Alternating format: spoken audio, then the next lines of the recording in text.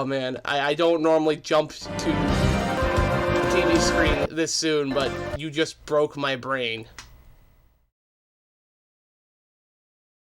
Where's my capture? Hold on.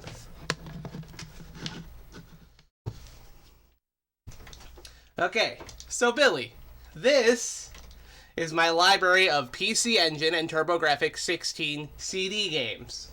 All of these. Many of these were released only in Japan, like Castlevania, Rondo of Blood, not Cosmic Fantasy. Yeah, hold on, there's other ones here. Flash Hiders, Game Ground, Godzilla, you know, lots of Japan-only things. But hold on, let's look here. Okay, see, we got Fighting Street. We got Fighting Street on the CD. We also have Buster Brothers. Notice it says USA. Cosmic Fantasy 2, Dragon Slayer. At the bottom of the list, we have Ys, books 1 and 2. We have, let me look here. What else do we got? I have other things that were released in the US. Actually, the Godzilla game was released in the US on the CD system. What else do we got? Ah, yes, 3 games in 1. Bonk's Adventure, Bonk's Revenge, and Gates of Thunder. That is also a US game.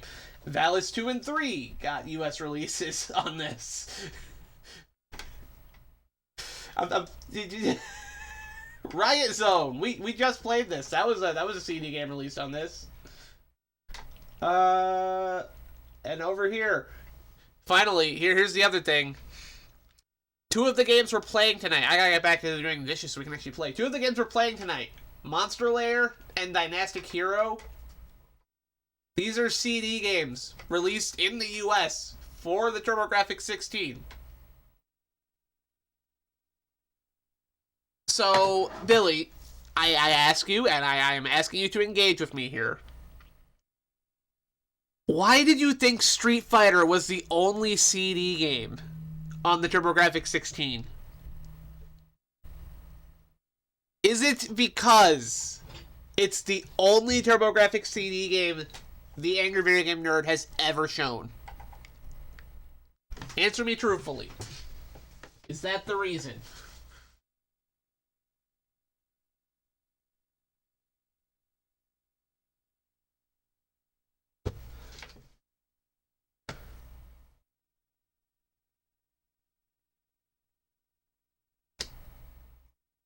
I'm waiting.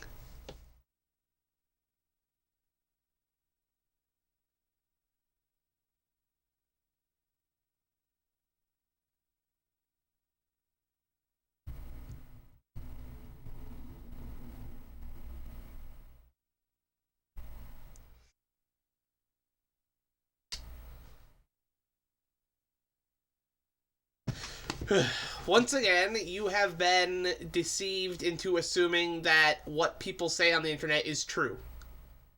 First of all, saying they had no third-party support isn't correct. They didn't have a ton of third-party support, but there were plenty of third parties on the system.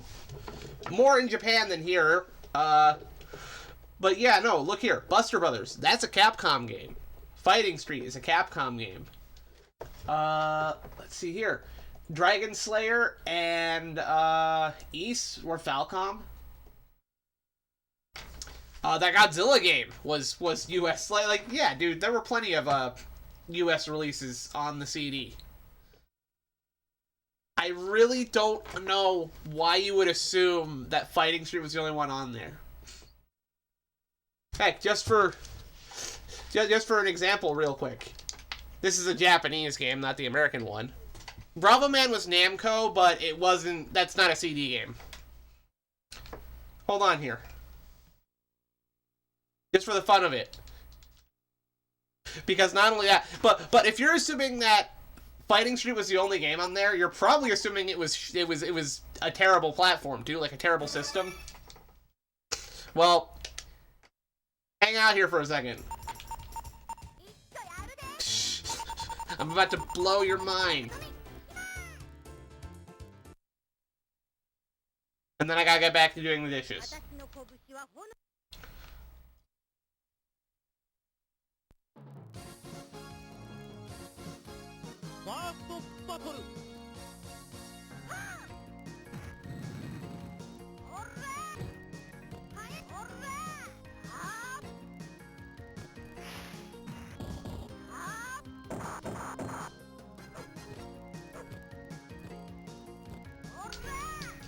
This is Advanced Variable Geo.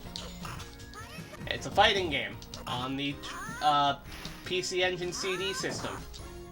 And as you can see, it's a good one.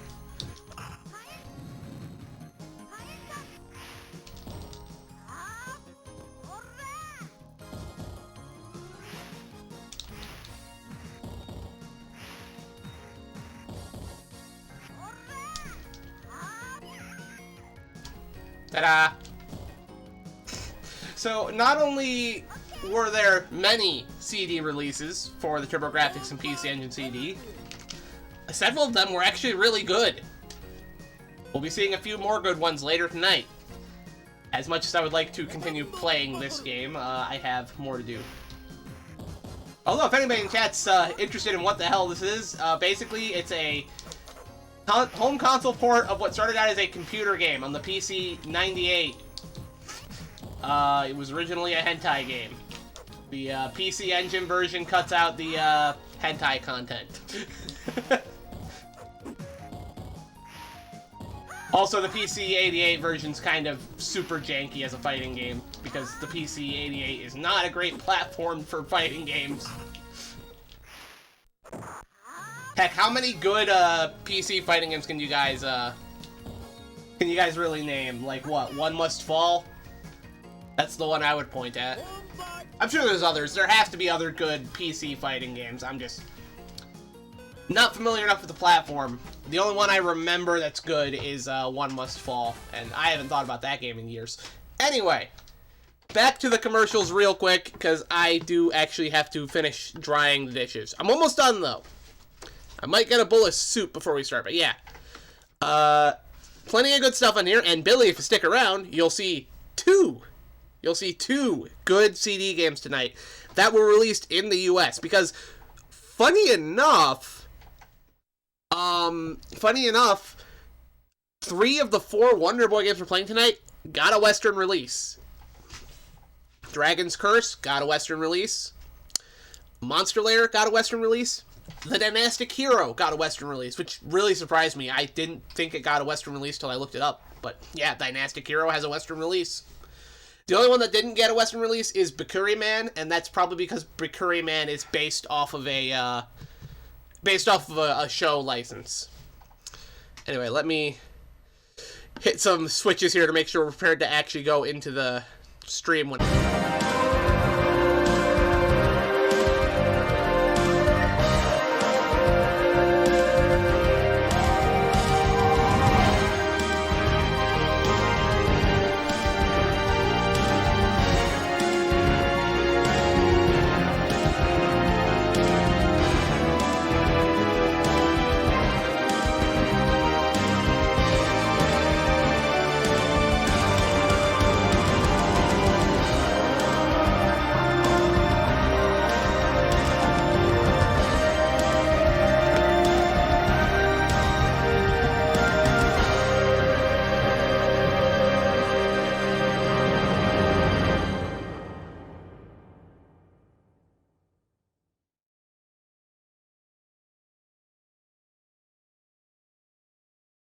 I told you guys I was almost done with my soup.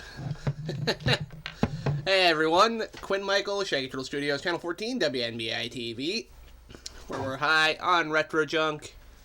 And we are getting very close to the end of WonderBoy month. As a matter of fact, I think I only have one more WonderBoy stream after this, and it'll probably be me trying to wrap up Dragon's Curse, just because I had a lot of fun with that, and I wouldn't mind having that under my belt before next month. So yeah, not happening on Sunday though. Sunday I have to I have to man up, because Sunday it's my turn on the Jankuary stream, and yeah, we're playing Draken.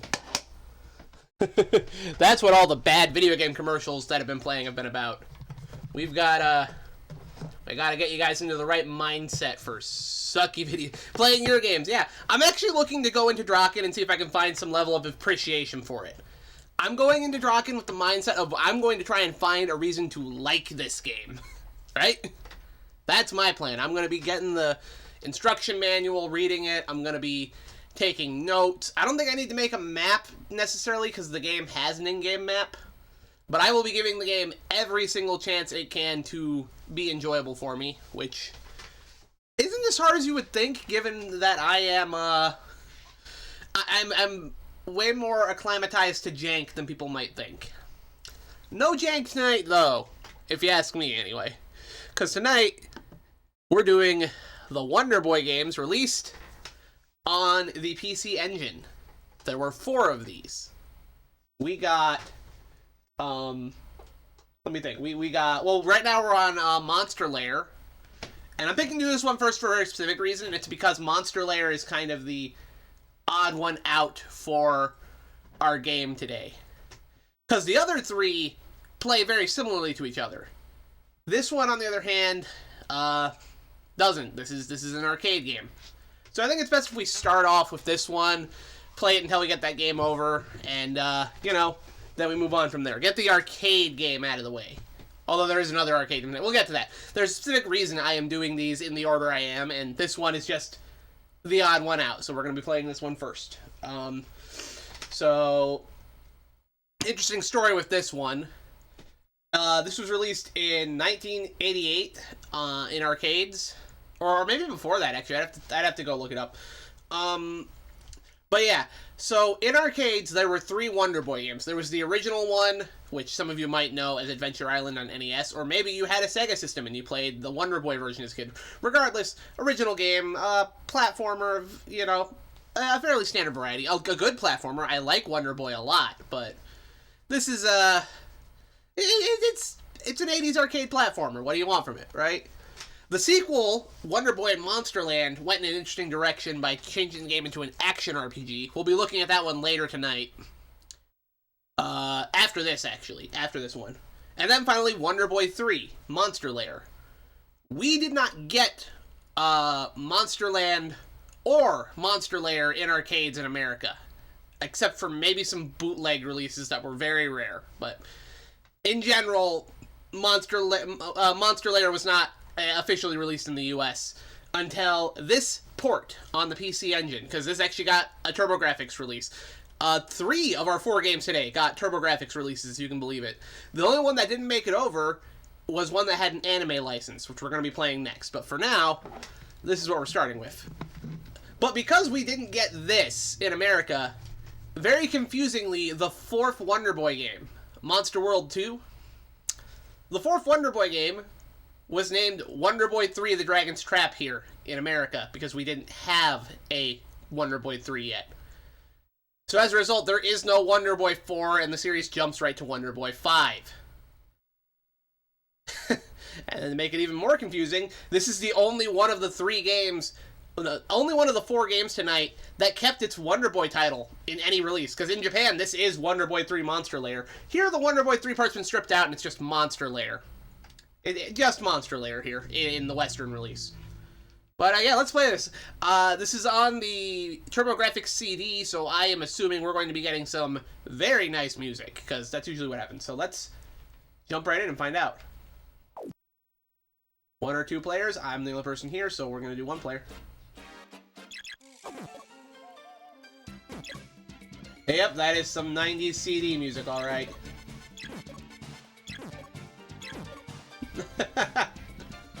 Very charming. Okay, you guys have probably seen me play this at least once this month, if not twice, because I did play I played the arcade version with my buddy Falco, which was super fun. And then I did a little bit of the Genesis port before playing Dragon's Trap, just to make sure we had this fresh in our minds, because this is the actual 3rd WonderBoy game. And it definitely, they decided to do something different. They started with a platformer, and then they did their action RPG game. And then they finally, yep, okay, I'm just going to forget about that. And then they wrapped it up with this run and gun type game, which also has shmup segments. It's pretty cool, honestly. And even if it's different, it's still recognizable as WonderBoy. The graphical style is very familiar. There's the stamina bar, picking up fruit to replenish it. You know, The Wonder Boy elements are still here, even if the gameplay's been changed up. Oh gosh, you gotta love it when the guitar shredding starts on these old CD games. Yeah, I remember how to do this. Ta-da! Because they didn't call Wonder Boy 5 Wonder Boy 3. No, they called Wonder Boy 5 Wonder Boy 5 Monster World 3. The reason they did not use 4 is because it's considered an unlucky curse number. No, that's not the case this time. I didn't mean to pause that. It's not that they didn't use 4 because... Okay, so this is not a superstition thing in this case. Plus, there are plenty of Japanese games that go to 4. Final Fantasy 4, Dragon World 4, Dragon Quest 4, Dragon Slayer 4. There's plenty of games that go to 4 in Japan. No, the reason this didn't go to 4 is because in Japan, the 4th Wonder Boy game is just Monster World 2, because it's a sequel to Monsterland. That's why it's that way. It has nothing to do with superstition in this case. It's literally Monster World 2 was meant to be the start of a sub-series. And then when we brought that over here, it was like, oh, we don't have a 3rd Wonder Boy game. We just have 2, so this is Wonder Boy 3. It's something that made sense at the time, but when you have access to all of the games in the modern day, you just... It suddenly makes no sense, you know? It made sense back then because in America there were 3 Wonder Boy games, you know? It's like, yeah, there we go. And I have to assume at least part of that is why the American release of this game had the Wonder Boy title stripped from it. Nothing else was changed, though. This is a surprisingly accurate arcade port, I would say, actually. Like, it's not necessarily what I would, expect of an arcade port. I don't know, it's just surprisingly quality. The Genesis version actually isn't as accurate as this is being. I guess this is very close to the arcade game.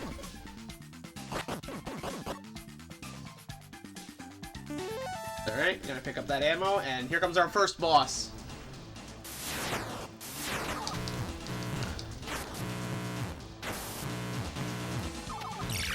There we go. Made mincemeat of him with that weapon.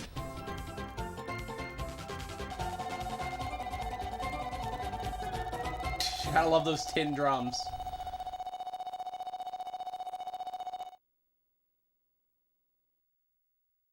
Alright, so continuing. This is also the only Wonder Boy game in the series to be a 2-player game. You can join up with a friend to run through this together, which is what I did with Falco. That was a fun time, even though we discovered, much to our dismay, that the game locks you out of continues on the final level. That was some bullshit.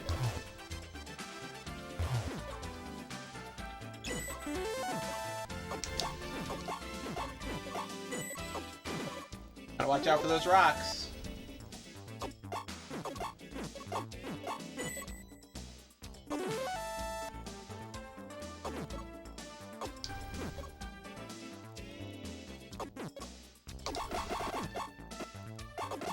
Those things remind me of the snake that hangs down from the trees in the Rainforest Cafe.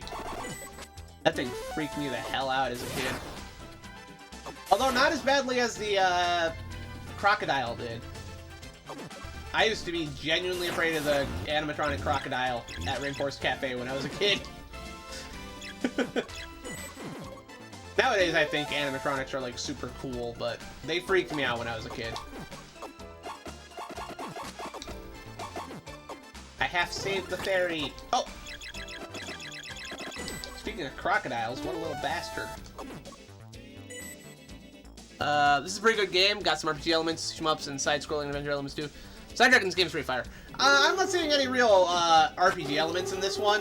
It's the later games that get the RPG elements. This one's a fairly straight ahead, like shmup, run and gun. It alternates between this run and gun mode, which is what we're playing right now, and then the shmup segments when you go to fight bosses. All pretty good though. Like I would not complain about any of it. Another fairy. Not a fan of the short range on these missiles.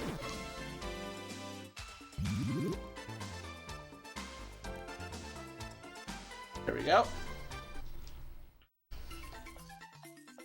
Here we are, another boss segment. Now it's back to being a shmup.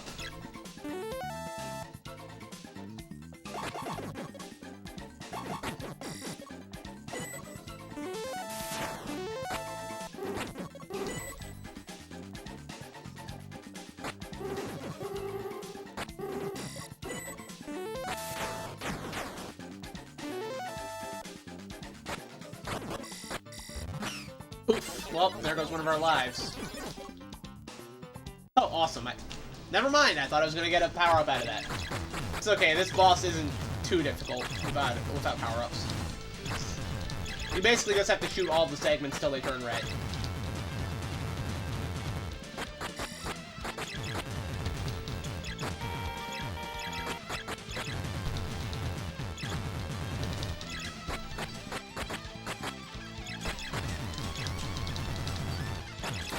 There we go, see? We got two of them.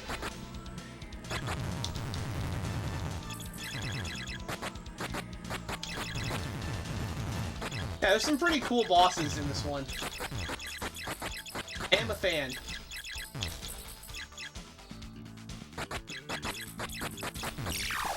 There we go.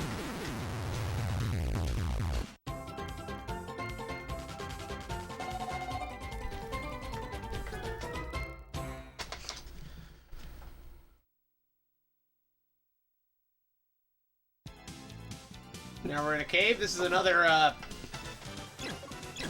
it's another biome that should be familiar to any fan of the WonderBoy series at this point. Even have those annoying bats. Can't have a WonderBoy without them.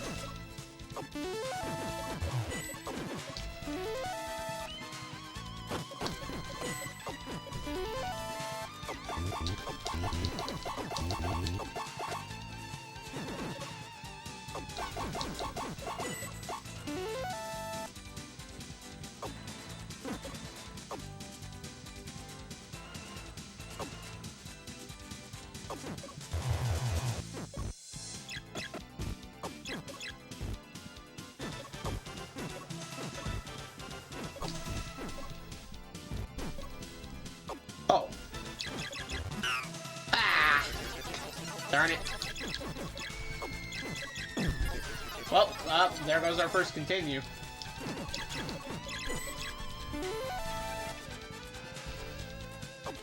Yeah, that's something else I should know. The bar up at the top of the screen is not necessarily your health. It's more just a timer that you're constantly trying to keep full. In general, you have one-hit kills in this game. It can be very frustrating. Ah! Saved by the bell. Whoa! Never mind. Damn it! Flipping bats.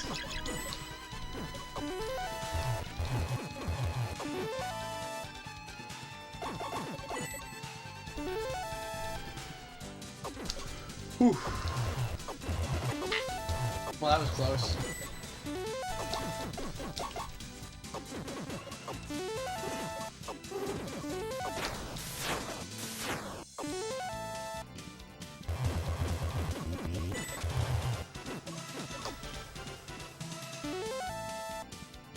Alright, moving on.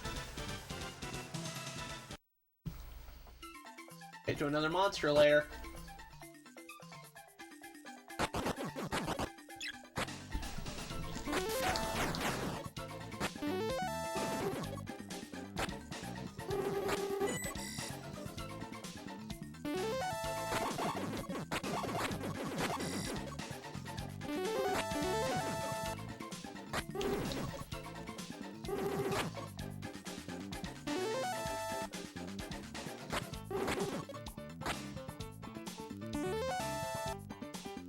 Alright, here comes our boss. It is a big-ass bat.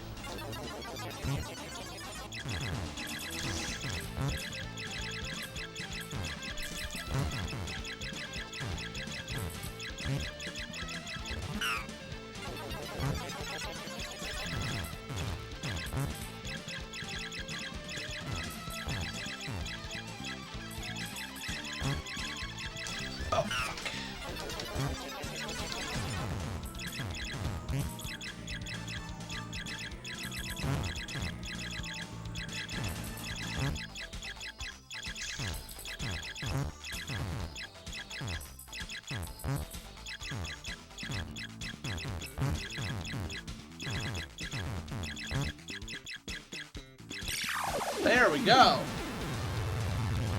Another one down.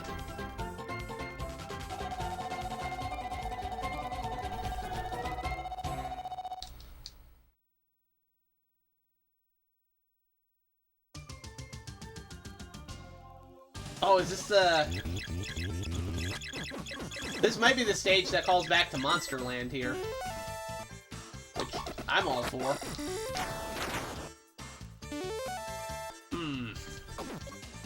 Kind of mushroom-shaped. I don't think this is the stage I'm thinking of. One of the later stages in this does deliberately call back to Monsterland, though. Right down to us fighting the same enemies. We'll see if I can get there before kicking the bucket.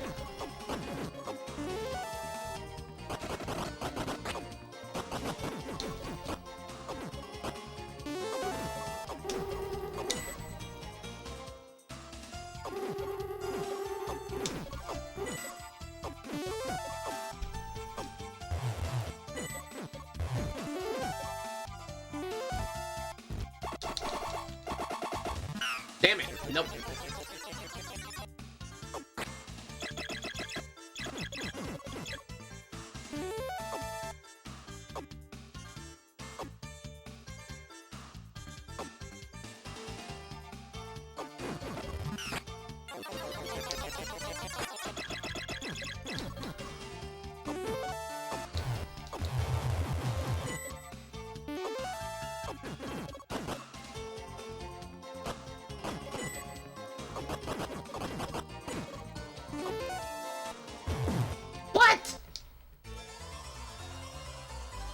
Well, how's that for a game over? Do we get like 3 continues before death in this, it appears? This is Monster Lair. This is the 3rd WonderBoy arcade game. The final WonderBoy arcade game as well. Yeah, because there we go. We made it to round 4. Dicks! You're all dicks! I don't know if I don't know if, you know what, yeah, no, it's already 9:55. I should keep this moving. So, there you go. That's the arcade game. Monsterland. Now it's time to... Well, no. Monster Lair. Now it's time to get into the proper stuff. Because the actual point tonight... So Monster Lair is an arcade game. It's pretty cool. Let's actually jump into the Monster World games now. Starting with the first one. WonderBoy and Monster World. You guys have seen me play this one a bunch already this month. I've played several different versions of this. Now, we're going to do Bikuri Man World. We're going to give this a good try. This is the only one of these 4 games that didn't come out over here. Presumably because it was a, presumably because this one's a, like, it's based off of a license, right? Give me a second, I'm looking to see something. There we are.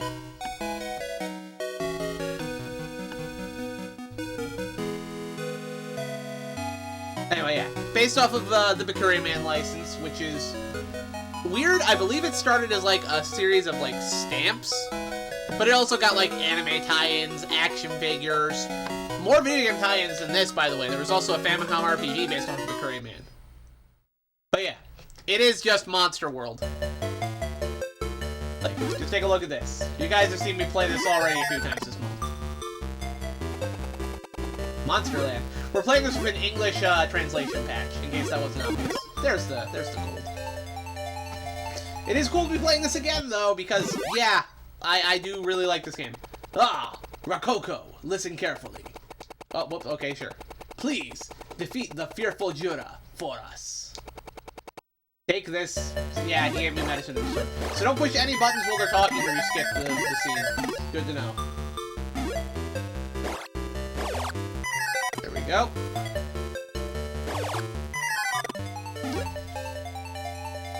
I could stop at the bar, but I already have the information from there. There might be some later bars I stop at to get other information from. There we go.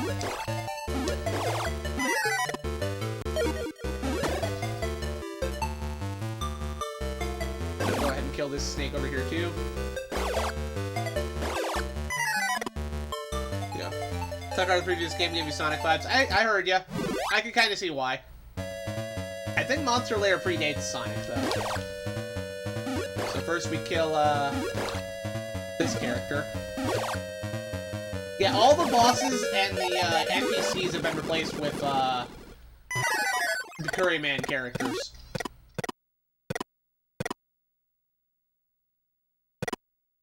There we go. And that's the first level down. You wearing a toga like the other versions? I am assuming so. I'm assuming it's supposed to be a toga. That's what it looks like in the arcade version. Yeah, that's still a toga. That's not a diaper.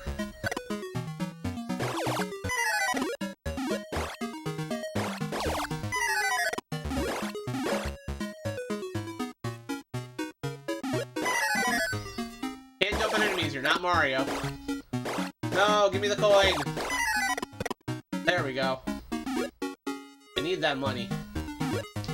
First, we can buy better shoes. Welcome. What would you like? I would like... No. I want the shoes. I need to be careful not to exit this time or it'll permanently lock me out of the store. You only get two entrances to a store. Thank you. There we go. Better shoes will let me maneuver better. Now I gotta make the money spawn here. There we go. There's money in here. Come on. There we go. What would we like? I would like that shield, sir. I'm gonna need it for what's coming up in the desert. There we go.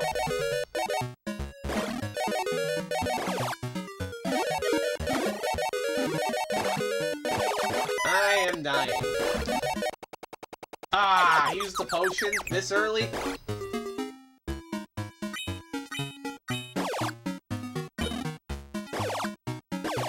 Yeah, I'm so giving this another shot. That sucked using the potion this early. The Toei Dog got the color right because they call themselves Toei Animation. Well, yeah, because this is licensed off of the Curryman franchise, which had an anime, like I said.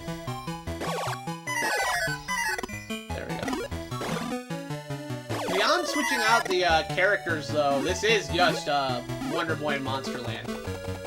Secrets are nigh. Maybe there's a hidden door here. The Braver Crest may help to defeat Jura. A friend of mine, a snack maker, may be able to help you. Take this letter to her at the coastal town of Boroboro. Yeah, as a matter of fact, even though it has the Curryman characters, the world is still the same. It's still Monsterland from the arcade game. All of the location names are the same too. Super Devil. Ow.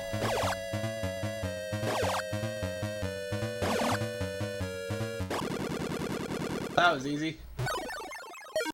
Broadsword. We now have a stronger sword.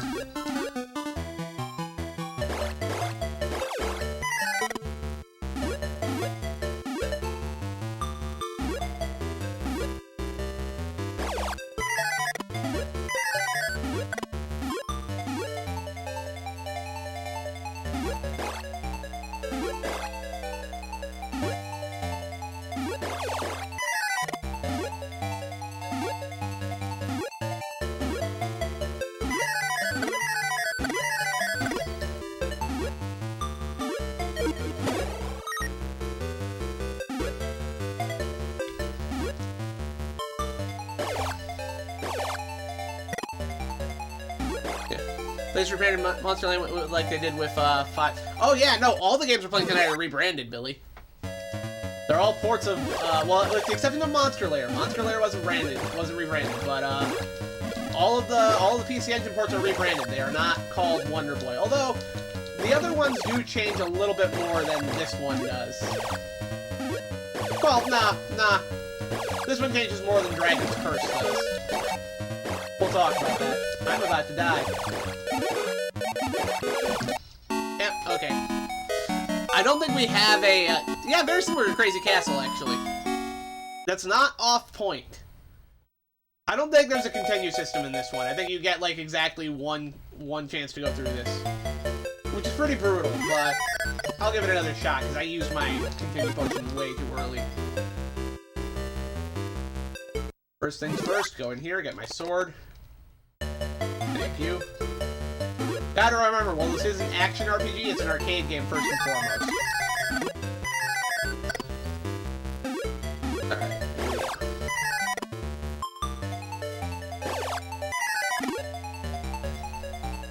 Yeah, I don't need to stop at the bar, because I already know the information. Get rid of that snake. Aha!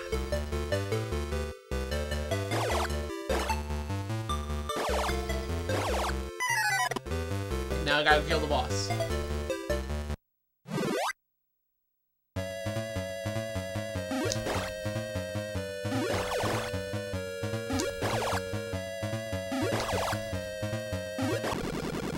There we go. Now let's try not picking up the key too early, because I would like to get all the money here. There we go. Heck yeah! It's all about the coinaments. Someone's walking my shit, it seems like a few too many frames. I mean, this is an old game. I can't... Ooh, I got... Yep, okay, cool. It's an old game, so I'm not gonna be too harsh on it.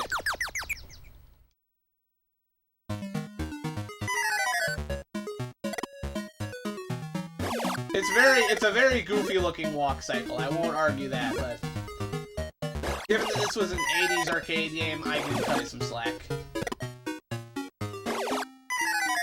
It's not like Tom's walk cycle in the arcade game didn't look any goofier, you know? Alright, let's buy some shoes so we move faster.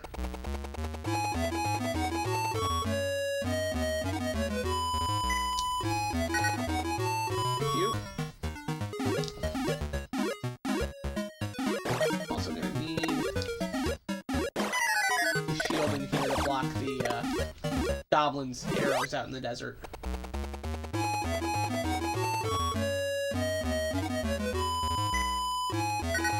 Thank you.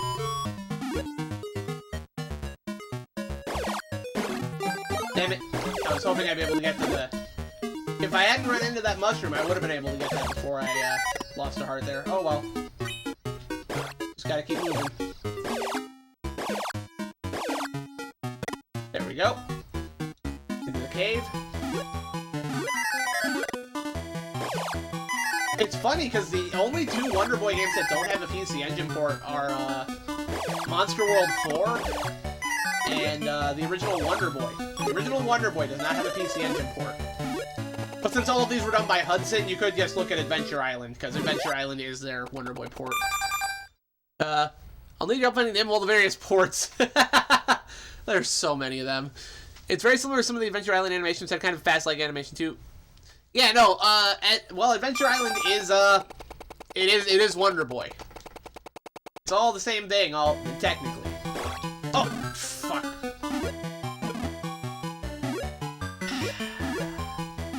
And I was doing so well. Alright. Now to beat Super Devil and get my sword. You can skip past this, but you don't want to. You want that sword.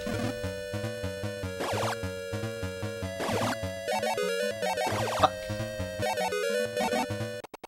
Ah! Didn't want to use my potion yet. He only had 2 more hits on him too. I'll tell you right now, that's one of the disadvantages of this compared to the arcade port. The gems that tell you the amount of health enemies have on the enemies that don't take 1 hit, they don't change color in this version. Which can make it hard to judge how much health an enemy has left. I prefer to avoid using the hospital and save the coins for later levels. Ooh, I leveled up! Hell yeah. That's what the points are for, by the way. You're not just working for a high score, your points are your experience points, and when you level up, you get extra hearts. Of course, because it's an arcade game, it's very easy to die, so yeah. And in the arcade version, when you continue, damn it! In the arcade version, when you continue, you lose all of your points, so yeah, getting any substantial level ups in the arcade version is really difficult. not fuck this up this time. Hold on. I'm gonna go over here and grab this real quick to avoid losing those hearts. Then go over here and get the coins. Excellent. Now we gotta go fight this boss. Fuck. Bastard. Whoa, 20 gold. Yep. I'm just gonna go ahead and do this. The RNG was kind to me this time. Didn't lose your armor like ghosts and goblins. Oh man, I love those games, but I hate those games. They're good games, don't get me wrong. Ghosts and Goblins, great games. Wow, they are cruel. Yep. And yeah, buying the better equipment is definitely a good idea. You want that because it lets you move and jump easier.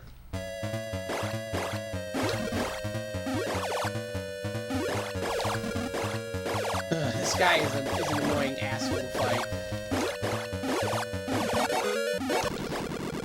Whew, okay.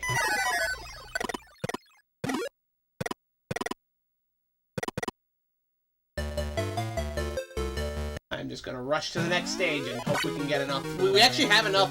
We have enough gold to get the next armor. So if I'm careful about this, I should be able to make it to the end. Thank you for the GGs. All right. Woo. So here's our first dungeon, essentially, our first castle. At the end of this is one of the big bosses we need to fight. If you're wondering how I know where this hidden stuff is, it's just because of the amount of times we've played this month. I do have a lot of the hidden item areas already memorized.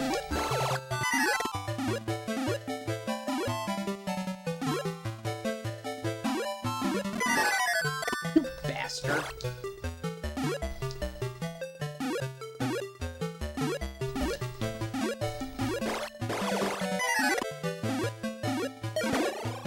I needed that.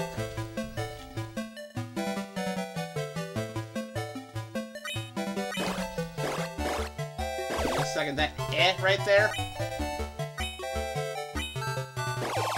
That was letting me know that there was something hidden here. A hidden shop. We want this because it's gonna help us. There we go, the leather armor. We look like such a goober. Now that we have our armor, we look like such a goober. Ooh, okay, that's different from the arcade version. There's an outdoor section that shows up here in the arcade version. That seems to have been cut. Ah, I'm gonna die. That movie forever. I've actually never seen that movie. I'm familiar with it through the I'm familiar with it through the video game. Damn it! Ooh. And as far as I'm aware, there's no continue code in this. If there is, I haven't looked it up.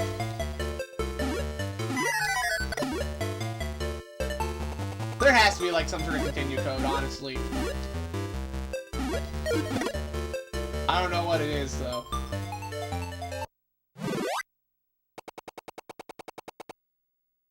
We're gonna give this one more run, and then we're moving on to the next game, because these are arcade games, so...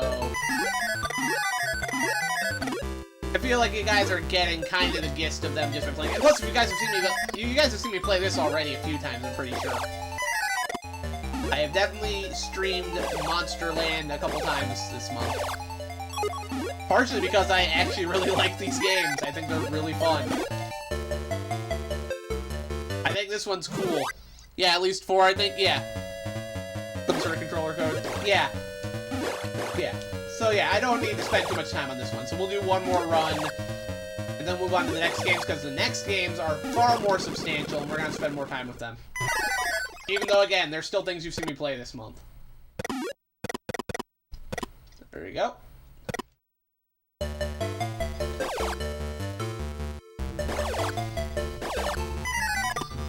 There we go. Stage 1 done. I I got a perfect bonus. Heck yeah.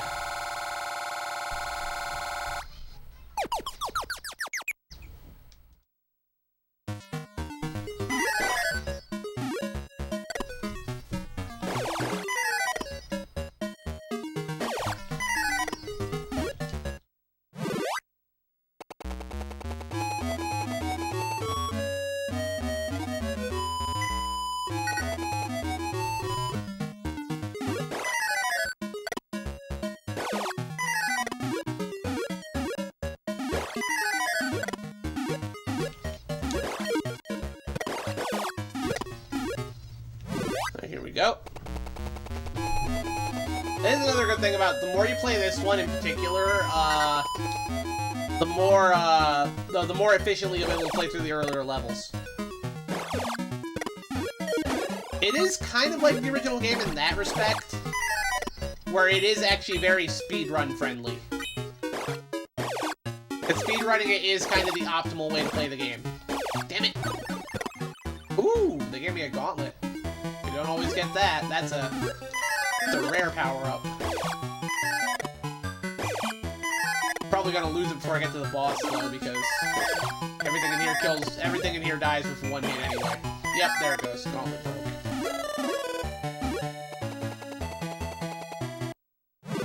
Secrets are nice. Stop here because he gives me an item I need to actually beat the game. Yeah, it's not a fun bonus secret. That is a mandatory secret right there.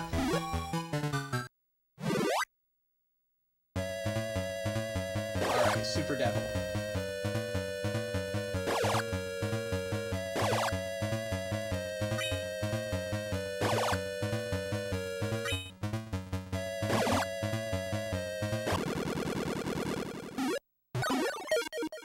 Strength up.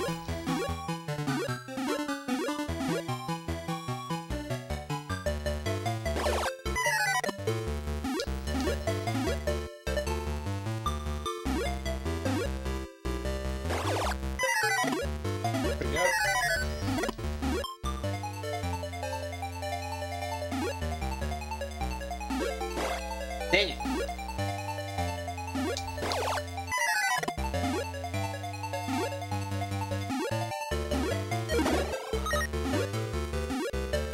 Fuck. That's great.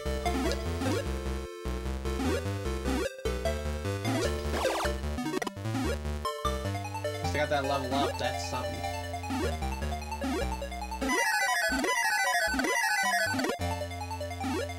Yeah, nowhere near enough for that, those extra shoes, and I might just go ahead and, save that money for the next level to get the armor. The armor's more important to me than the shoes.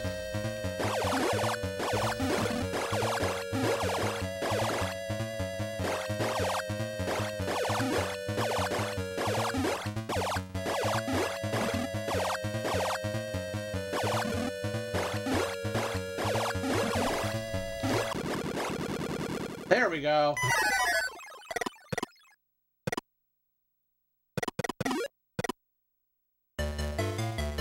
Yeah, I'm gonna go ahead and save that money for the next level.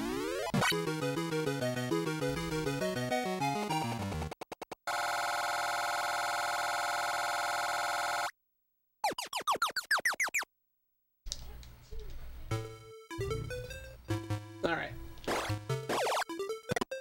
Honestly, even the soundtrack in this is pretty spot on to the arcade version. It's just an octave lower.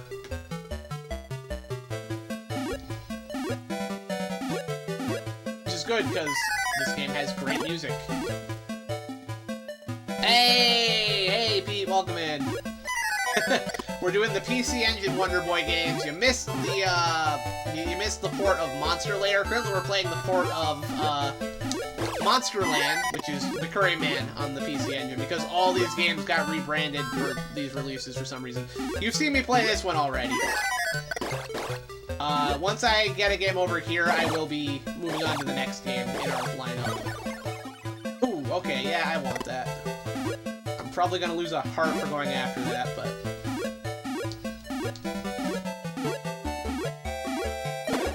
Yo! There we go, nice! Managed to make it to the, Managed to make it. Okay. this little goblin dude, get the extra money, and buy the armor.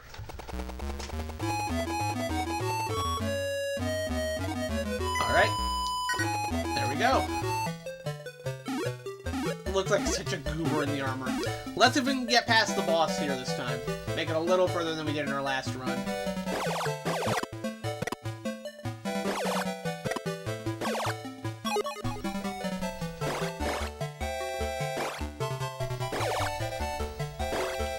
Well, I don't get that. Whatever.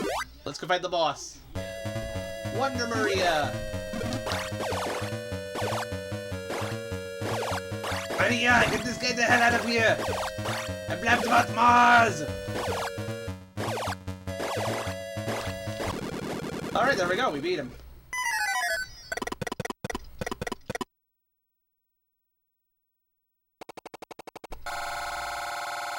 Alright, we get to go a little bit further than we did in our last run. I don't know how much longer we're gonna last, but once we die here, we're moving on to the next game. It is worth getting to this part, though, just so y'all can, make some comparisons as we move on through the night. Because one of the other cool things about this particular night is the fact that each of these games, this whole night, because each of these games follow up on each other, lets us have a nice little microcosm of the evolution of the Wonder Boy series. Fuck.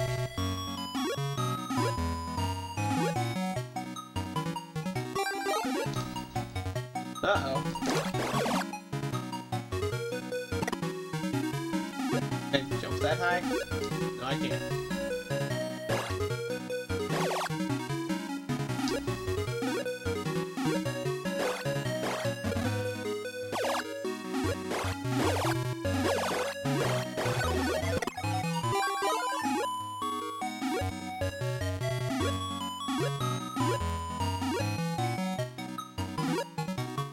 Damn it!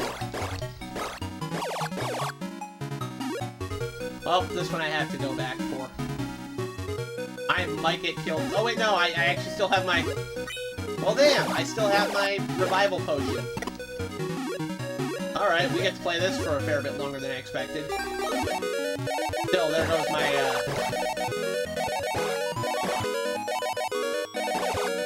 There we go. And jump. And these rats are going to immediately come out of the woods to murk me. But if someone do a WonderBoy gameplay montage of Tenacious D... People keep saying that. Alright, heavy armor. Thank you. I am actually gonna have to blow some money on this. Next, please. Heal me.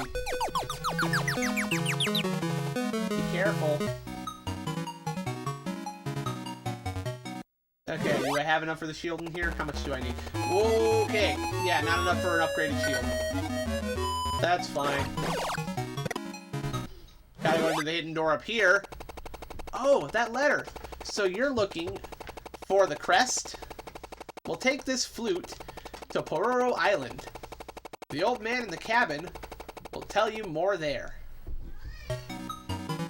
Alright, here we go. There's a hidden sack of gold here. There it is. I remember that. Ah, there we go. Oh, I don't know if I can make that jump. I might be incapable of making that jump about the boots back from round 2. Oh well.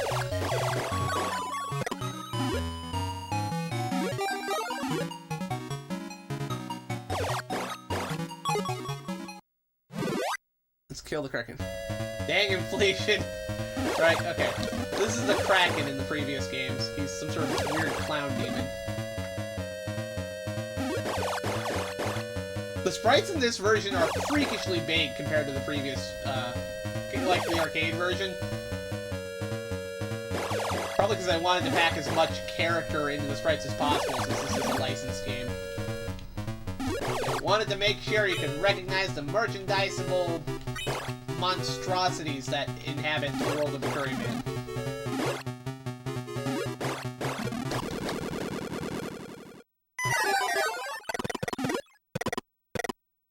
There we go. to double my gold.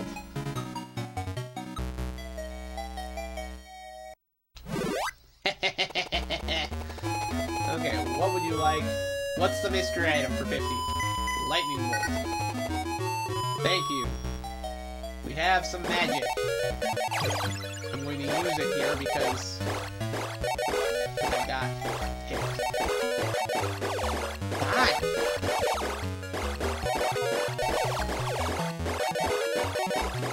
Wow, this little octopus is hardcore.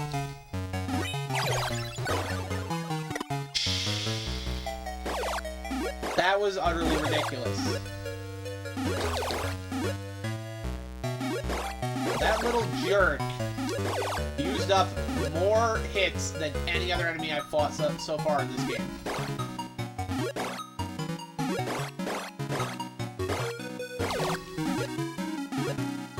But I can fight the, I can fight Nero Demon again for, more money. It's not a particularly complex boss, it's not too hard to get the extra cash here.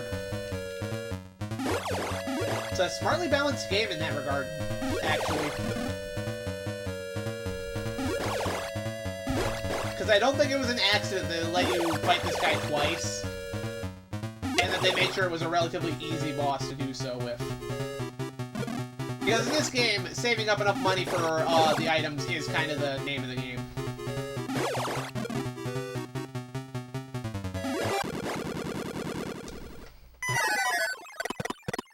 Look at that, he even gave me a health refill.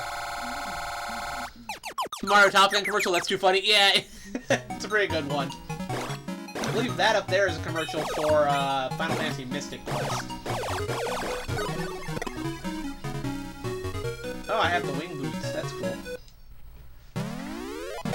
Forward!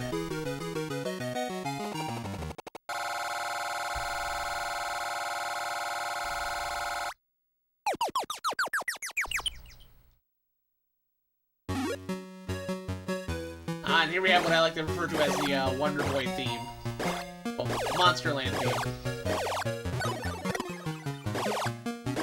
The problem is that this stage has a boss we have to kill in order to get a better sword.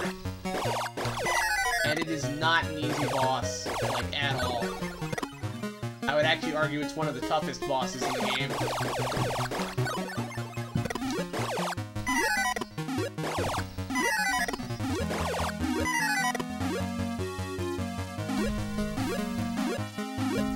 Here we go again.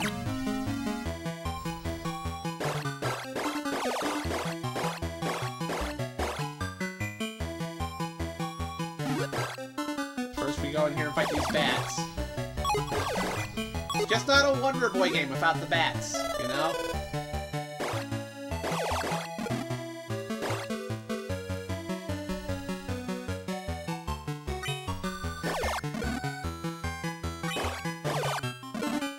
Come on. Okay, that gives me a little bit more hope for the future.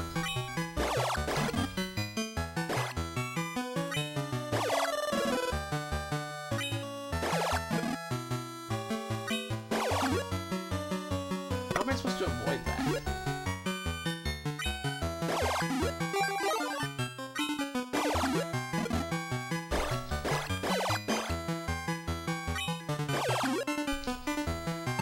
Go. Yep. Here's the boss, the hidden boss.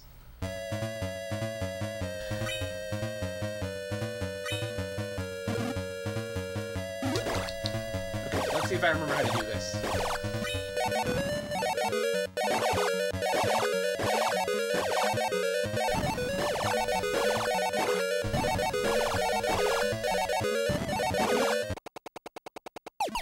Alright, use the potion.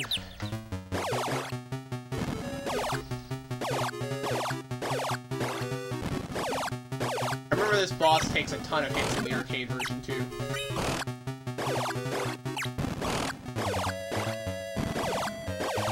Like, they make you work for this sword. Stop that! Oh my gosh, you dick! Damn it! I do not got this. I do not got this. Yeah, Slapping the Fist Western RPG, it's so fun, interesting game. It's meant to be a beginner's RPG. It does its job just fine. I played it when I was a kid and loved it. The music and presentation is fantastic too. I don't have a ton of problems with that game, honestly. Alright, so that's the Curryman World, also known as WonderBoy and Monsterland. Good port of the arcade game, honestly. Did I get this really... I won't believe you again. Probably for the best. That's probably the best course of action. Alright, so the next game on the docket. Here we go, everybody. This is one, if you guys were here a couple weeks ago, you'll know very well. Oh, hey, look here! Adventure Island! On the PC Engine! Is Billy here? Because he was asking about this earlier. He's probably not here. Anyway. Adventure Island. Hold on here. You know, Adventure Island with Master Higgins, right? Wait a second. Wait a second. Well, that's not right.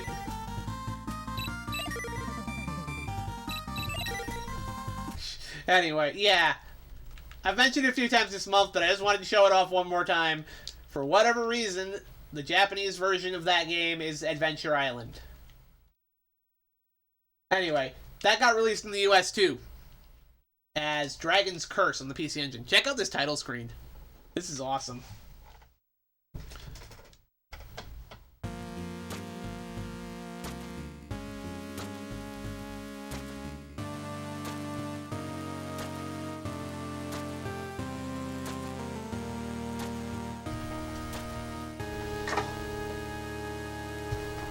This makes you think you're about to play an epic RPG or something. But, it's WonderBoy 3, Dragon's Trap. You are entering the Dragon Castle. Your mission is to defeat the 5 ghostly goons and save your country. Be aware of the dragon's power, as they can turn you into a totally disgusting creature. The only way for you to get back to human form is to fight the dragons and find the Salamander Cross. It has the power to cure the curse of these ugly and disgusting demons. Your battle is about to begin. And there we go. So, fun fact, this literally picks up in the final level of Monsterland. Like, if you had played through Monsterland to the end, you would be playing through a level very close to this. So this is literally a recreation of the end of Monsterland. That's how this game begins. So it's a very direct sequel. It just changes the ending of the previous game a little bit. Just a tad.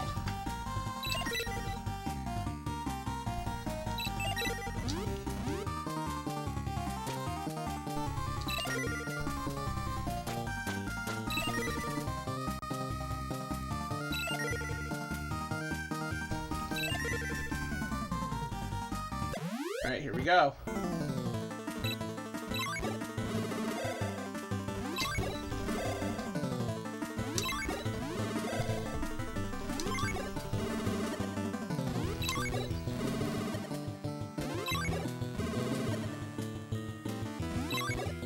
Gotta kill Gigan from Godzilla.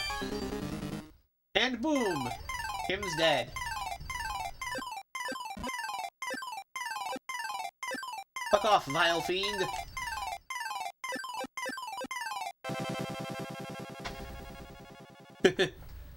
And we have been transformed into a totally disgusting creature. Anyway, yeah, we're the Lizard Man now. And our quest is to regain our true form. We must become a real boy. I do really like his sprite in this. He looks great. I don't know what the other sprites look like. We'll see if we can get that far to get some extra forms. Because I don't think we'll be playing through the whole game tonight. I do want to go back and finish our Master System playthrough of this, though. I have the password saved, so we can go back and finish that. Yeah, okay, here we go. Now. Now.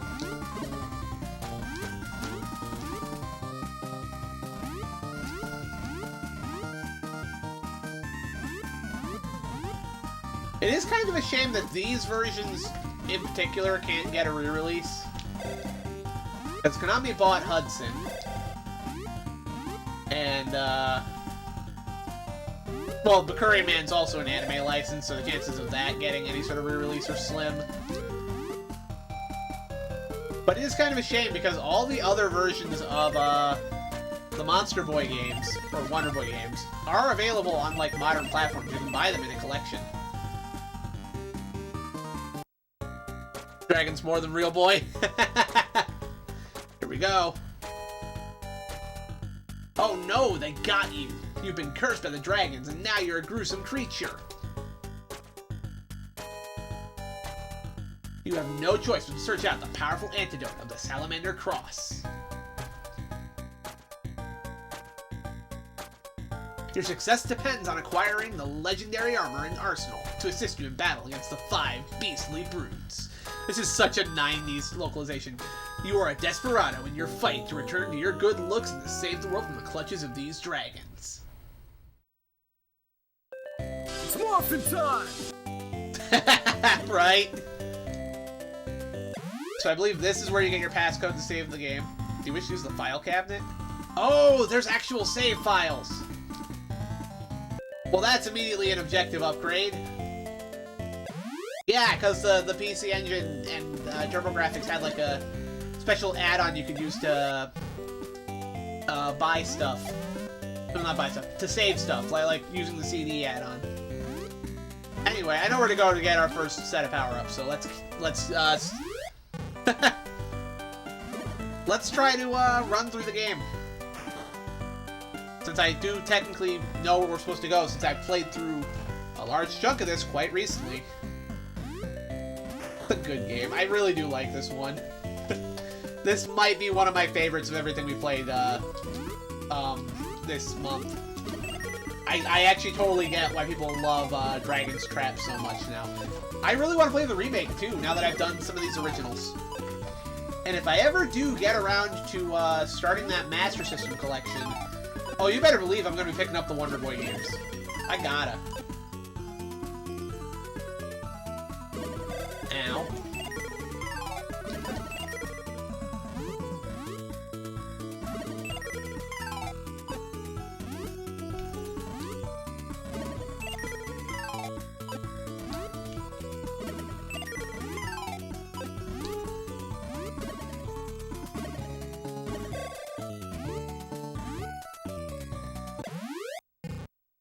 Oh yeah, this just takes me under the water.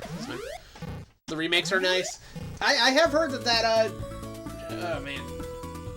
Do you ever get a random itch like somewhere on your back and you don't know why? Ugh. Okay, that was weird. Anyway,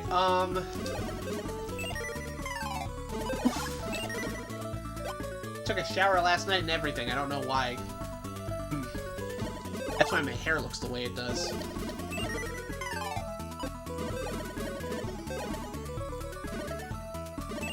Always take showers, everybody. Showers are good.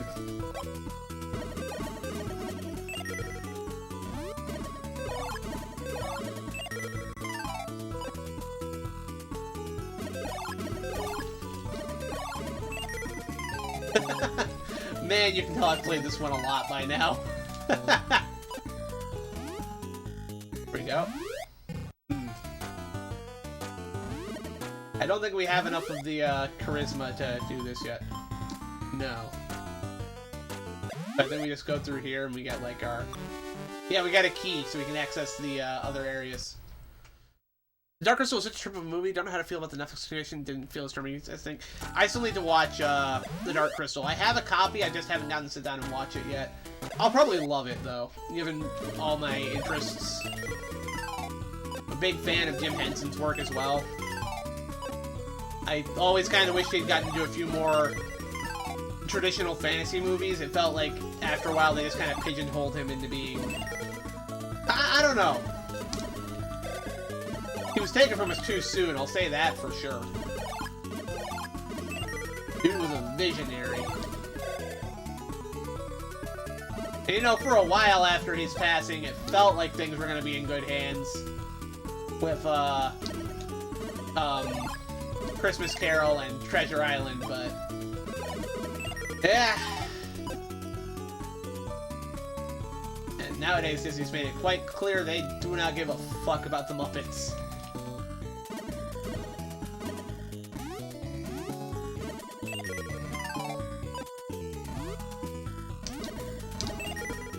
Or anything else Jim Henson made. Oh, fuck.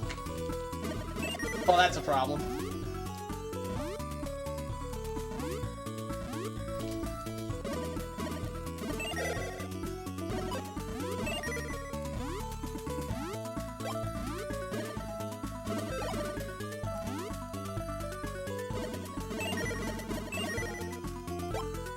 Whew. You know what? I bet you Jim Henson could have made Muppets based off of these creatures, too. And they would have looked great. Well, not Muppets, but, you know, like creatures. He would have been able to capture the vibe, I think. Oh, crap. Well, it's a good thing I had that on me. Let's see if we can get back to town now. I have a lot of gold. I'd love to spend it on some upgrades before we move into the next area.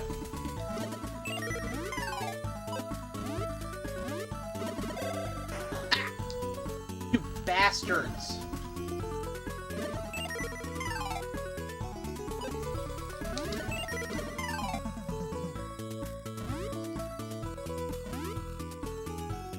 Well, since I'm down here, I know there's an extra heart over here, so I might as well pick it up. Or not an extra heart. Okay. I mean, that's nice, but it's not gonna help me get out of here alive.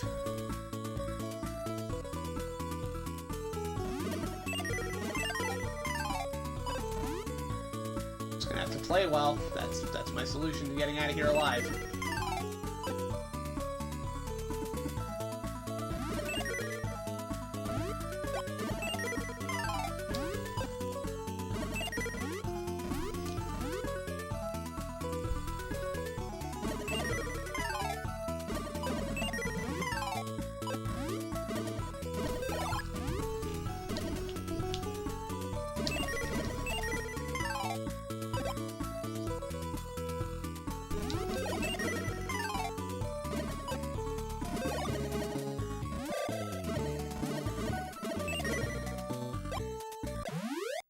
We're so dying. We're so dying. We're so dying.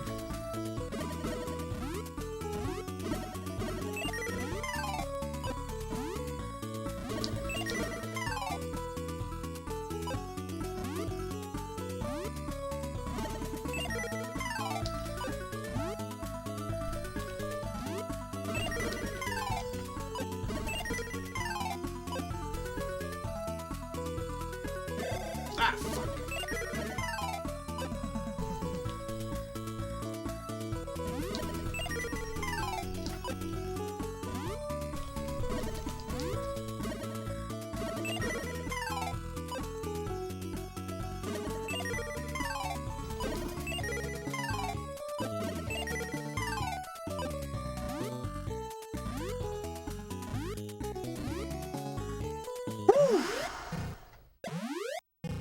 Lived! Nice, the show features too much demonstration where this film told the story and developed characters. I need to watch the show, the movie at some point. Alright, we have enough for both of the shield. Both the shield and the armor. Nice.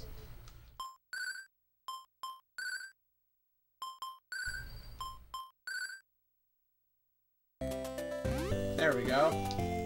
And now I should go over here to the hospital and heal myself.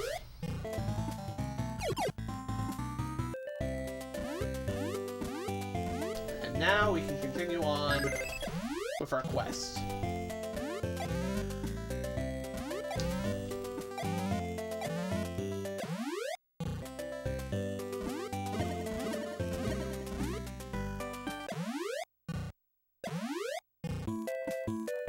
Okay, this way is the correct way to go for this level.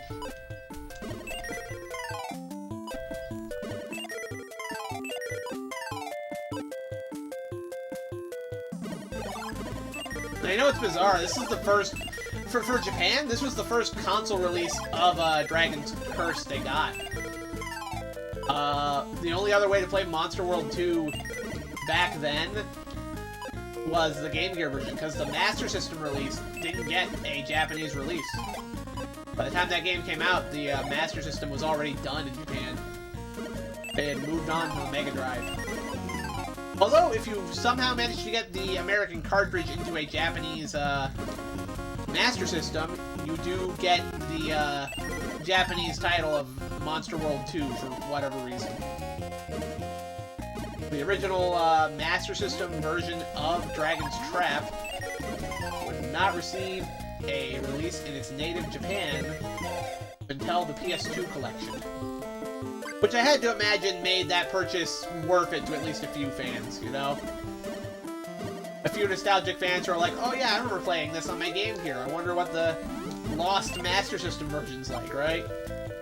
That had to have sold a few copies, I would think.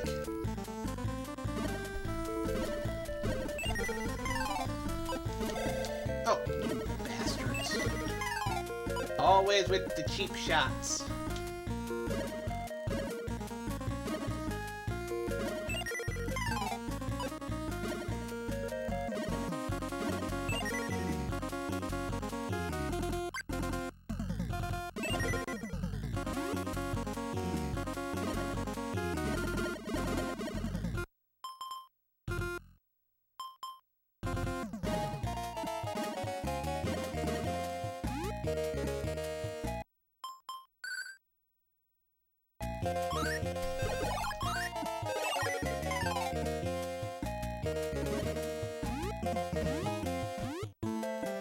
Yeah, I don't have a reason to go down there yet.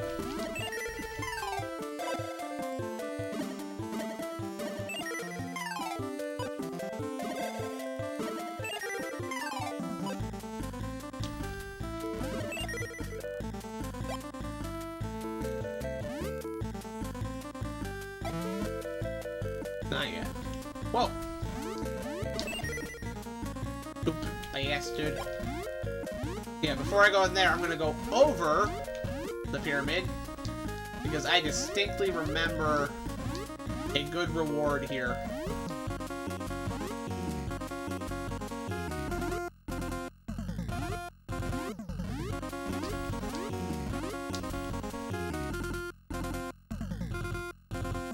It's surprising to me just how spot on this feels to the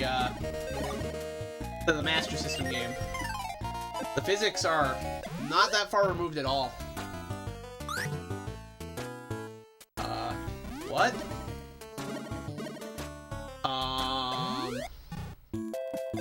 That's...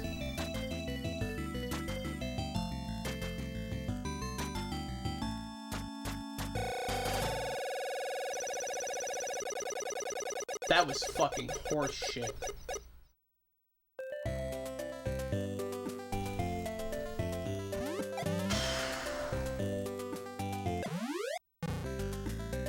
Hey, Unlegion, what on earth was that? There's supposed to be a heart container there, too. I remember that in the Master System version. There was absolutely a heart container there. What on earth was the game thinking there?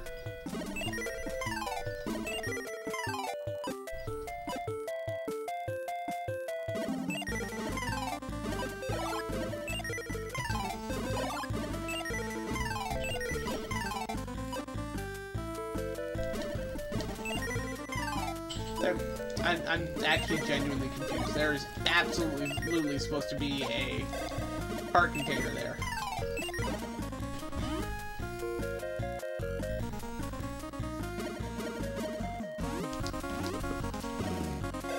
Ow.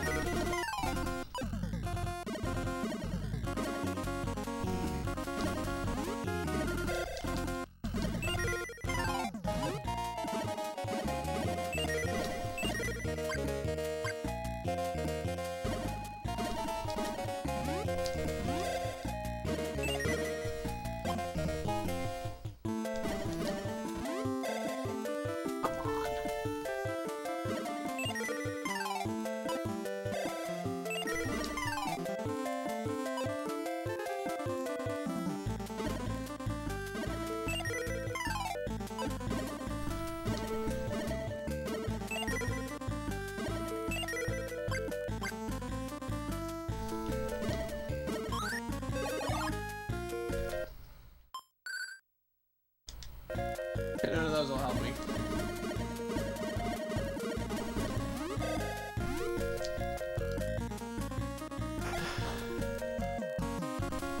Sure. We'll do that. And I'll get killed here. I'm actually... Oh my gosh. I don't know what on earth...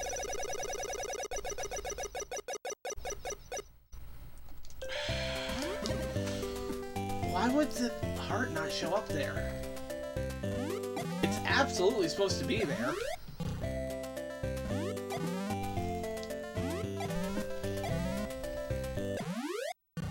And it makes getting through that dungeon so much easier.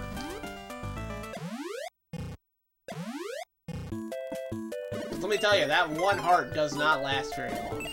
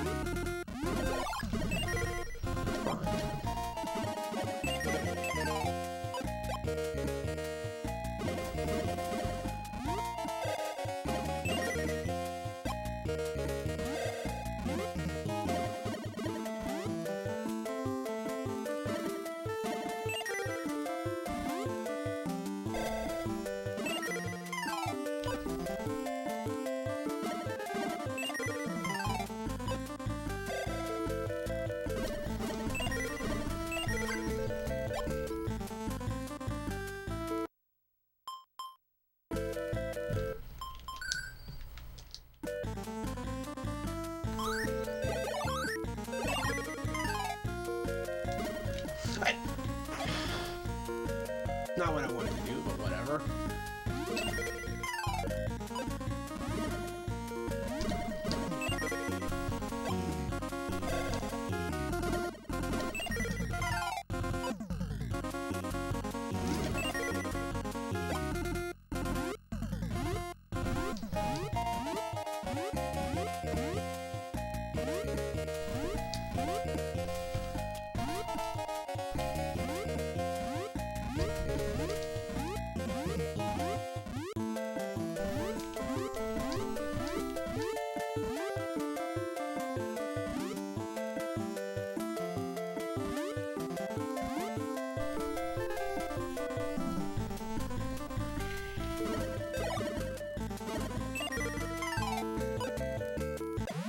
Okay, now...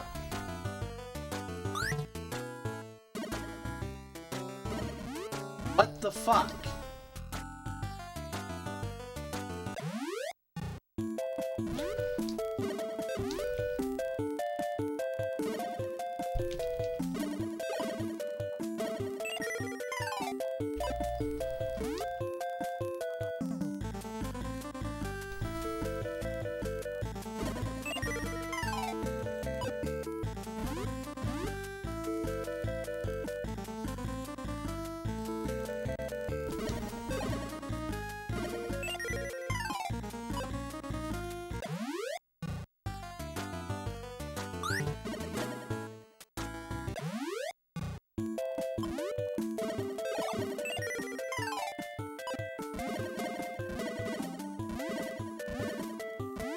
Well, okay, I guess we're just gonna go into the dungeon for now.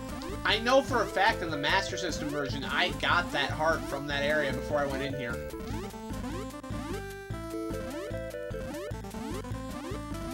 What in the hell?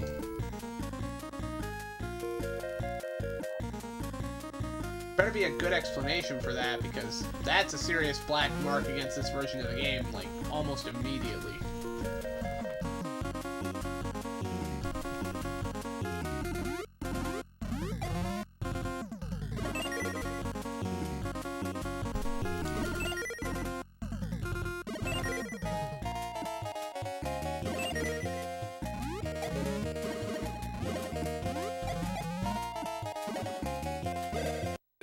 Fuck you! Oh, okay, I am quickly souring on this version. Wow.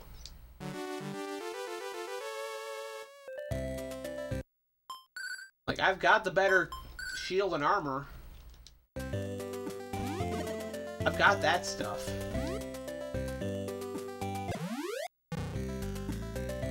I'm gonna quickly look around here. Alright.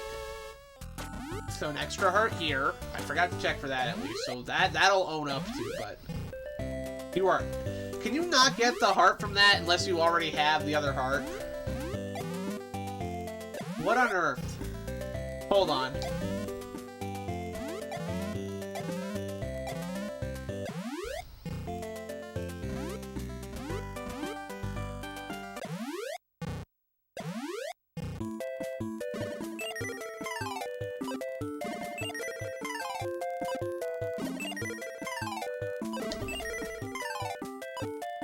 I want to at least get to a second form before we move on to the final game.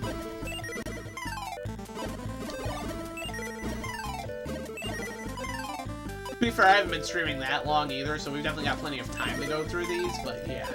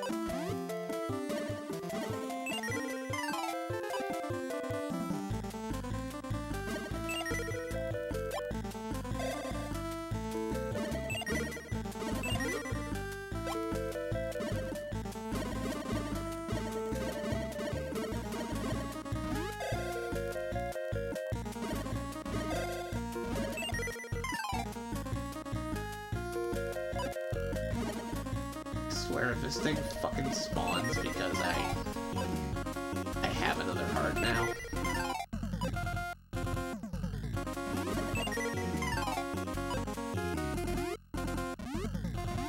Alright, here we go to check this.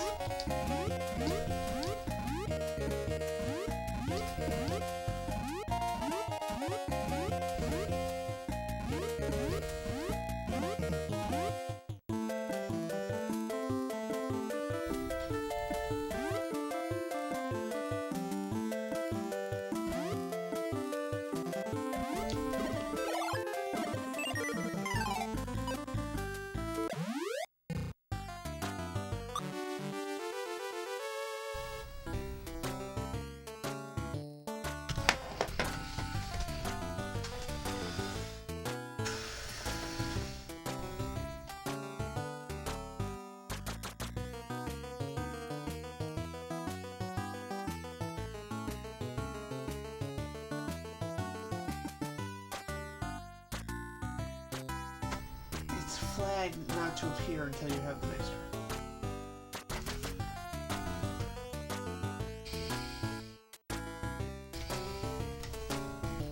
Why is it like that?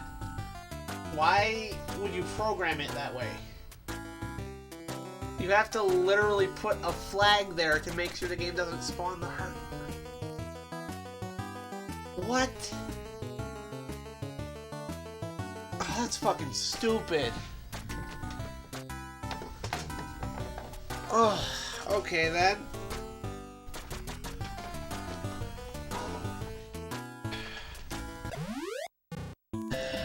Guess some of that janky magic had to find me somehow.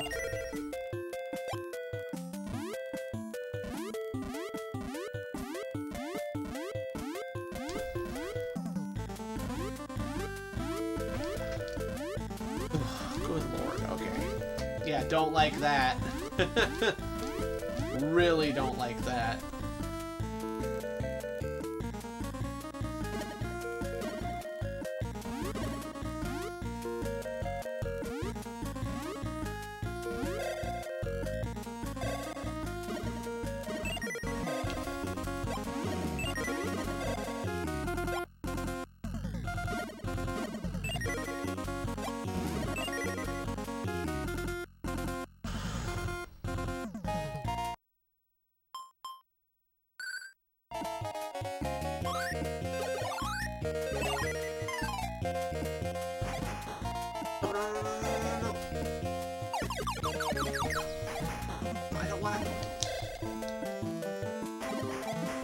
There we go. I was actually trying to get in here like this.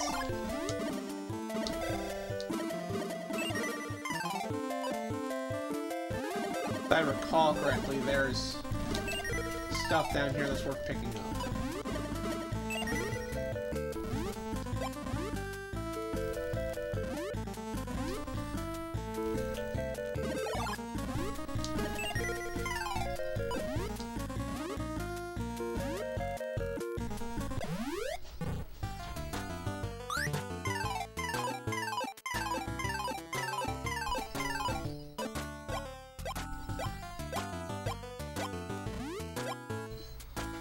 Yeah, okay, that's worth having.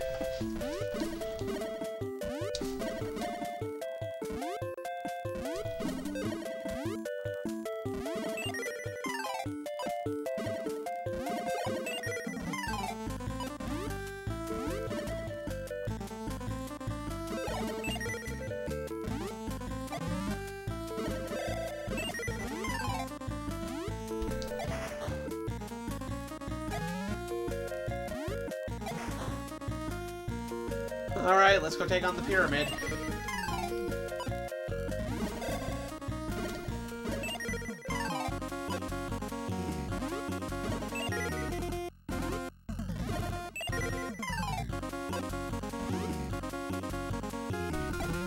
Alright, this one.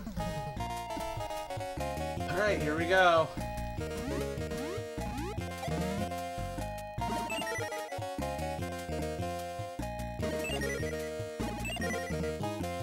Man, those arrows travel really fast.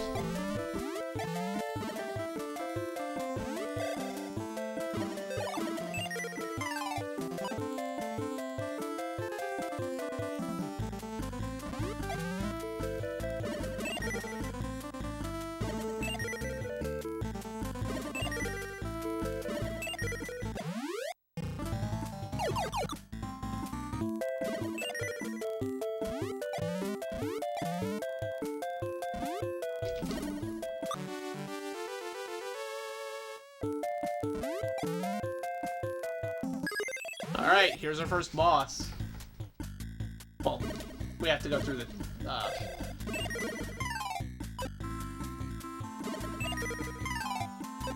we have to go through the dungeon first, but yeah.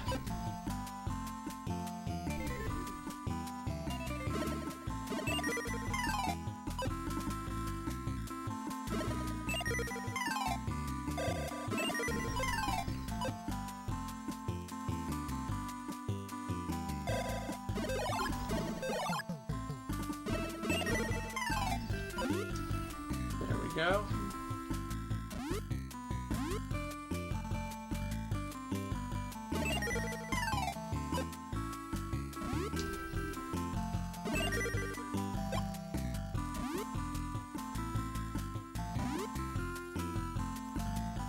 Oop. Come on.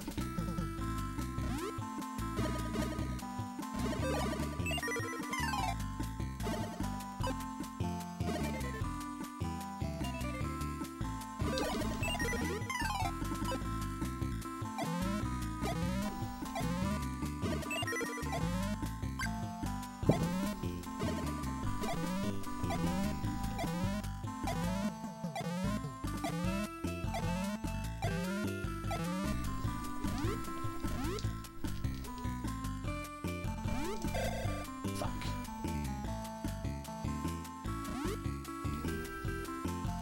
There we go.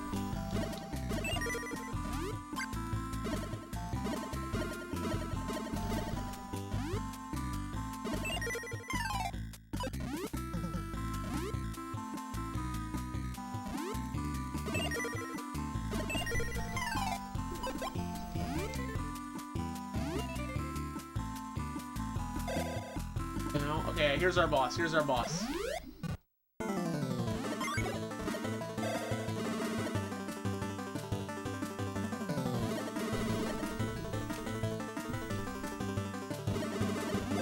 It moves faster than the original version too.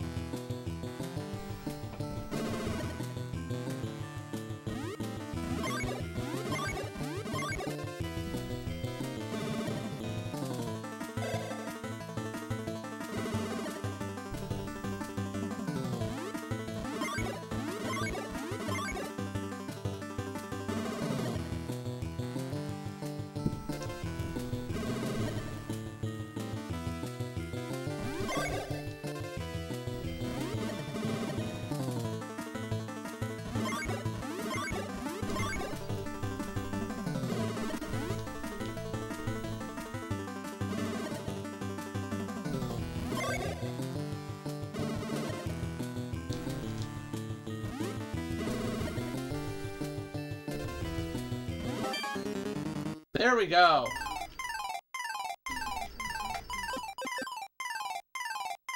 Ah, darn it. It's okay, I got plenty of gold. We are now the Mouse Man.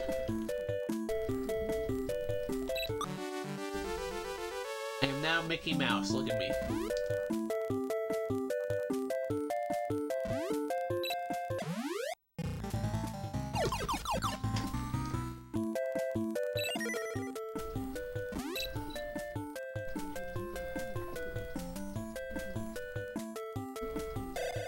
Oh, come on, even my shield doesn't block that yet?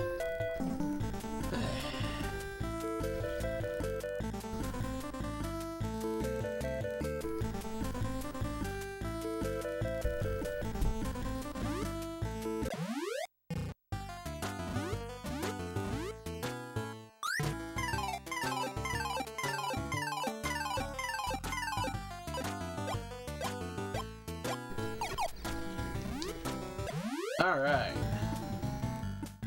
Dancing shield. I'll buy that. I'll buy that for $1.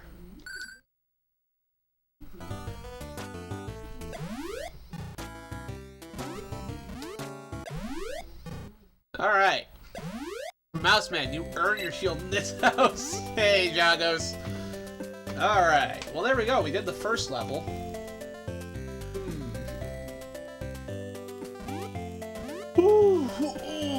Let's see, 11:07. Yeah, I can still spend some more time on this one before we move on to the final game. I do plan to finish the Master System version of this.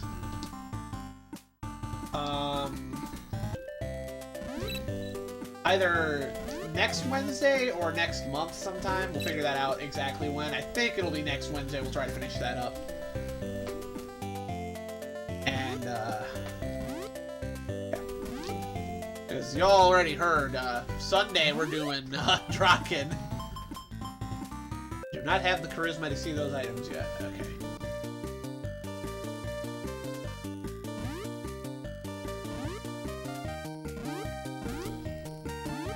Feels like I'm playing actual WonderBoy there. Okay, there we go.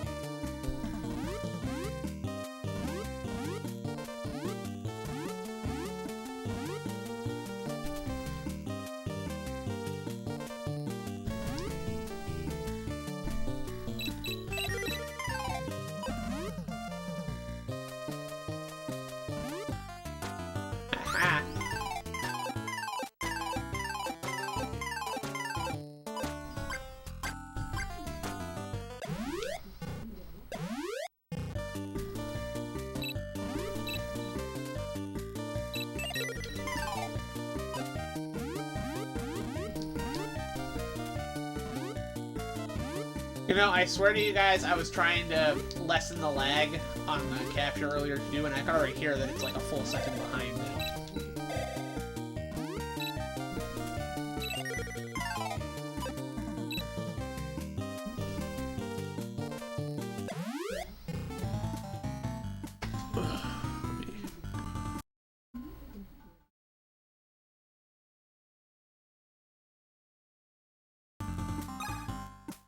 Go.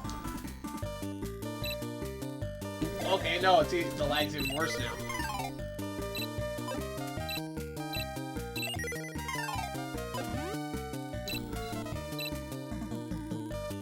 I mean, it seems like the sound's synced on your guys' side at least, so that's fine.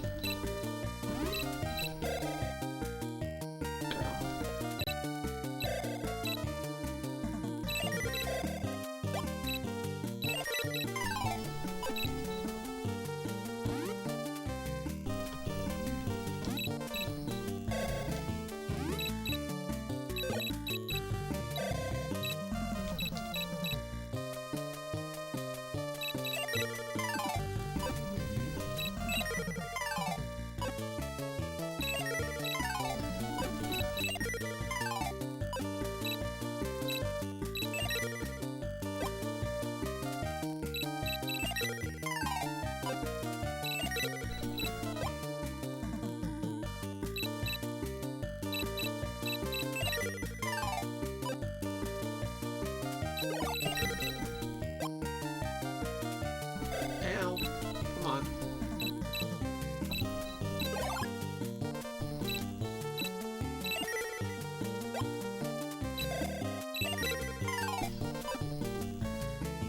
Here we go.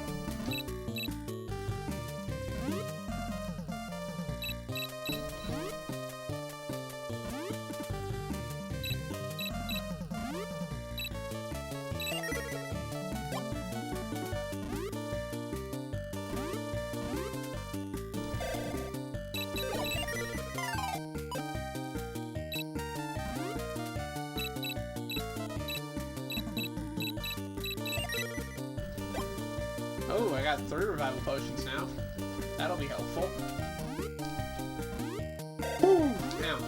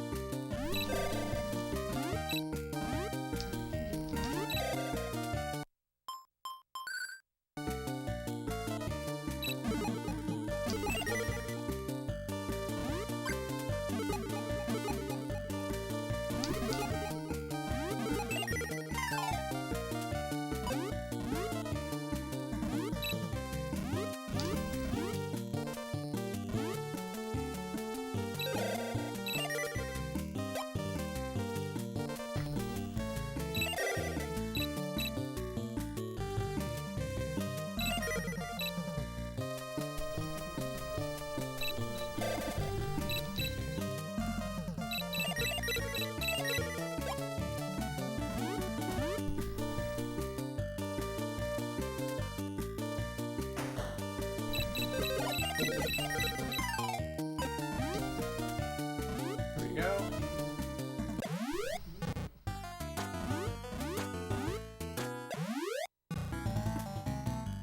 Sold out, he claims.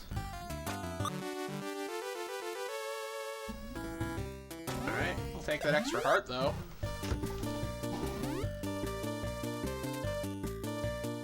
Alright, on to the next castle.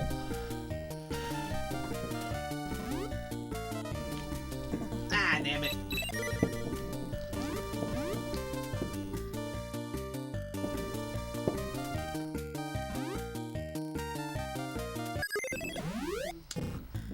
Go. All right, yeah, this doesn't take me out of here, right? This is something good.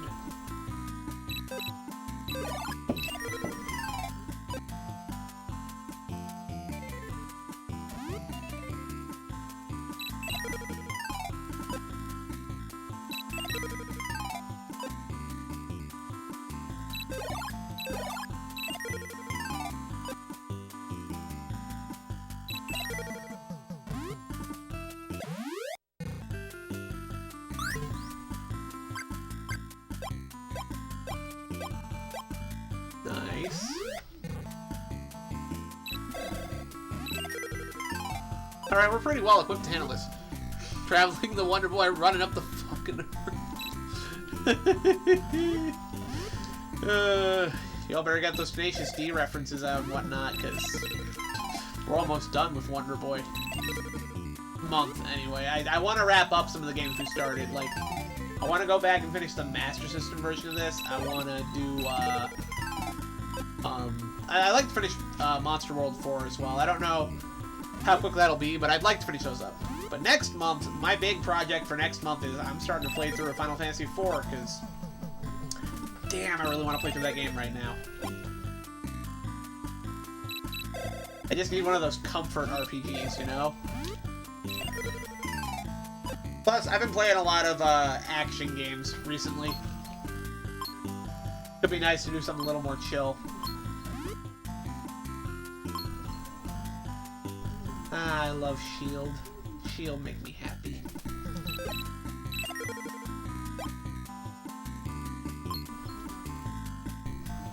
Here we go.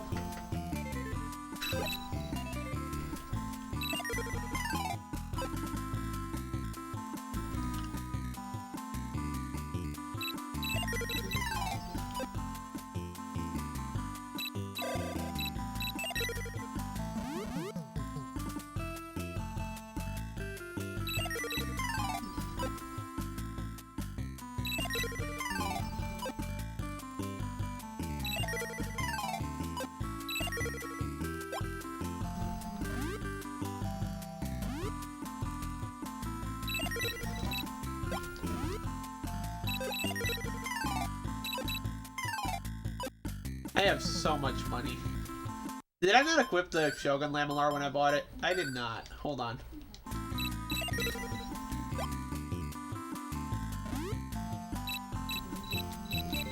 Can't even imagine why I didn't do that, but whatever.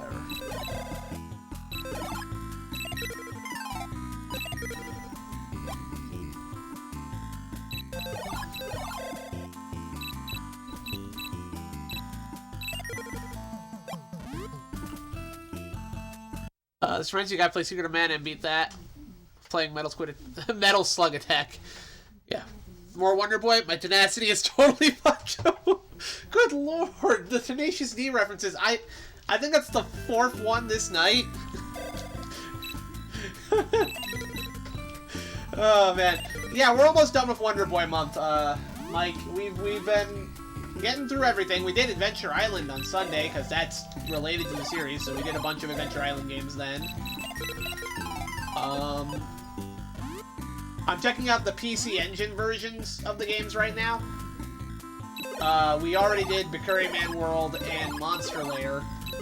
Currently playing a bit of Dragon's Curse on the PC-Engine, which is the port of Wonder Boy 3, The Dragon's Trap. It's a good port. It's really cool. It's a very,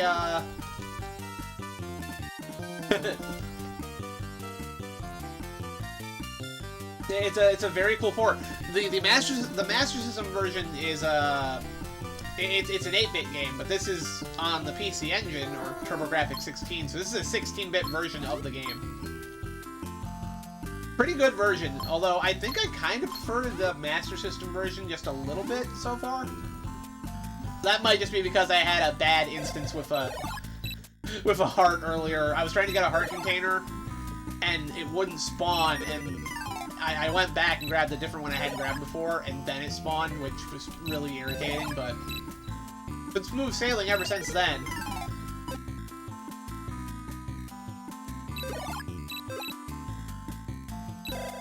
Ow.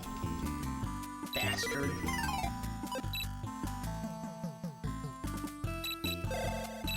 Never played TurboGrafx 16, but it's seriously underrated. Oh yeah! No, it's... TurboGrafx 16 is a hell of a beast, man. It was really popular in Japan. It was actually more popular than the Genesis in Japan, the Mega Drive. Mega Drive didn't sell all that well until Sonic the Hedgehog came along in Japan, but... Yeah, PC-Engine came out before the Genesis and totally dominated the 16-bit landscape for a while. There's a lot of really, really good games released for it in that particular country. We did not get a lot of them. Unfortunately. Like, one of the best Castlevania games ever made, Rondo of Blood, was made for the PC Engine and stayed in Japan. And I've heard interviews with the American team that was behind the localization. They practically begged the parent company to let them localize it, and for one reason or another, they were told, no. I'm not entirely sure what the logic was behind, no, we're not localizing Rondo of Blood. Maybe it was just the fact that they had already decided they were killing off the system support anyway, because TurboGrafx did not sell well here in America. It just got absolutely stomped by the Sega Genesis. First thing. And then, yeah, it kinda... It was getting stomped by the Genesis over here, and then, to add insult to injury, the Super Nintendo came out and just... Yeah, once the Super Nintendo came out, and that became kind of the big console war over here, the TurboGrafx didn't stand a chance. Unfortunately.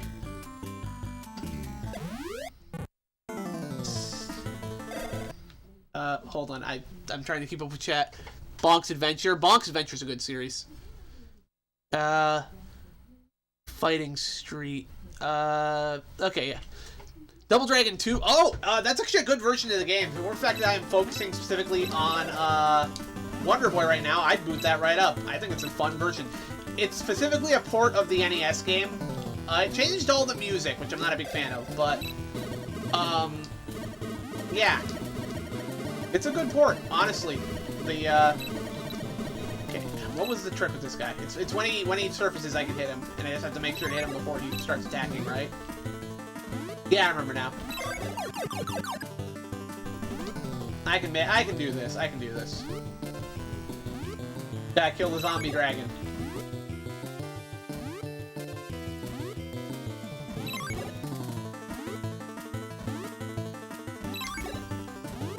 You can see his health up there in the corner, so we can see the progress I'm making on this guy.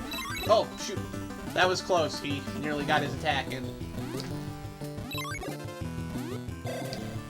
I mentioned it before, but I'm a big fan of Zelda 2, so the fact that this feels like Zelda 2 immediately endears me to it even more. Not too many great beat-em-ups on the TurboGrafx, unfortunately. Riot Zone's kinda janky. Not terrible. I like Riot Zone, but it's janky. It's got lots of problems. The hit detection's kind of meh. And there's some horrific damage scaling in that game. You're much better off playing Final Fight or Streets of Rage, or hell, even Rival Turf, I would say, is a better game to play than Riot Zone, unfortunately. PC Engine also has the single worst version of Golden Axe ever. I might actually have to show that for a little bit, just because you guys would not believe how bad the TurboGrafx version of Golden Axe was. It's bad. It's really bad. And it's a shame, because they added a bunch of really fun cutscenes to the game to flesh out the story. The cutscenes are great. The actual gameplay of that version is dog shit. Ow. Oh shit. Come on. 30 health left. I can get this guy.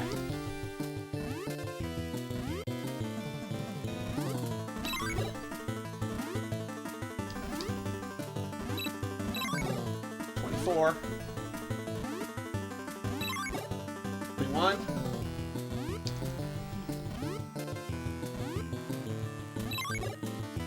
18. 15.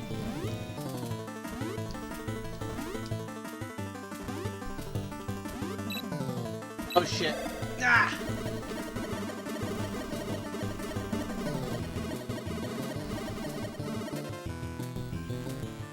Missed my timing on that. Come on.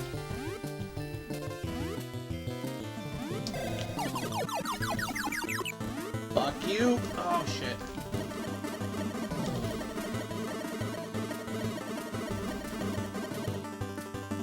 That's why you need to bop him on the nose right as he pops up.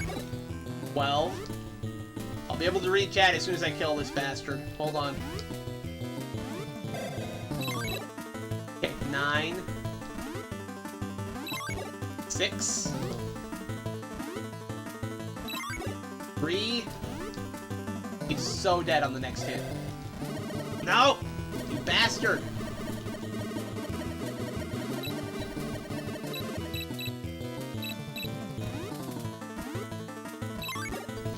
What? Come on. Really? There we go. He is dead. And I got hit by the thing. Damn it. Alright. Okay. That was a fucking murder. Seriously. Ugh. Well, there we go. Let me read these real quick. What do we got here? Gonna ask me the same question 3 times in a row, huh, Billy? Alright. Yeah, so let's see. Definitely true of sports and fighting games in the 90s. Oh yeah, Genesis had great sports games. I would say that there was an equal split of fighting games between the Genesis and the Super Nintendo. They had good ports on both of them. No. What the Genesis had in spades that the Super Nintendo unfortunately can't keep up with, even though there are some great games in this genre. Shmups. Shoot 'em ups like spaceship shooters. Genesis library wins hands down for that genre. That genre is fantastic. There's some great Super Nintendo shmups. Axelay, Gradius 3, R-Type 3, just off the top of my head. There's some great Super Nintendo shmups, but the yeah, no, the Genesis has like Thunder Force 3 and 4. It has ports of Darius. What else? There's so many good ones, and I'm struggling to think of any of them right now. Eliminate Down. Gyres. One of my favorites is Glaylancer. Glaylancer rules. Musha. Lots of really good shooters on that. Sonic blew Mario out of the water back then. I like both. I'll admit I am a fan of Sonic. I like his old Sonic games. Troubleshooter. Oh yeah, that's a good one, Velusip. That one rules. I think I was doing shmups since the beginning. Yeah. Oh, Fantasy Zone, dude. That's a good game. Zero Wing.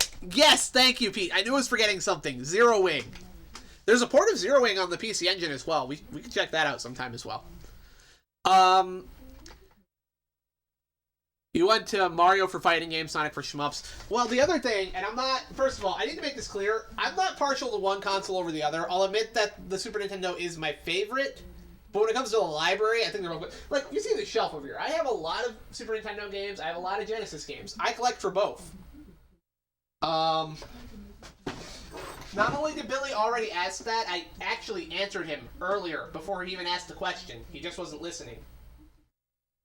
Actually, this is a good test for chat. Chat, the question Billy's trying to ask me that I already answered earlier. You already heard me answer it. What was the answer to that question? But yeah, hold on. Let me get up here real quick. I have way more Super Nintendo games than I do Genesis, but that's because I've been collecting them longer. But let me grab my Genesis collection real quick, because I do have some bangers in here. I have some stinkers as well. Not all my Genesis games are good ones, but most of them are. Yeah, let's take a break for a second. Let's look at my Genesis games, because I have a pretty nice stack of them over here. Both Super Nintendo and Genesis have a lot of variety and both have their merits. Yeah, they're great, man. Yeah, since growing up... Because the SNES stopped working. Oh, yeah, no, I understand why that would be a thing. Yeah, Billy, I answered you about in Japan. Literally, I talked about it. I said it. I gave you an answer. And by the way, the answer is the exact opposite of what you're saying. The PC-Engine fucking murdered the Mega Drive in Japan for years. It was the 16-bit system in Japan. PC-Engine was a big deal over there. Heck, you want to hear something funny? There's a recent anime that came out on Netflix called High Score Girl. It's kind of a slice of life thing. It involves kids playing games in an arcade. But here's a fun fact. It takes place in the 90s, and when they go back home to play with a game console back home of the era the anime is set in, it's not a Super Famicom, it's not a Mega Drive, it's a PC-Engine, because that was the 16-bit system over there. It was a big deal. That literally what I said earlier. Anyway, take a look at the Genesis games I have, guys. Let me find the ones I got first, like when I first started collecting. Because I should be able to remember which ones those were, because they were all I had for a bit. Here we go. I'll show you guys what I started out with. So when I first got my Sega Genesis, I got 3 games to go with it. I got Jurassic Park, which I enjoy. It's a little janky, but I like it. The fact that you can play as the raptor is really cool. Nintendo was dominant in the West because they fucking just... They grabbed they had an iron grip on it. We talking about High Score Girl? I did mention... briefly. I've only seen a little bit of it, Wirebrain. I know you're a fan of the show. No, I was just bringing up... we were talking about the TurboGrafx 16 versus the PC-Engine in Japan. Because the TurboGrafx 16 just didn't catch on here. I need to finish that. I need to pirate the rest of it. I don't have Netflix. I would like to. It was cute. What I saw of it was very cute.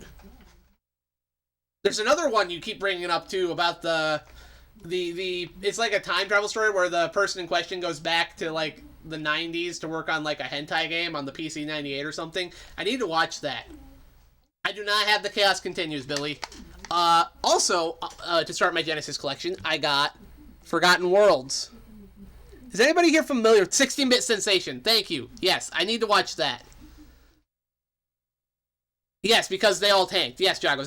There was no video game market in America at the time when Nintendo came in. They had a blank slate. All they had to do was capitalize on the marketing to make it work.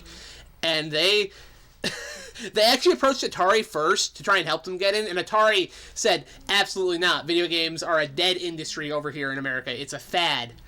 So Nintendo went ahead with a New York, I believe, New York was their testing ground. They did like a testing ground thing for that, and it went over so well that Nintendo kind of just bankrolled the whole thing themselves. They were confident it would be a success, and it was.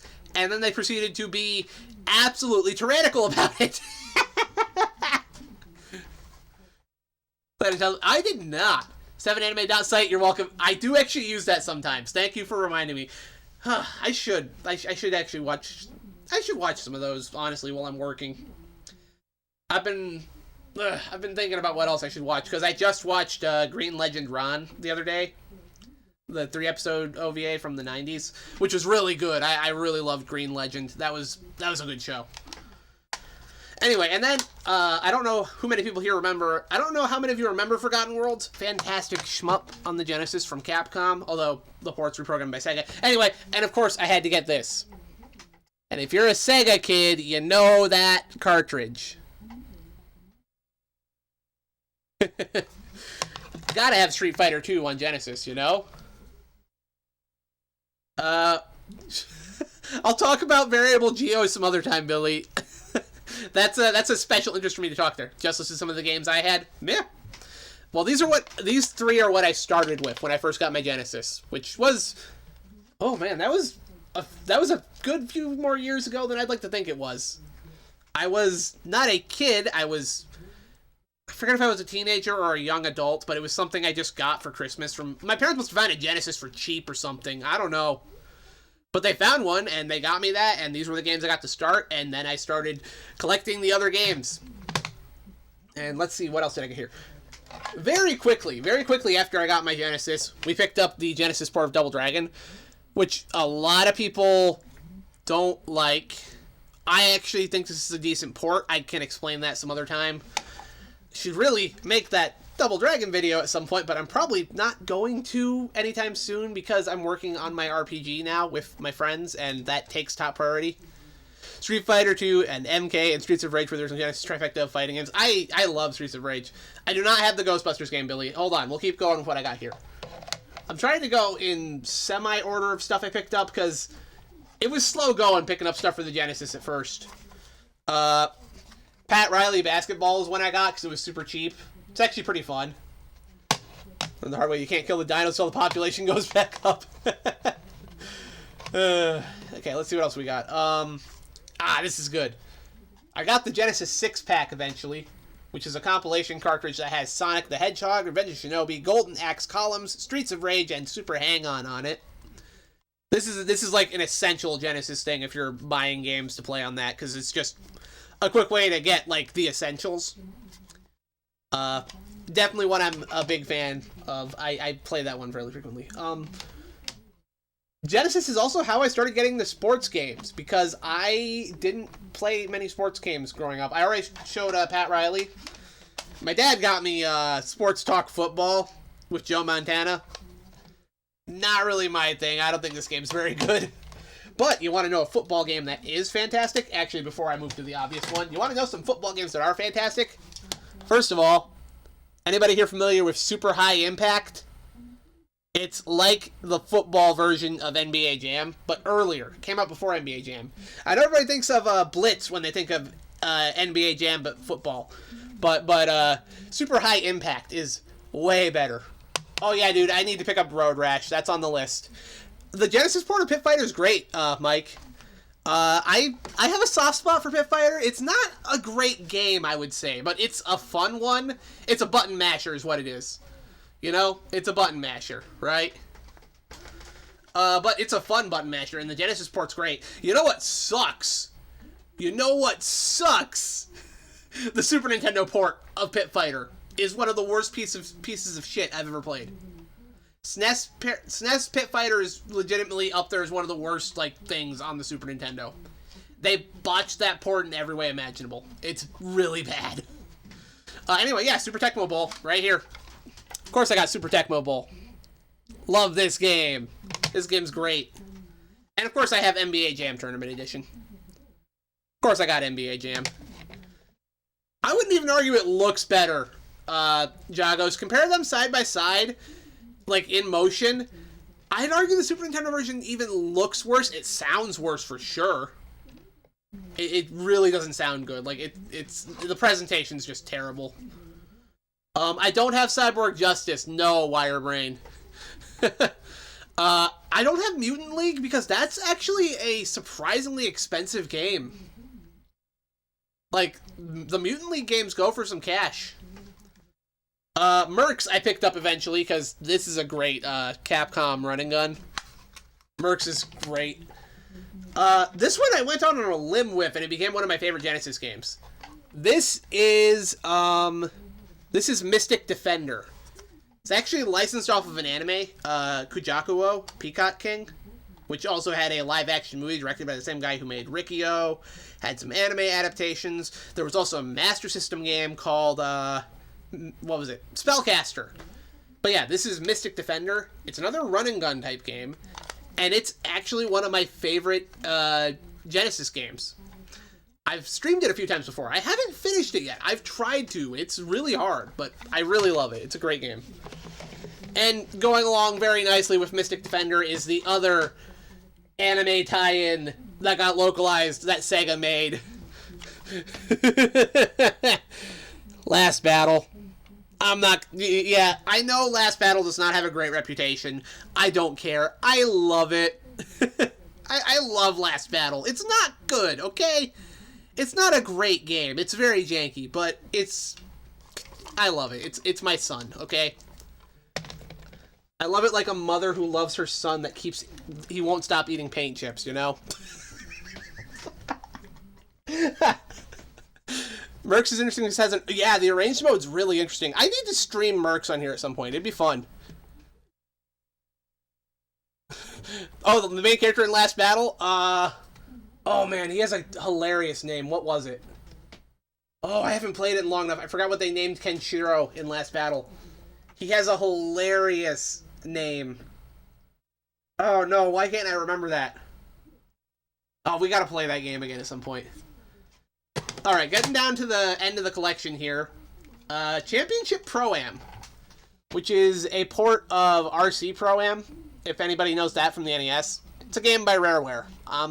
I like that game. It's really fun. It's part of my childhood. The original NES version's a big part of my childhood, so I had to get that.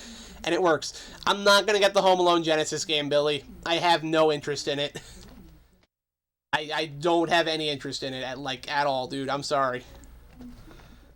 Alright, and I saved the best Genesis game, in my opinion, that I own for last.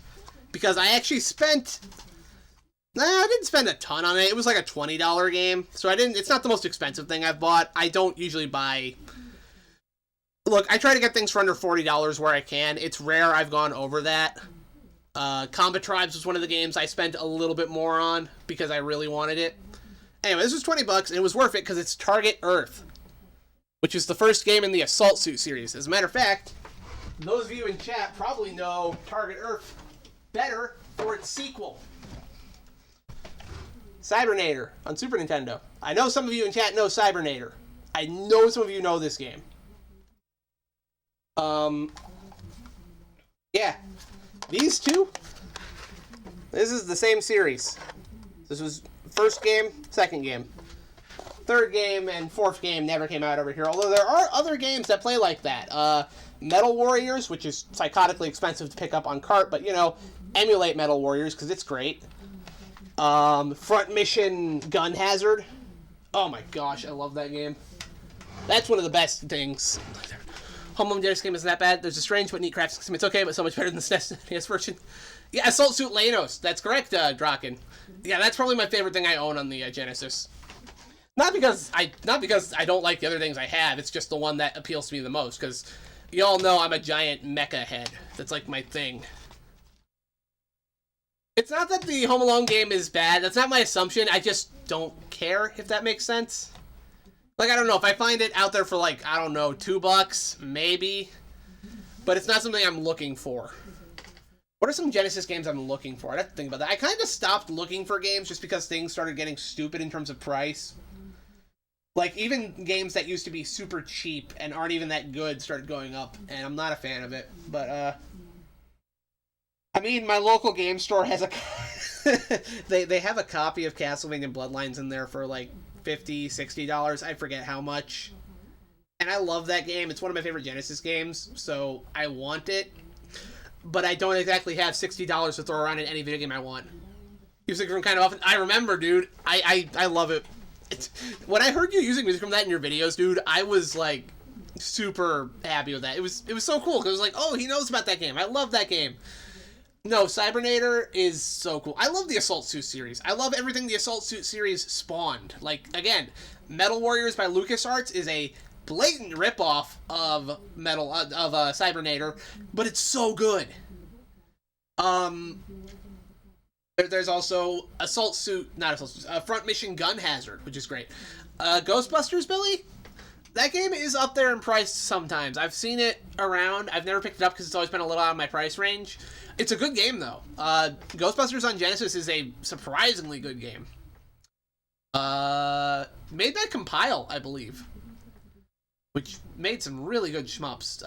If anybody here is familiar with the Alesta series, that was them. Musha. Space Megaforce on the Super Nintendo. There's others I'm not remembering right now, but yeah. Good developers. This one with the big heads, right? That one was fun.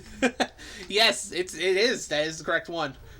No, there's some really good, like, licensed video games out there. I'm not arguing that. I mean, I have Jurassic Park on Genesis. I mean, I didn't buy it myself. That was what my parents got me, but I greatly enjoyed it. It's a little jank, but I like the approach they went. The digitized raptors are fun. Like, I don't have too many problems with that game. Anyway, continuing where we left off for a little bit, I now have the Piranha Man, which means I can swim, which is great. We should probably move on to the last game of the night eventually. Do I have enough charisma to buy the thing that was in here? I can buy more medicine. Cool. Probably don't need to do that, because we're not going to be playing for too much longer. Because I'm the Piranha Man, and I believe the Piranha Man has a couple different things he can do now. The game opens up a bit from here. Let's go save real quick. Oops. Yeah, I want to use the file cabinet. I want to save. I want to overwrite my file. So first of all, we can use the Piranha Man to go in here. And swim around a bit. You looked up Cybernator and found there's a 1991 action trauma movie with the same name? I had no idea. That's hilarious. It's like Amazon from NES Pro Wrestling. A little bit. Baby Amazon. Dude, I haven't thought about that. If I watched Armored Trooper Votoms, I have not gotten to watch much Votoms yet. I've always wanted to, because you guys know me. I'm a big fan of mech stuff. The original Gundam, like 1979, was something I was always a fan of. I know Votoms goes way harder into like the harder sci-fi side of things. Oh, you know what I have watched from Votoms? I've watched one of the spin-offs. About 3 episodes of it. I wanted to finish the OVA sometime. I don't know why I stopped watching it. I need to get back into it. But, Armor Hunter Mellow Link. I have actually watched, I think, 3 or 4 episodes of that, and that was really, really good. As a matter of fact, you know what? Mellow Link is so good, I'm actually just going to play the intro from it. I don't care. Mellow Link rules. Let me see here. Where did I put that? Oh, I forgot to sort the Tales of Phantasia opening. I'll do that later, so I remember to put it in with the Final Fantasy stuff for next month. Where did I put that? It's gonna be in the mecha stuff, right? Here we go. Here we go. Gotta unmute it, but yeah. This anime rules. It's up on the TV above me. You can't see it very well from down here, but just consider this your little preview, because, yeah, this is worth watching.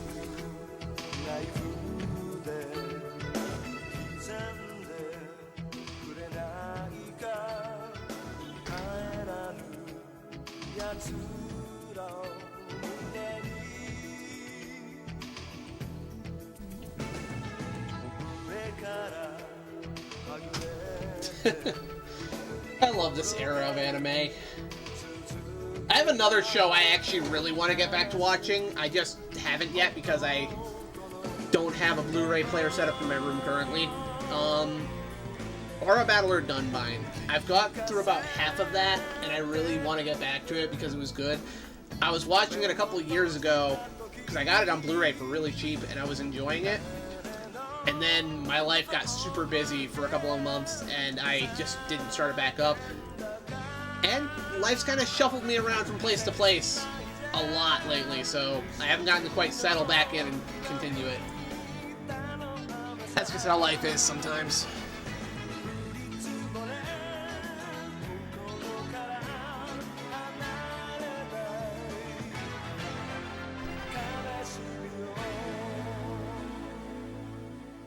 So, yeah, my elevator pitch for Armored Hunter Mellow Link is, you ever wanted to see what it would be like for a lone man, a lone soldier, to try and take on the mechs in an anime? And have it be, like, realistic. He's not like a superpowered dude. He's not a super soldier. He takes them out with strategy and cunning. And it's always really fun to watch. And he's out on, like, a vengeance mission. He was basically accused of murdering his whole squad, and now he's out for revenge against the army officials that did that to him. Oh, hey, look! I didn't even plan that. It's an ad for the Votoms game on the Super Nintendo. That's funny. I did not intend for that to play next, but I'll take it. Oh man. Give me just a second to get rid of some of the alerts on my Discord so I stop having the red notification thing staring at me.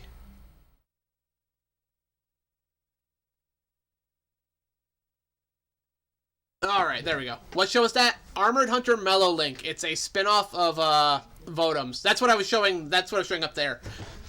The one I want to rewatch, well not rewatch, the one I want to get back to watching is Aura Battler Dunbine, which I have right here, which is basically, what if you mashed Dungeons and Dragons and Gundam together? That's the best way I can pitch that one to you, which, yeah, I really like that one. I need to get back to watching it.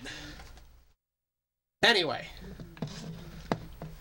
let me get back into this real quick. It is about time we move on to the final game in our selection tonight, but I figure we might as well continue on a little bit longer with this.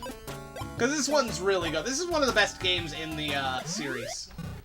I would say this one and Monster World 4 are my picks for the best entries in the series.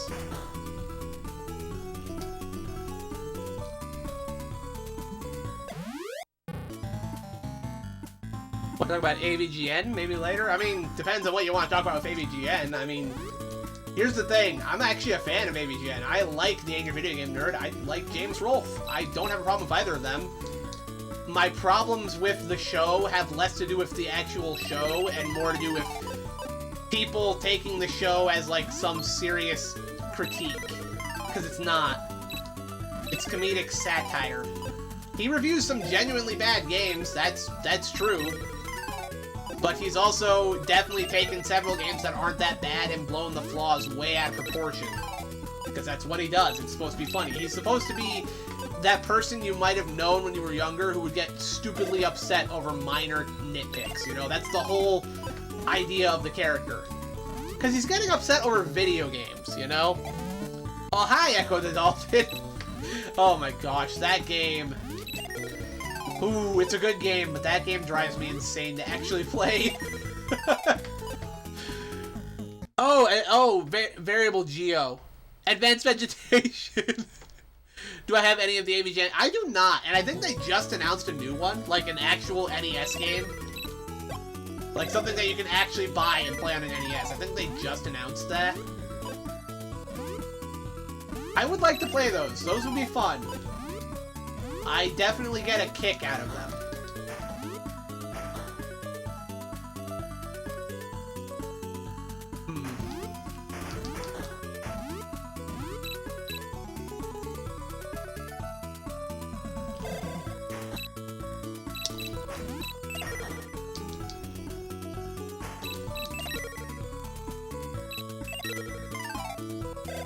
Now, stop that. I think I actually did everything here already.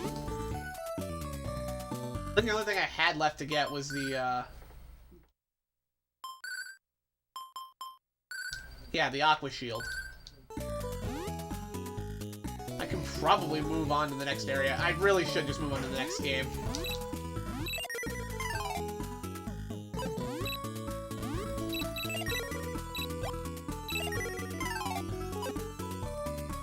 Video game looks fun. You love Echo, but man, is it a tough game? Yeah. It's also one of those games that's just so bizarre. Because it's like, oh, it's a dolphin adventure. It's so cool. And then it turns out to be one of the creepiest fucking things on the Genesis. Like, I'm not going to say Echo the Dolphin is a straight-up horror game, because I don't think it is, but it has some pretty horrific elements. It's one of those things where it has a weird vibe, where it's both really chill and kind of cozy, but also really isolating and creepy, which makes it a really fun, like, experience. Maybe Gem was a new thing, but you like the episode with other stuff. Poop Mad Libs. Yeah! Well, actually, if I may follow that up, my favorite AVGN episodes are actually the, one of the biggest hard lefts, seriously. I love that about it, though. My favorite AVGN episodes are actually kind of his retrospectives. The ones that aren't, like, poop Mad Libs, as you put it. I like his videos on, like, the Intellivision, I like the Atari stuff. Like, the ones where he's not necessarily just being, you know, it's not just comedy. The ones where they're, like, retrospectives, I like those. Heck, sometimes he does positive videos, like his, Castlevania stuff. I really love the Castlevania retrospectives he did. It's, whenever he's talking about, like, the history of stuff, and, like, being informative, and nerding out about stuff he likes in particular, I love it. When he's just bashing on stuff to bash on it, that always drives me nuts. But I like when he's, heck, even lately with his newer videos, his video about Final Fantasy VI on the Super Nintendo, Final Fantasy 3, whatever you want to call it, I'm fine with that. That was an awesome episode. Because it was James just being extremely candid about a game he grew up with. A game, by the way, I actually own a copy of. We should play that on here at some point, too, but I'm playing Final Fantasy IV first. Where's my copy of Final Fantasy III? I see Secret of Evermore. I love that game. Where's my copy of Final Fantasy 3? Where is it?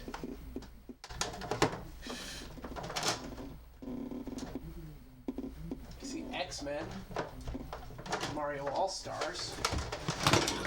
I see the Combat Tribes. Oh, is it right here? Is it right here in this stack? Yes, it is. Mystery solved.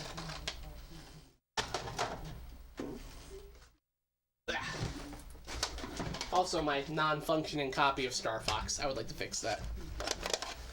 It's not kind of a horror game, but remember one guy just fast forwarded to the last level and said, "Oh god, it goes a horror game." It's just a trippy-ass sci-fi game. Yes. Trippy in the best possible ways, might I add. I like it a lot. But yeah, I have an actual copy of Final Fantasy 3. Hey, do you guys want to know how much I got this for? I've told you guys before, you know, but yeah. Got this at Goodwill for $2. One of the luckiest finds of my life. And it's a fully functioning copy too, like it works. The old save files are on there. It saves just fine, like definitely one I need to play through since I have the actual cartridge copy. I don't even mind the SNES script, if I'm honest. I know some people out there have problems with the SNES script. I don't, actually. The censorship's lame, but beyond that, I don't have a problem with Ted Woolsey's style of localization, personally. Maybe that's just me. I think he did just fine. Especially considering the time the game came out in. It's not like he did... You know what? Ted Woolsey, people might have their problems with him, but at least it wasn't a working designs translation, because... Wow, those cultural references do not age. I love Lunar. I love it, but... Oh, it is so immersion-breaking to be walking around, and then somebody makes a reference to some, like, political figure from the 90s or something, you know? Ugh. Variable Geo. Billy, I will talk about Variable Geo sometime. It's just Variable Geo is very far outside of what I'm talking about right now. I like Variable Geo, I just would need to talk about it some other time. It's a time capsule. Very much. Let me see here. Because I grabbed my Game Boy games here, too. Now I'm just showing off my video game collection. I'm not even playing WonderBoy anymore. I just love going through this stuff with you guys, because I get to show you guys stuff that sometimes you guys don't even remember. Because, I love the original Game Boy. I got Mega Man. I got a Japanese copy of Kunio. Pokemon Silver. Got the Tamagotchi Game Boy game because I like Tamagotchi, guys, okay? Zelda. F1 Race. Dragon Quest Monsters 2. Battle Arena Toshinden on Game Boy, which is even advertising for the store you wanted to join in. Where there's a goodwill, there's a good way. Goodwill's fun. You can find some fun stuff there. It's gotten worse lately. They have their online storefront now, so now if they have something they know is worth a lot of money, they will do that. Most of those references were obscure Japanese references. Good localization should be about keeping the spirit, not the letter of the work. I agree with you. I just don't feel like it doesn't quite hit the mark. I want to see what the new remastered version of Lunar will do localization-wise. I'm trying to sell Falco on playing Lunar when those come out. I'm trying to sell Lise on playing Lunar at some point too, since the remastered version's coming out. It'll be on stuff they own. They should play it, frankly. It's not even a matter of I want them to play it. No, Lise and Falco should play Lunar. It's really fucking good. And while they're at it, even though I never played it, I've heard Grandia is amazing, and I think they would also enjoy the Grandia series. I would love to play Grandia at some point. I missed out on a lot of PlayStation RPGs because they've always been too expensive. The ones I've always wanted to play more than anything else were the Breath of Fire games on PlayStation, and I never got to pick them up because they were always so freaking expensive. Those games never went down in price, as long as I've been around. It would be great if Capcom would maybe, I don't know, re-release them in a collection or something. Heck, dude, Capcom, I'm not even saying you have to put all 4 in a collection, alright? You don't have to put all 4 in there. I would prefer you put all 4 in there. Just do all 4. Make the Breath of Fire quadrilogy, okay? But you could also do an anniversary collection, 1 and 2. You got the Super Nintendo games in there. You got the the PlayStation games in there, boom, I'd buy those because I love Breath of Fire, and you guys keep neglecting it. Yes, I'm grumpy about this. Also, while you're at it, maybe retranslate Breath of Fire 2, because that's why they won't bring it back. That's why they won't re-release it, because Breath of Fire 2's English translation was fucking terrible. Oh, I should stream Breath of Fire at some point. I haven't played that since I was a kid. But yeah, I've always wanted to play Breath of Fire 3 and 4, and I've just never had the chance to. Maybe someday. I could play Breath of Fire Dragon Quarter now that I have the PS2 modded, but I don't wanna. God bless fan translation. Really, I have the big fan translation of Breath of Fire 2 on the Wii. The one that like they even added in like a special fancy intro with the song from the commercial in there, which blew me away the first time I turned that translation on. That is some extra work they put in there. I don't even know how they pulled that off, but it's really cool that they did. Yeah, Breath of Fire is just so freaking cool. World Cup Soccer. It's a Kunio soccer game. Pokemon trading card game. And then right here at the bottom, probably some of my favorite Game Boy games. Final Fantasy Legend 2 and Final Fantasy Adventure.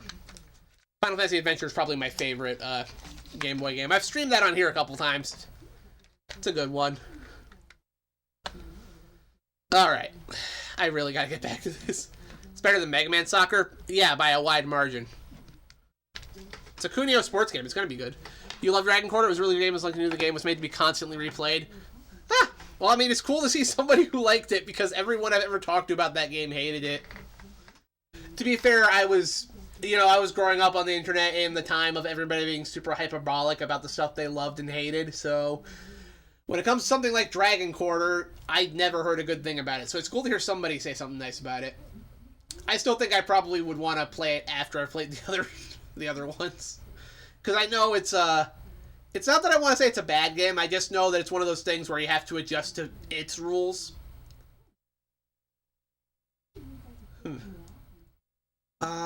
Yeah, I should probably, well, what time is it? It's already 12 o'clock. We should probably move on to the final game of the night. But yeah, this one's always fun.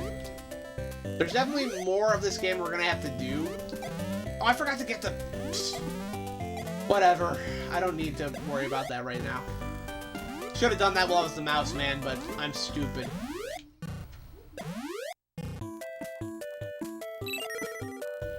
Anyway, so, yeah, Dragon's Curse on PC-ENGI. Pretty good port of, Dragon's Trap.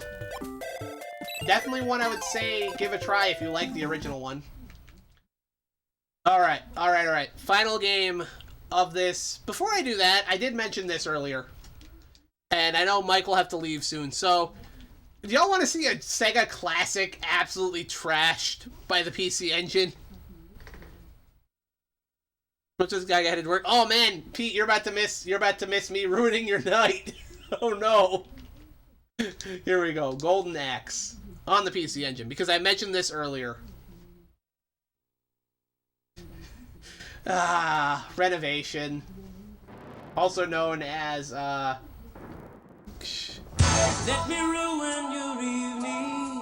Most people didn't get warned about, but I knew what was going on. Imagine a book in 30 pages to my face. It's now 45 pages and 70. That's Dragon Quarter. It's clever. People love the game mechanics when it was applied in Dead Rising. People for a second. Well, as you can see, you get really cool cutscenes. I would normally sit here and let you guys see these for long, but I'm going to have to rush through these. But you get these really cool cutscenes because it's made by Wolf Team, Renovation, Telenet. You know, those guys. They're behind the Valis series. I love Valis. They made Exile on Sega Genesis. I love Exile. They made some pretty good stuff, Telenet. They were not always the best at making video games. Their stuff could be kinda jank. And unfortunately, while they have awesome anime-style cutscenes for Golden Axe in this game... See? Well, you have this. Man, that is so badass, watching, like, these snakes form Death Adder. Like, it's awesome. But, unfortunately, yeah, I'm gonna have to skip ahead, because we don't have time to show all this. You played this, just a ROM of it, though? Oh, you've actually set up the PC-ENGI stuff. Yeah, this is not a good port. The music's great, the presentation on the cutscene's great, it's when you get into the actual gameplay. Here we go. Oh, also, it's single player only. Fuck that. Look, I know everybody loves Gilius Thunderhead, but you fucking know what channel you're watching. You know what channel you're watching. Y'all know what I'm about. By the way, Bikini Armor Summer, happening this summer. It's gonna happen. There will be Golden Axe. There will be Valis. There will be Bikini Zombie Slayers. Oh, this summer's gonna be fun. I'm gonna be trying my hardest not to get nuked off the face of Twitch. There's no Bikini Armor, but I might play some Variable Geo for that. Anyway, I'm gonna have to skip through the cutscene, because it's a long-ass cutscene. Anyway, here we go. Here's the game.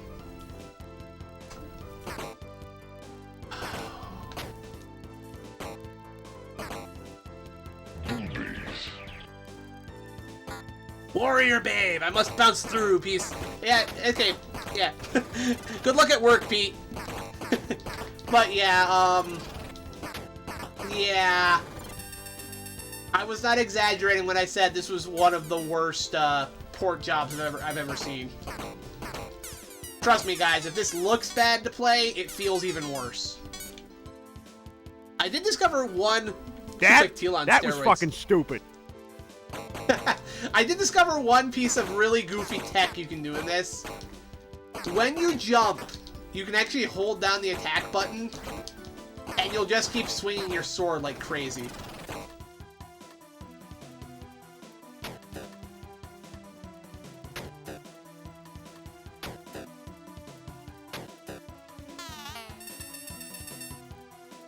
Yeah. They fucked this one right up. This would make Cecil cry. You can do that in the original games? I don't remember being able to do that. Huh. What is she riding? Chimera, chicken leg. It's a creature in the actual original arcade game. Like, riding beast was like the big thing in Golden Axe.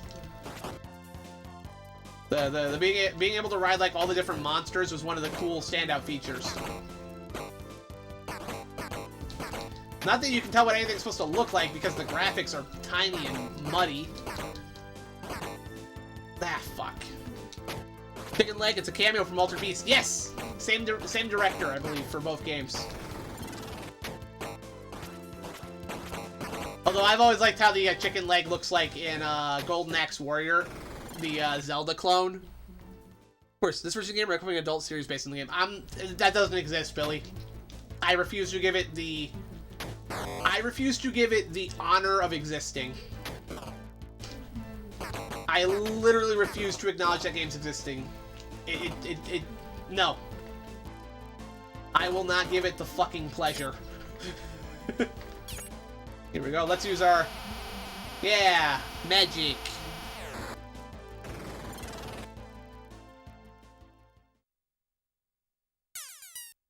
Oh joy, I get to play another level of this trash. You know what's a great game? Golden Axe 2 on the Genesis. You know it's an even better game? Revenge of Death Adder for the arcade. If any of you in here... Fire! Yes. If any of you in here have played, like, if any of you here know how to use MAME, like, if you're updated on that, you know how to play with your arcade emulators, and you have not checked out Golden Axe Revenge of Death Adder, what are you doing? It's amazing. Revenge of Death Adder is so good. Like, seriously, if you're a fan of Golden Axe in any way, shape, or form, and you know how to work an arcade emulator, get on that shit. It's really good. One of the best arcade beat-em-ups ever, in my opinion. One of my favorites, anyway. I don't think it's on Fightcade, otherwise I would actually want to play through with people. I know the original Golden Axe is on there. I love getting pinned in a corner and having my life beaten out of me.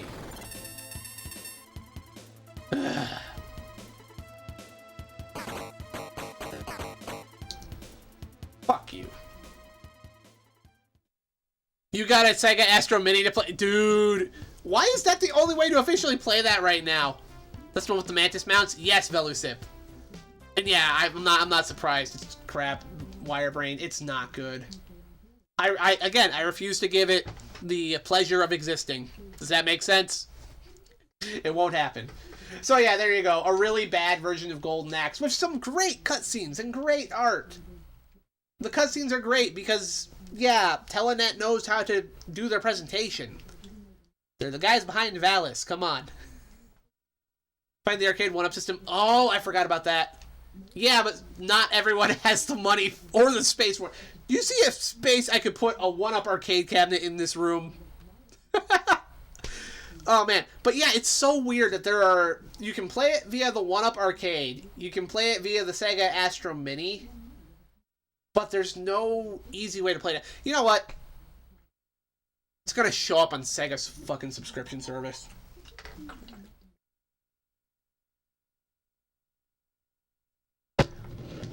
I don't know about you guys, but I wish Sega a very merry lose millions of dollars this year.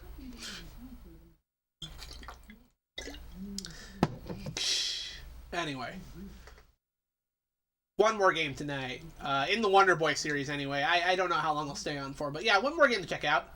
The Dynastic Hero, which is a port of WonderBoy in Monster World, also known in Japan as WonderBoy 5 Monster World 3. Because fuck your brain.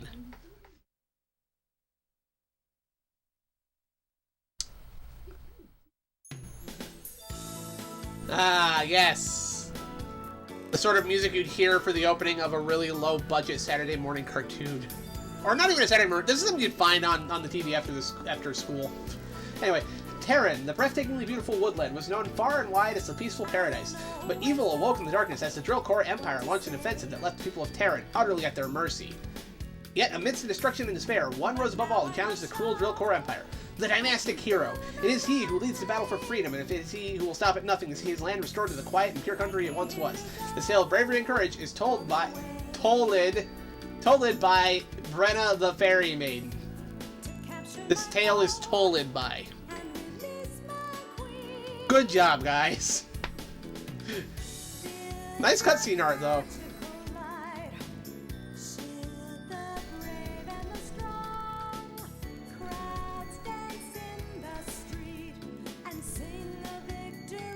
Mega Man, that you?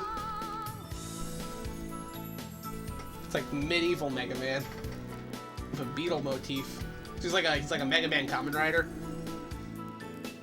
It's like it's just a do over the Sega channel.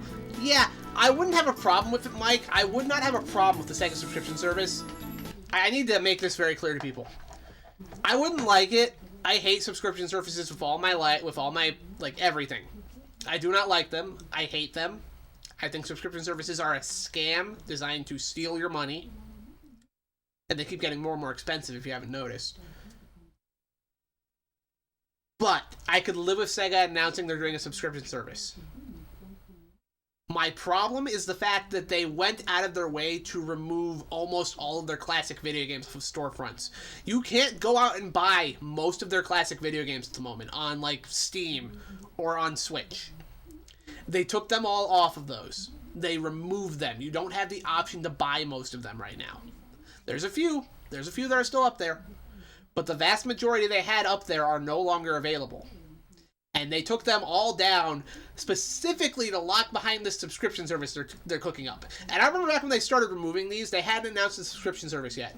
So everybody was confused and concerned. Why is Sega doing this? Did licenses lapse? What's going on? And I sat back in my chair and I said, they're cooking up a subscription service. And some people said I was crazy. No, I fucking wasn't, because they literally said that's what they're looking into trying to do now. My issue here is not with them announcing the subscription service. It's with removing the option to buy the games from digital storefronts that were already there. And choosing to make this the only way you can do it. You have to buy it in the subscription service they're cooking up in order to play their classic video games. And they're taking this leaf from Nintendo, by the way. I hated it when Nintendo did it, and I hate it now that Sega's doing it. So, yes, I wish Sega a very merry lose millions of dollars this month. Or not month, this year. Oh, also, the CEO saying that Sega's not a retro company. bro, the only reason people give a shit about Sega anymore is because of their old retro catalog. And Yakuza. That's it. The only thing they care about that's not one of your retro franchises is Yakuza. Alright? Beyond that, all anybody wants from Sega is, well, I was going to say more Sonic, but there's too much Sonic. But, you know, they want more of their classic franchises. They want to see Streets of Rage. They want to see Crazy Taxi. They want to see Shinobi. They want to see Golden Axe, you know. That's all anybody ever asks for from them. So, Sega's not a retro company? Get fucked, dude.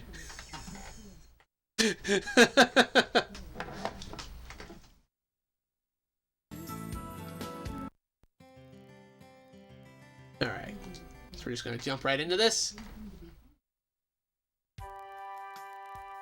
And yeah, as you guys can see, this is WonderBoy in Monster World, just with altered sprites and music. Read the signboard. Welcome to the Woods of Terran.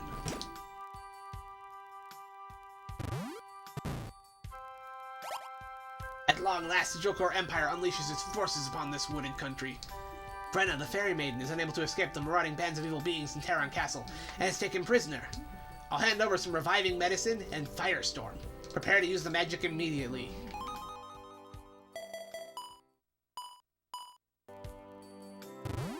Yep.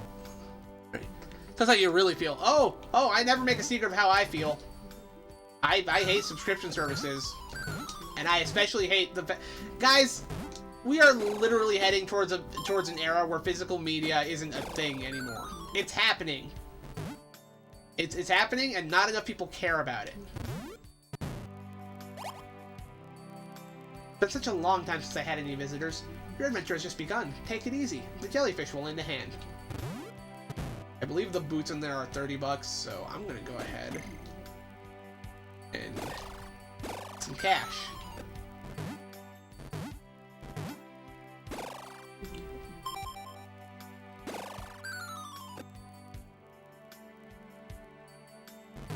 Because the sooner I can move my feet faster, the better.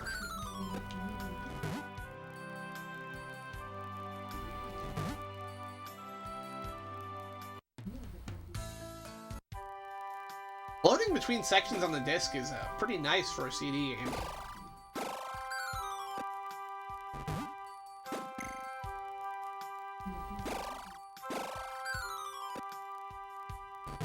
There we go. We're almost at 30, and then I can buy those boots. Because my one big complaint about this game in particular, in any of its incarnations, is the movement speed of the main character. You move slow as shit when you start this game. You speed up after you get a few boot upgrades, but that takes a while.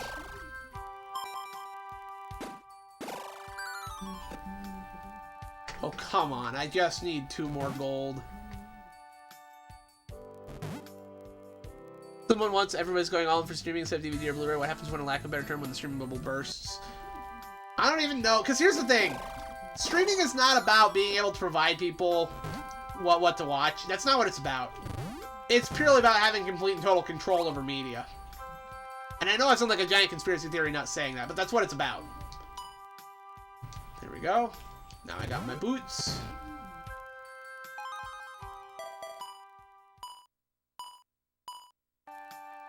And I immediately feel better. Still kind of slow, but I'm definitely moving in a much more satisfying manner now. Let us continue. You are forbidden to enter Terran Castle. Leave now. Lindor is under siege by monsters. I can't make the joke about it being hilarious that this place is under attack by monsters because it's not actually called Monster World in this version.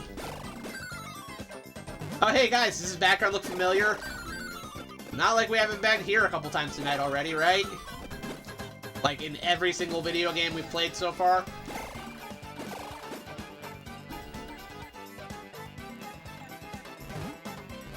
Pretty crazy how this series really did find its identity with the second game. They just kept iterating on that.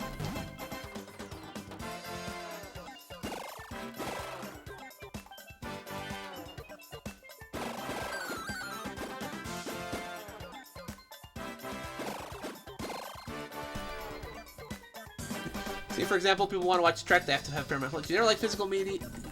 It's me, I like DRM. I've always achieved my media on highly rendered images. They've decayed. Look, I'm not saying physical media is forever. That's silly. What I am saying here, and the reason I prefer physical media, is purely because of the fact that digital mediums aren't being used to let people have access to stuff. It's purely about control. This is why I like GOG, for example. Good Old Games. When you buy something from them, you get, like, everything. The files there are yours. You've bought the game. It's not even a DRM thing. Yeah, that's your thing now. You made a purchase. I hate streaming in particular because of the fact that they can revoke your... Like, it's not even like... I'm not even talking like stream subscriptions either. We've literally had cases in the past decade where people have lost access to stuff they bought just because the company decided to pull the plug. That's a problem. Preservation problem. The jellyfish will help you get across. Yeah, if I land on them properly. The hell? There we go.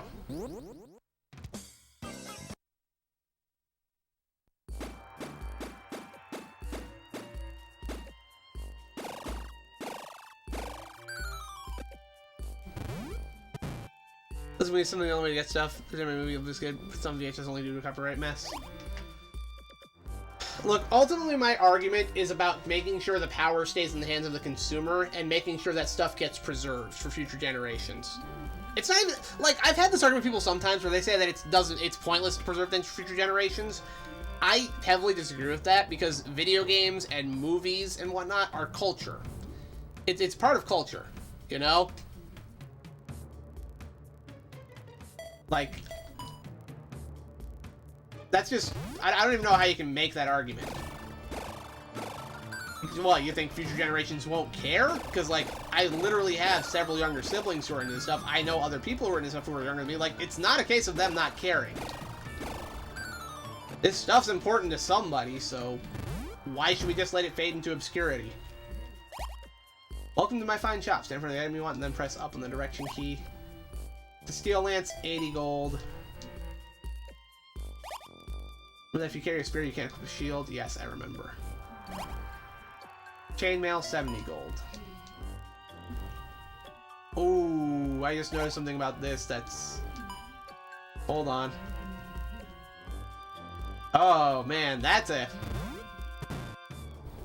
I know it's a nitpicky detail to point out, but, in the Genesis version, the fireplaces in the houses have, like, actual, well, they're not lit right now. Maybe that's something that happens after you save the town? Maybe? It's a joke against New Trek. Alright.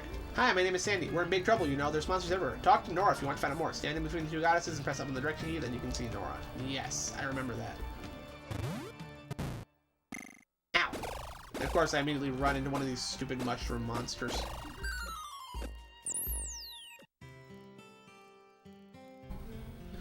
I really do love the backgrounds in this game, by the way, the painted effect.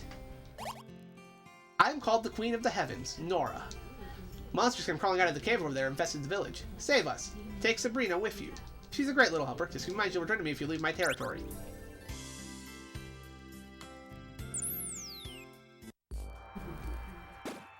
Here we go.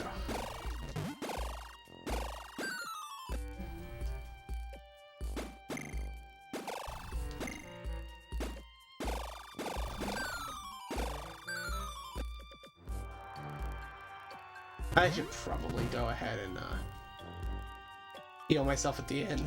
As long as I don't accidentally run into a monster and die immediately. Which is a very real possibility.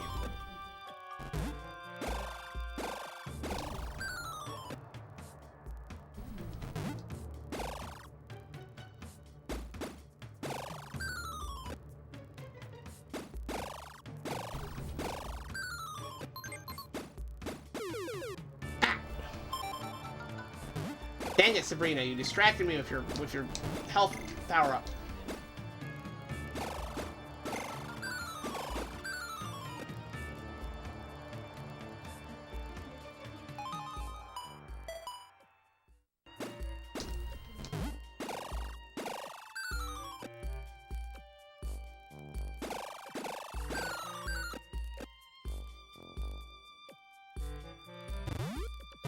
Online features of games getting disabled is a minor inconvenience, but when Super Mario Maker servers went down, the game turned into a coaster. Private servers are picking up the slack and for basically the money. I don't have to go down and sell more copies of Mario Maker 2, not to save on expenses. I don't know what that has to do with what I was saying. I'm not talking about online features being disabled. I'm talking about entire things being, like, taken away from people. That's a very different argument. Yeah, I know about the secrets of the cave up ahead. The Shima drugstore welcomes you. Drugstore. I will take that potion, yes. Alright, let's head out to the forest.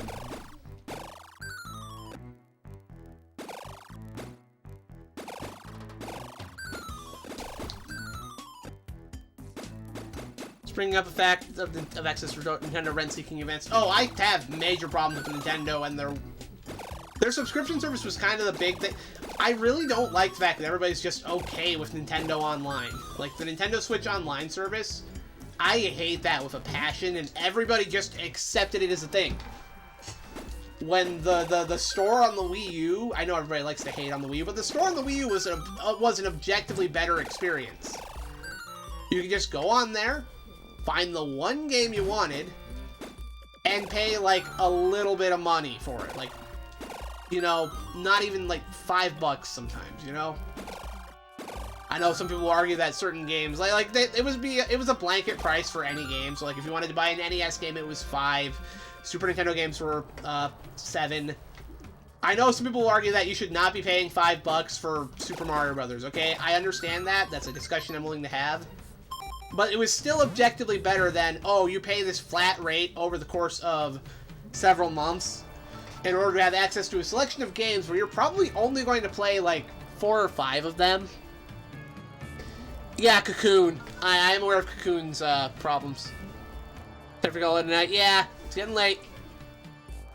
That was your underdogs do. Yeah, keep it macho, Mike, because it's Nintendo. They could say it. Yeah. Hit it right on the head there, Wirebrain. Fucking Alarmo. What the fuck? What even is that?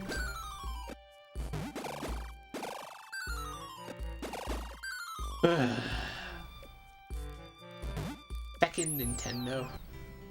And I love Nintendo's video games, just for the record. I have lots of Nintendo things I like. But I'm not just gonna buy it because it's Nintendo. Like, I'm not gonna just go, ooh, Nintendo made an alarm clock and buy it. That's not how I work. It's just... it's dumb.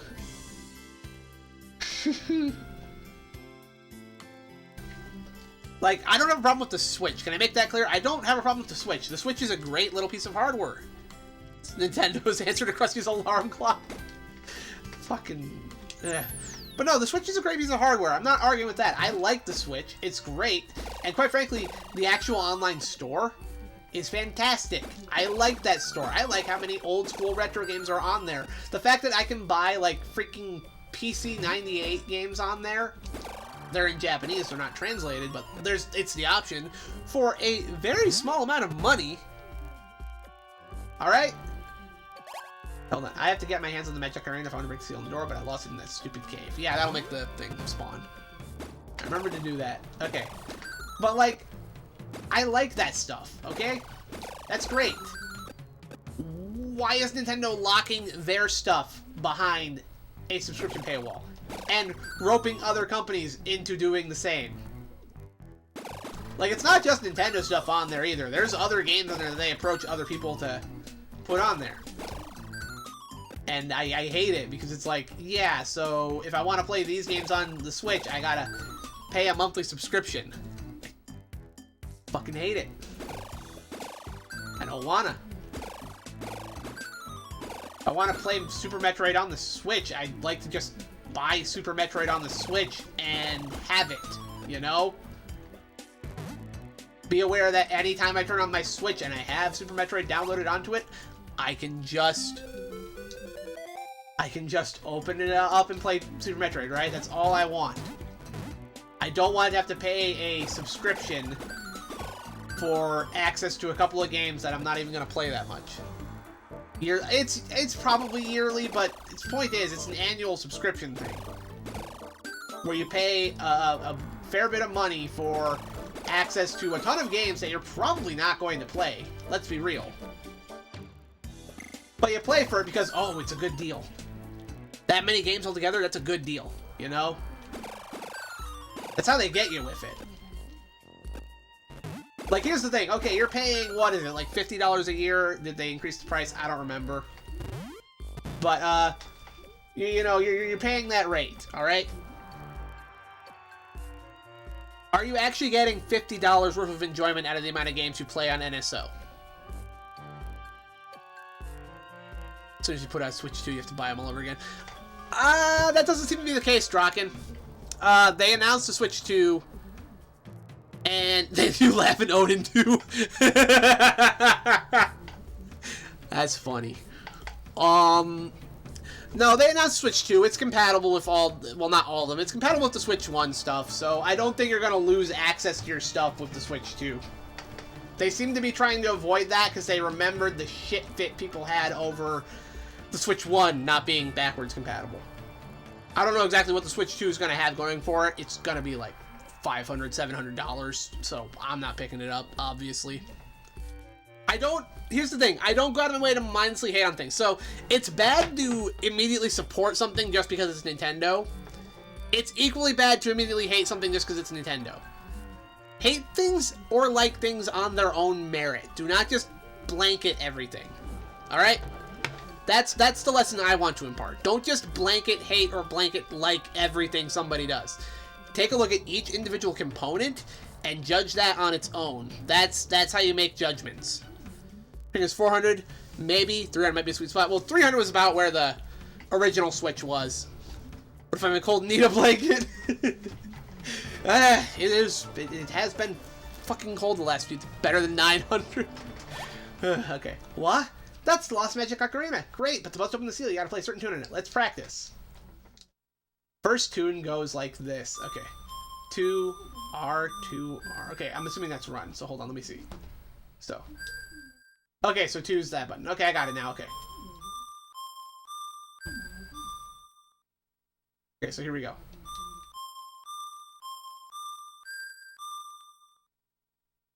Fantastic.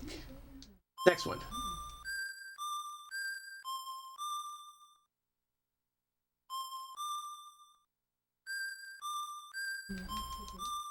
I'm not gonna remember these, just for the record. This is the last one. Happy?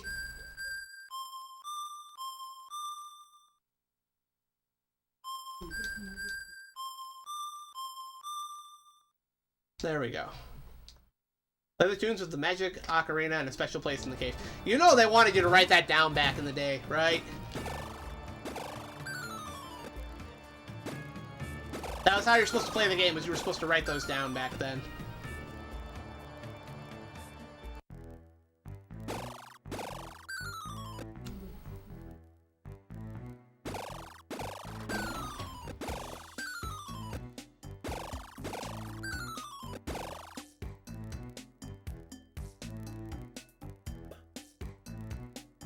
Honestly, I think this game would have a... I think this is going to be held in a little bit of a higher regard if you just got to move a little faster at the start of the game. The fact that you have to start out moving very slow is definitely a bit of a pain in the ass. Okay. Hold on.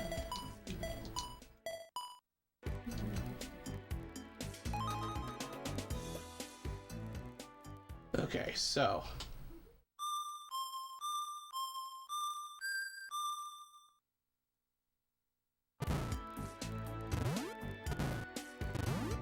For PS, for when they first come out, your PS, yeah. So backwards compatibility is like, pass. It's like when the teacher gives a pop quiz to bring the problems on the board and race before you're done copying the examples. Stopped buying console a long time ago. You did get some for free, but the last one you purchased because you wanted was DS Lite. It's like 15 years ago. You just wanted to do DRM consoles. I understand that. I really do get that. My issue with it all just comes down to how customer hostile everything's become, and it's the same for computers too. Computers are not the free zone they once were. Not unless you actually have to learn some programming shit. Okay, hold on. I didn't play anything, you piece of shit. It's the wrong tune.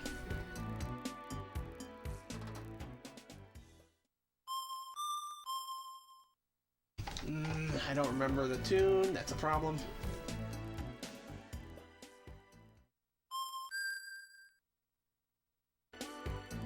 Trial and error this shit.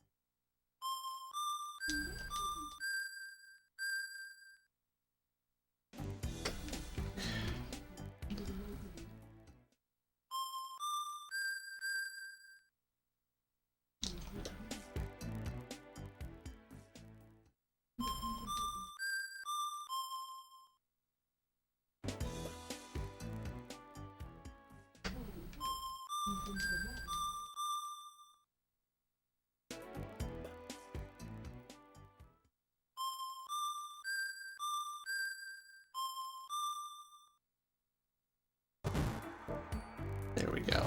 Trial and error. A surprise with the real Switch 2. I mean, usually both using hardware devices. It's like 2 good days and 3.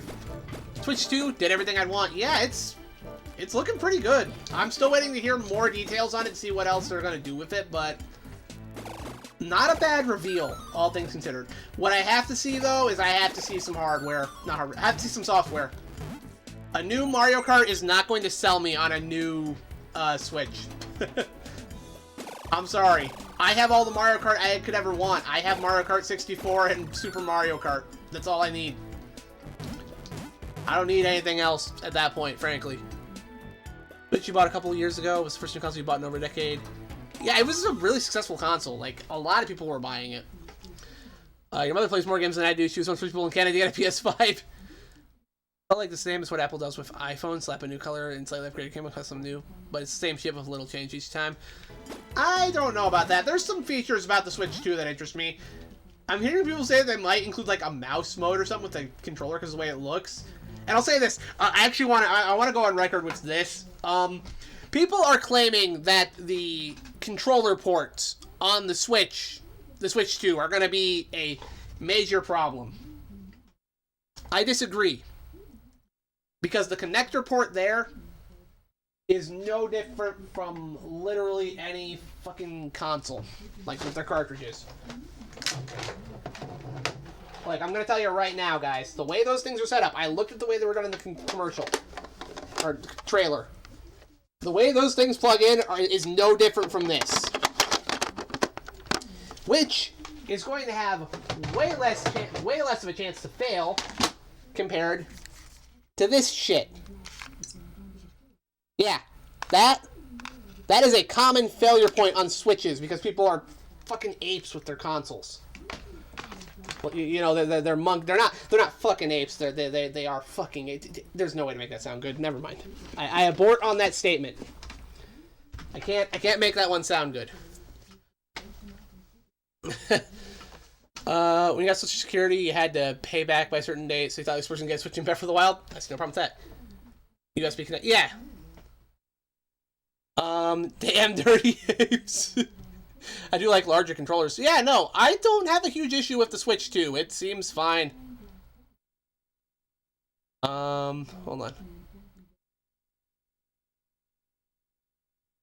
Alright, so. Yeah, I think it'll be fine. I think the Switch 2 will be fine. Oh boy, I have to do this one more time. Okay. The wrong tune. I didn't write these down, so I don't remember what it is.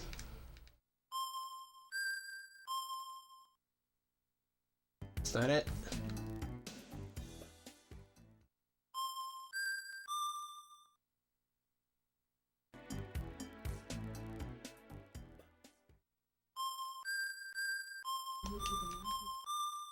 There you go. Remember that one. And now I believe there's a boss we have to fight. Here we go. Missed that heart, but whatever. Ooh, it's a different boss. It's the Fat Toad! I love stupid shit like that. I wasn't expecting it to be a brand new sprite. That's awesome. Okay, I like this. I like that they gave you a whole new sprite to fight. That's pretty excellent. And I'm dead. Oops. Remember, you don't mind the Switch 1 controllers. The issue with the, you're nearly wasted. Don't be so foolish next time. Give it to them. They're trying to be way too hip with this. Better a fat toad than a battle toad. Battletoads, why do you have to be like that? The Battletoads arcade game is good. I like the Battletoads arcade game. What about the hand size? You got big old man hands, so I think small and dainty won't work well for my hands. Same. Yeah, nah. I like the Switch, honestly. I just don't like Switch Online. NSO is what really grinds my gears, and people are just okay with it. And it's been great for Nintendo. They're clearly making money on it because they keep making new expansion passes and whatnot. And I guarantee you the fact that there's a Mega Drive part of the expansion pass is absolutely part of what drove Nintendo, not Nintendo, Sega, to go, oh, we can get it on this too, because we have a stable of beloved classics that people will pay lots of money for us to... Yeah. I guarantee you Nintendo is where Sega got the idea from. And yeah. Eat a dick. Like, if Konami did it, I would at least roll my eyes and go, yeah, that sounds like Konami. And hey, Konami has access to things that literally haven't been... But no, Konami went the high road and gave us, like, collections. And still give us collections. Like, I hate Konami, and they're doing it right. Sega said, oh, fuck collections. This is sealed now again, isn't it?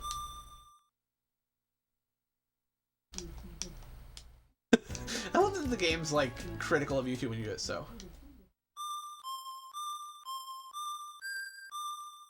I remember that one. Capcom and Konami need to jump on that bandwagon with their sub-properties. I don't want them to. I would love to see more collections out of them, which is what they've been making. More collections, Konami and Capcom. Collections, good. Subscription services, bad.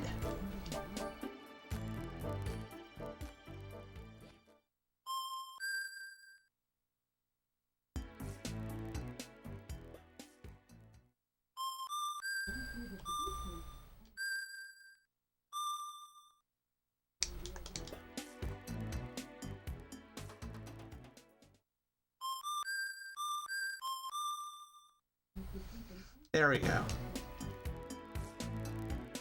Epic feedback capabilities of the Joy-Con pretty neat, but not sure if any developers really give a shit. Depends on what the developers decide to do with it, honestly. There's certainly things that could be ported to the Switch to play better. Like if there is a chance to use the Joy-Con as a mouse, like some people are theorizing might be possible. There are some, like, games that could be ported to the Switch and have really good functionality. Like, there's a chance there for something really cool.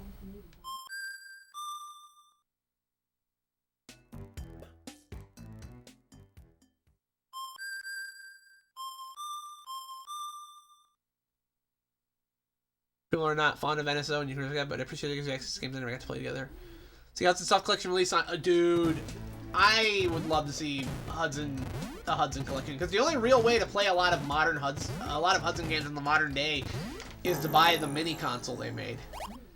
Which, don't get me wrong, I don't hate mini consoles, but I do hate the scalpers behind them. Oh, come on. Okay, this is... Oh, he's dead, okay. Alright, I didn't have to refight him at least. I appreciate that. Received Firestorm.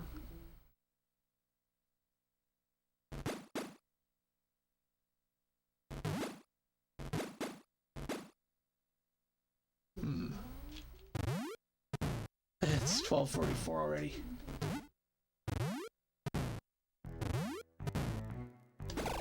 I think the town and the music should have changed now, right? That's nice.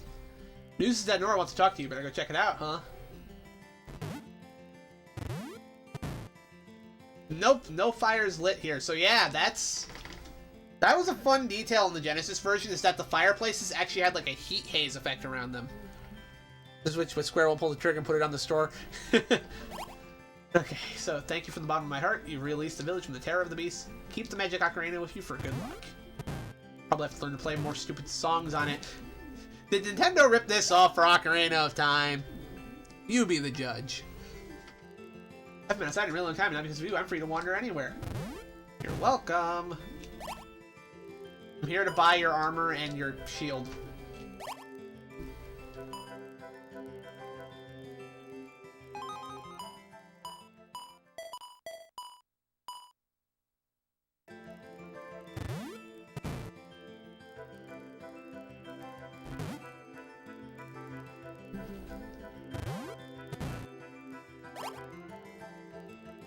Why is he a beetle man? I feel like that's a good question here. Where's Parasite Eve? Oh my god, that is a good point, Sayla. Parasite Eve, that should absolutely get ports. I've never gotten to play it, actually. I would love the opportunity to.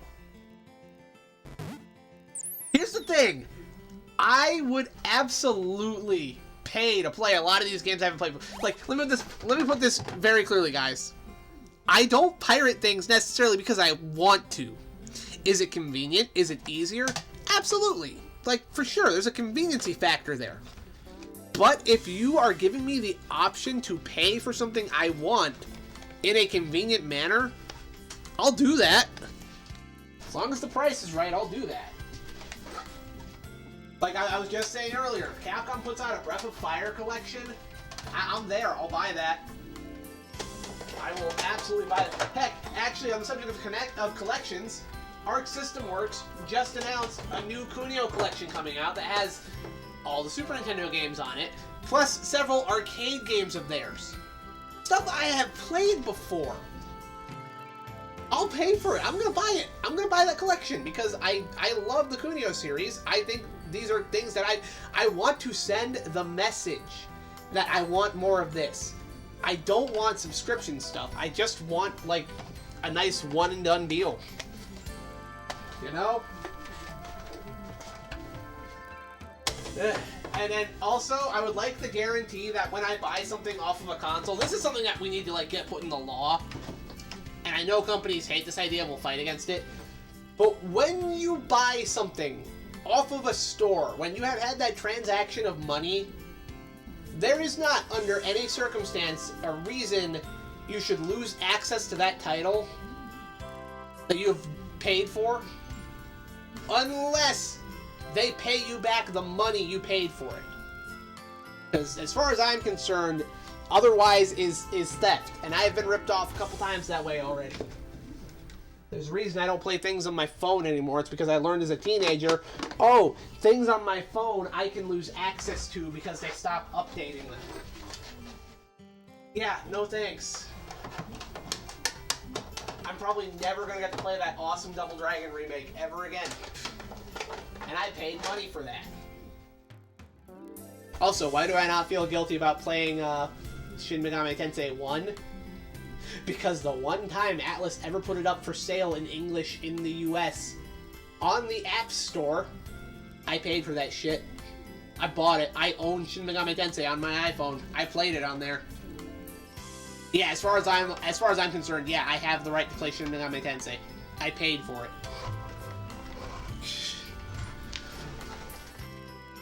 Kingdom Hearts is regular games, not Cloud Silver. Oh my gosh. I can't blame Nintendo for that. That's a Square decision right there. Lindor Canal and Peace go through that big tree. Okay. This big oak tree that I didn't realize I was supposed to go to when I was playing the game on the Genesis a while back. This is a pretty good port, honestly. Like, all things considered, I would say that this is equal to the Genesis game. I think it comes down to an aesthetic thing. Wow, that was a lot of money. But I think it's like an aesthetic thing, honestly. Like, the music here, if you have a problem with the Genesis music, you know, you have a nice CD quality soundtrack to this one. Maybe you think the bug motif of your hero's kind of dumb, but nah, I can live with it. And we're back to the bats because it's not a WonderBoy game without annoying bat enemies.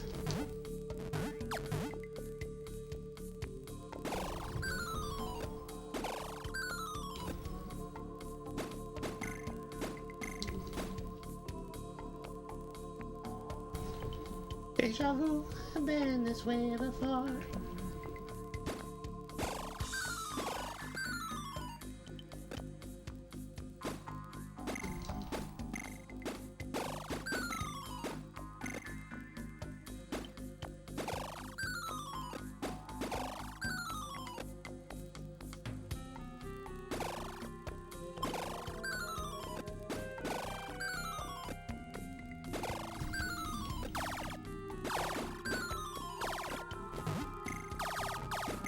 I think those things respawn faster than they do in the Genesis game.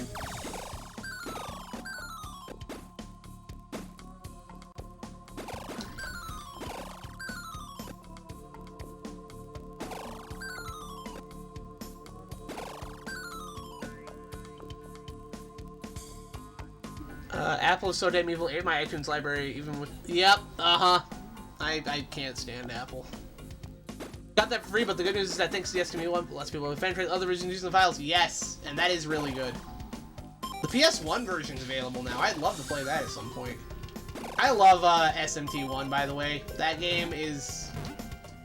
It's high up there in terms of my favorites. I love the atmosphere. There is not a single other game in the Megaten series that has the same atmosphere that first game has.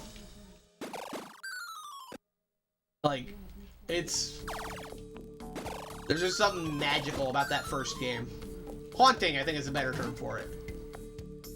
Like, it's from the minute you turn that one on, it's an experience.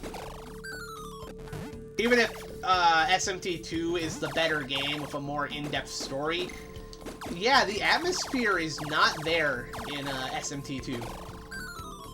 The atmosphere of SMT1 is super unique. I would love to try to recapture that in one of my own projects someday. I don't know if it's possible. Me loves Shin Megami Tensei? Get out of here! I am shocked! Shocked! Well, not that shocked. Hey, look at that. I like Futurama as well. Super Robot W. Yeah, Super Robot Wars is getting releases now, though. It's good. With Square, they've never released Bahamut Lagoon aside from Japan, made a few other interesting games. Yeah. I mean, they do have to pay people to translate those. That's something I do understand. Like, I get that you have to pay people to translate these things and put them on stores, but it's not like you guys haven't done that yet. I mean, Trials of Mana... Okay, I'll tell you guys right now, I never thought Trials of Mana would ever see an English release. Square proved me wrong. It was released in a collection that I own. You know, I own that collection on the Switch. It's a fantastic collection. Although, I'll admit, my favorite Mana game is the very first one. That was OC characters only. You didn't know that came out over League, besides the one that was OC characters only? I don't know what you mean by that. I don't know where the Switch games are. They were here in my room a while back. I guess the kids must have taken them out somewhere. No, I have that copy. No, the Collection of Mana. It has the original one, Final Fantasy Adventure. It has Secret of Mana, and it has Trials of Mana on there. It's great. Even though it's sequel, Namco Cross Capcom had some interesting reasons for not coming over. Namely, the fact that they didn't think Americans would want to play a strategy RPG. I gotta be honest. I don't think they were entirely incorrect. I think there would have been a lot of bitching about it, because I've heard bitching about Namco Cross Capcom, even though there are people out there who don't like it. You know, they're like, it's boring. They missed the point of it. They wish it was an action-packed fighting game or something, and it's a strategy RPG. They're missing the point of what makes Namco Cross Capcom good, though. It's the character interactions. That's what makes that entire crossover series good. The strategy RPG gameplay, it's fine. It's serviceable. It works. It's fun.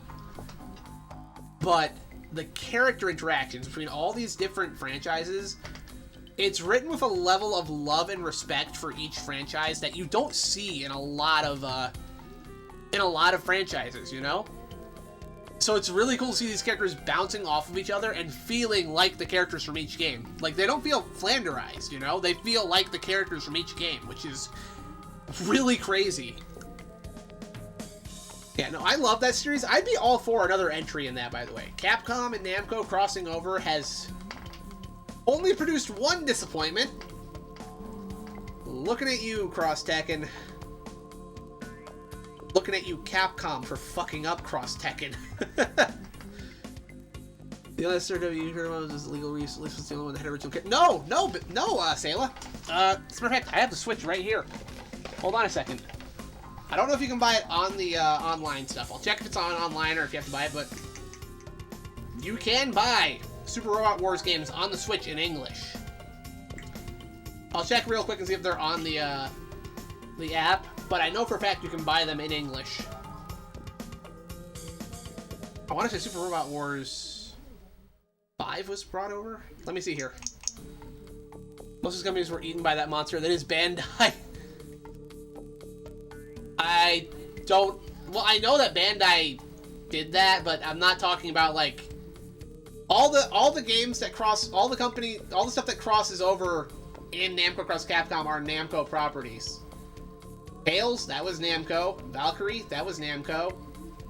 I'm trying to remember some of the other ones that were in there. Virtua Fighter, that's Sega. Sega was in Capcom. Tekken is Namco. Like, that's not a case of companies Bandai ate, it's just Namco. So I'm not talking about that.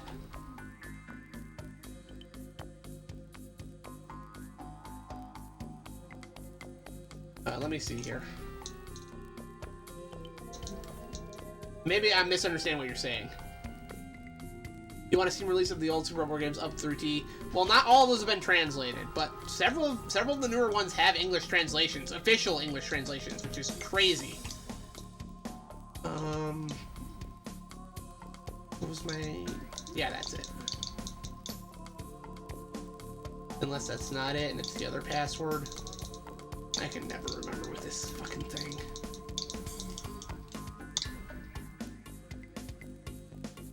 That was not the right password.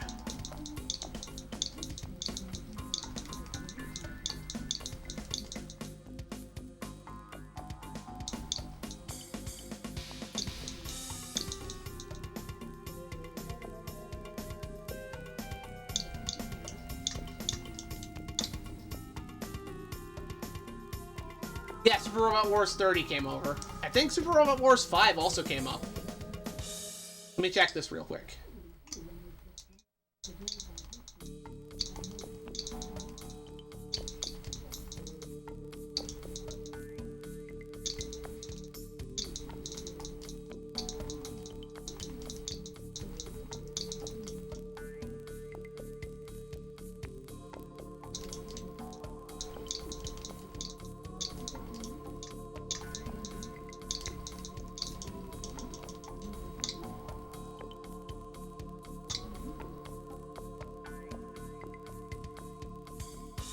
Huh, not on the Switch store, it seems.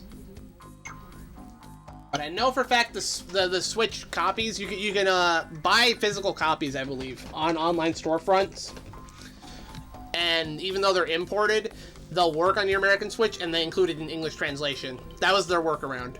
And I know they got it on Steam as well, which is really cool. The fact that they got those games on there at all is amazing, because the rights issues involving those games are not insignificant, because it's using all these different media characters that in the West are held onto by different companies.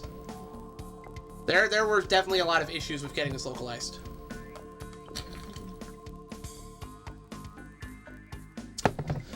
I need to go on a quick break. I will be right back. Ooh, it is. Say hello.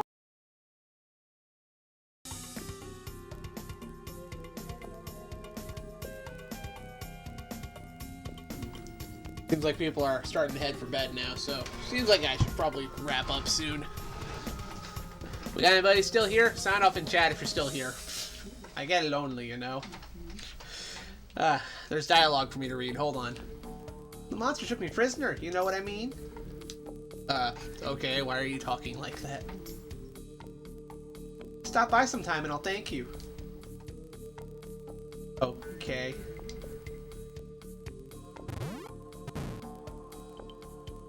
Not here. Oh, man.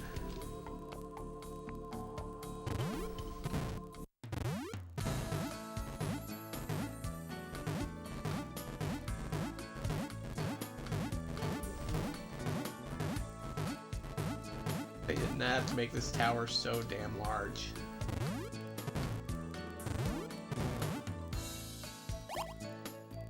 The gates are open wide. You may now enter Terran Castle. Excellent. If you get a special item, you can dive down into the water. I assumed so. I'm so glad to hear that Brenna the Fairy Maiden has returned. Brenna the Fairy Maiden awaits you.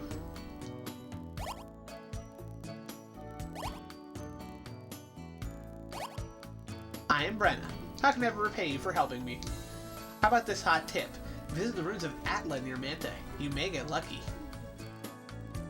Why does everyone talk here like they the 90ness of the dialogue is just killing me. The Sega Genesis version is nothing like that. The dialogue here is so funny. Also, more of those really pretty painted looking clouds back there. I love that effect. Sphinx loves to play riddle games. If you can answer his questions, he'll reward you handsomely. I mean, that is how Sphinxes work, I believe.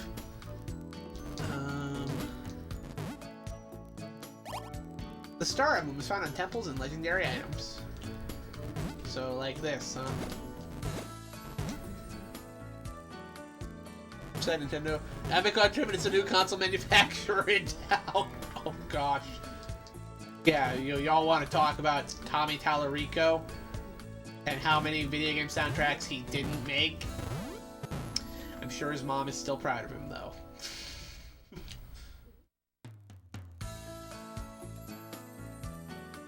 Oh, they're really gonna make me walk down all of these, huh?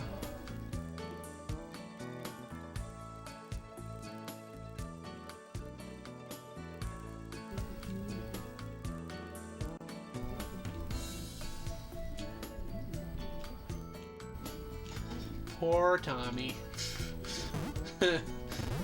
Right.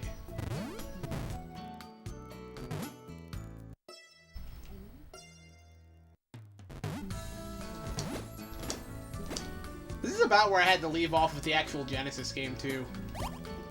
Lake Town, Terran Castle. Oh wait, no, I made it to the Dwarf Village first. There's a strange creature laying out in wait in the desert. Everyone is really scared of it and they don't dare go there. My weapon shop, Bacchus, has been around for ages. I back my products with my lifetime guarantees. Night Sword for 250 gold. Will you take it? Hard Armor, 230 gold. Probably upgrade to a better sword at some point. Looks like this store is closed.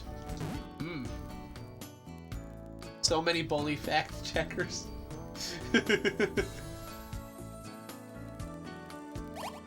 Terran Castle, that'll leave me back outside.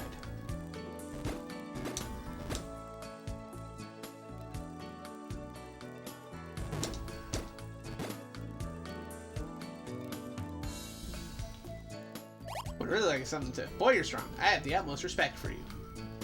At least somebody around here respects me.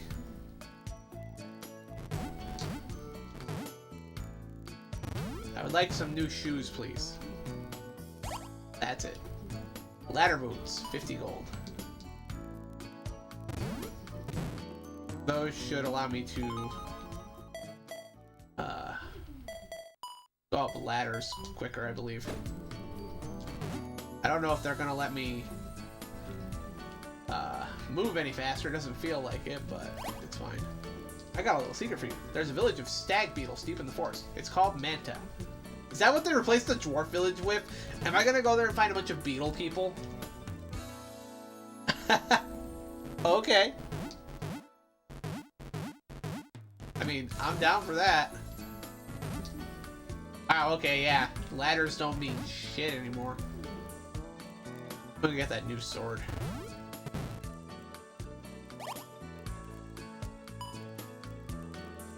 How much do you want for that? Poor today!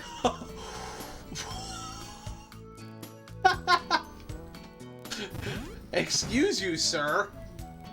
Fuck off. I did not have to be caught like that by a video game. Alright, I'll make it to the Stag Forest before we end, because that's where I made it to last time.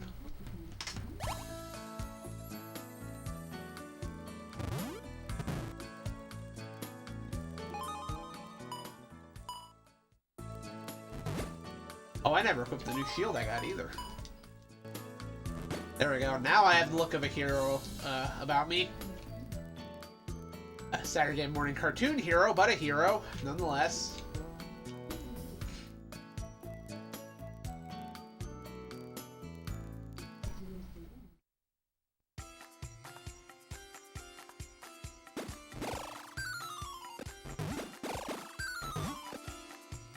I need 230 gold for the armor.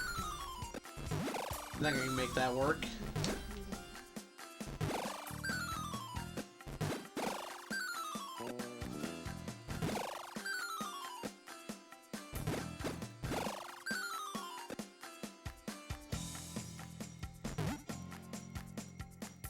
That looks like it's probably gonna hurt me.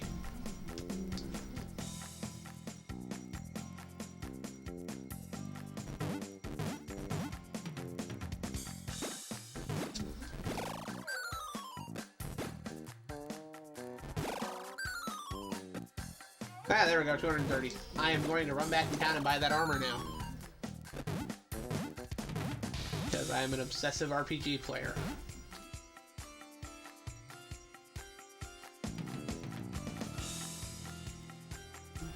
Ow.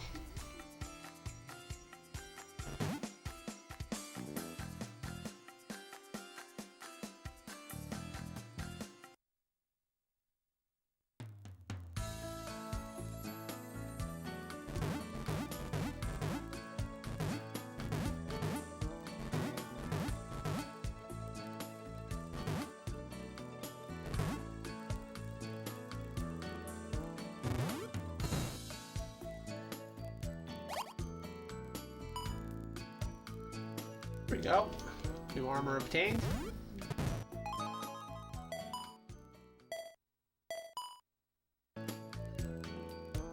Could be fairly well equipped now to go make our way to that forest.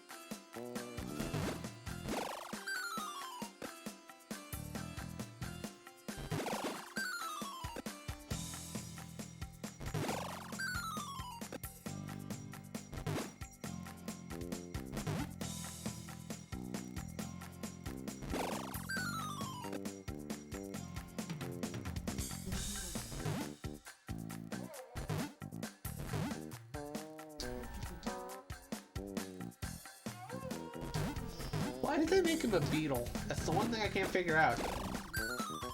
What's up with the beetle motif? As far as I could find, this wasn't licensed from like an anime or something where they had to retrofit like the thing to fit a pre-existing universe.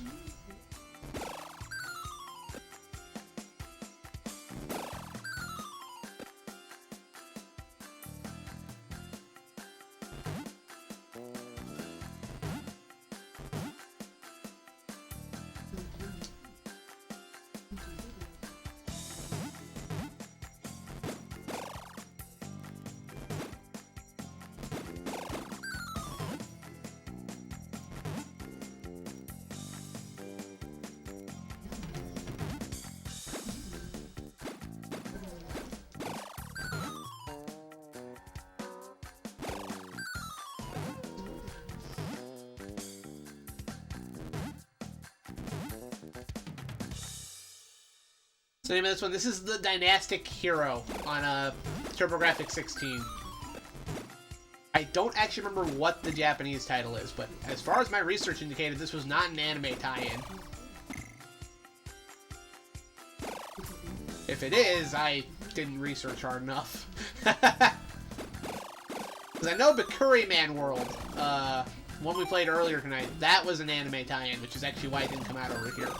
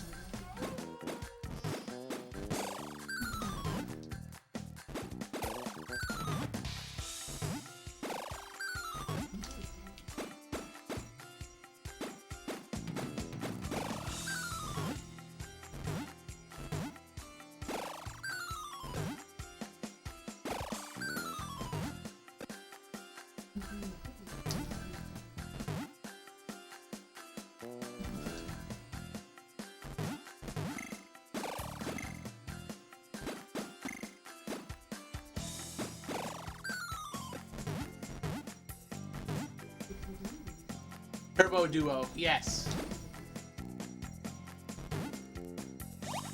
Okay. The Ruins of Alta, no trespassing, beware of monsters. We'll probably have to go in there later.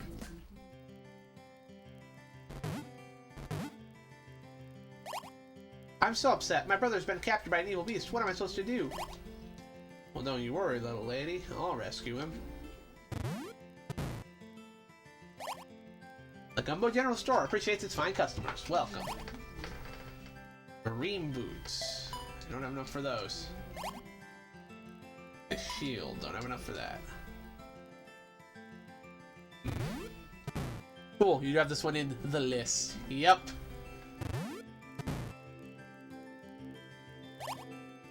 This is the friendly neighborhood weapon shop, Cobalt. I like how each of the shops have their own name. Gold. Yeah, I need to have way more money for these. Prison Inn. There we go. I need to refresh my character so I can go save that kid. I'll save that kid tomorrow. He'll be fine. Yeah, there's only 4 PC Engine WonderBoy ports, so that's all you really have to worry about.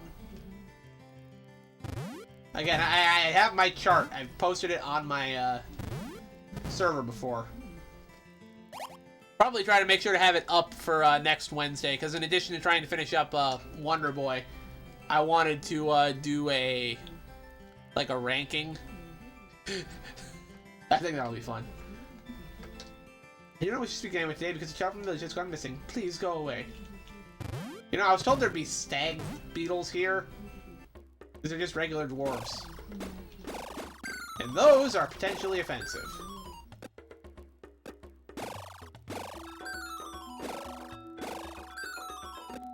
Ah, the 90s.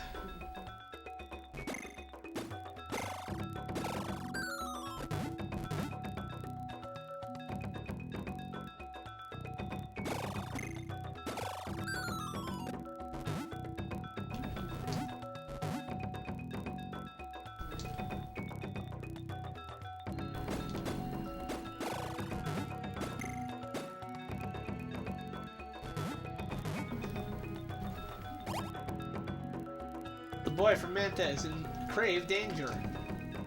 Oh, let me try.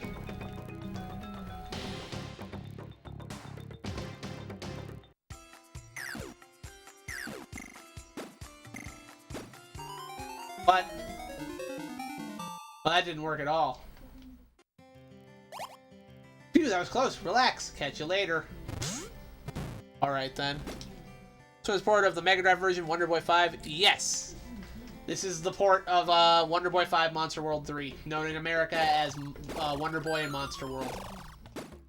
The port, it changes some of the graphics.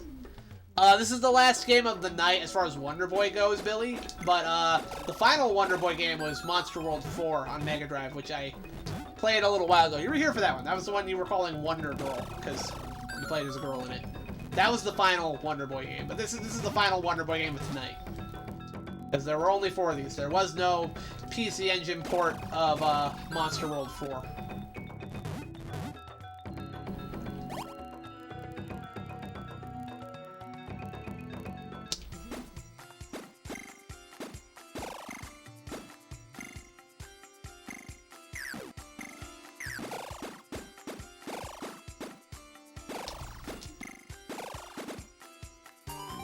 I can't open my pause menu during that.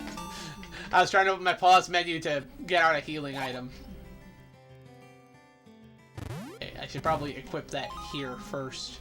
Maybe I was just pushing the wrong button. That's a possibility. Was there an Adventure Island PC Engine game? Yes! Yes, there was. Hold on. Matter of fact, Billy, I made a joke about that earlier, but you weren't here.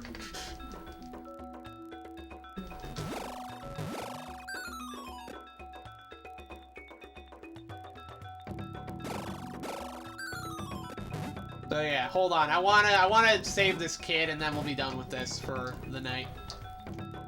Maybe we'll come back and finish these games too sometime. Could be fun.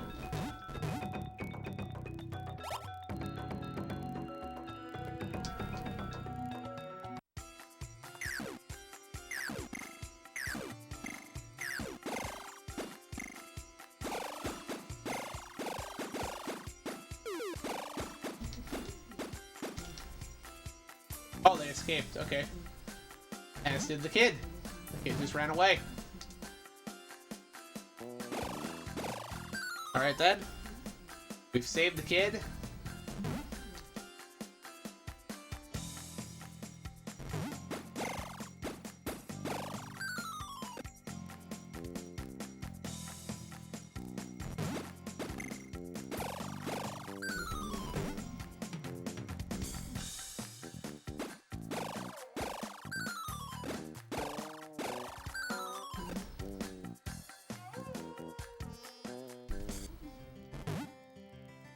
Alright, there we go.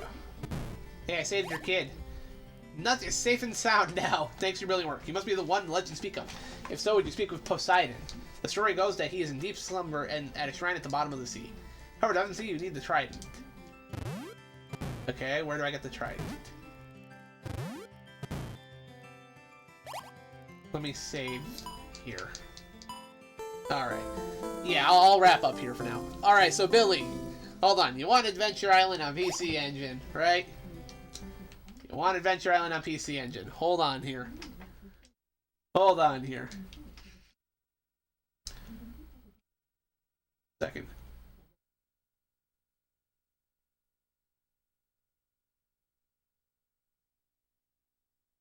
Look right there. It's Adventure Island. It says so right there.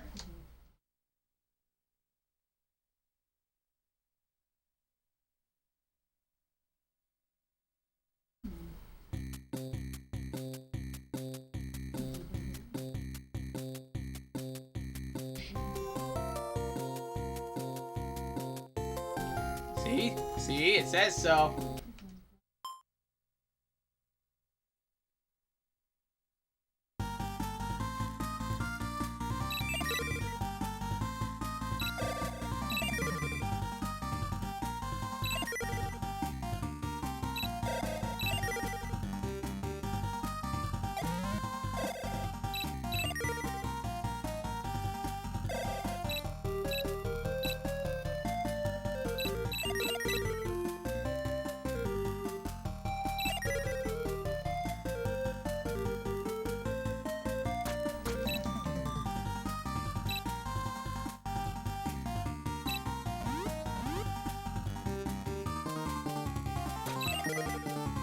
What? It's called Adventure Island.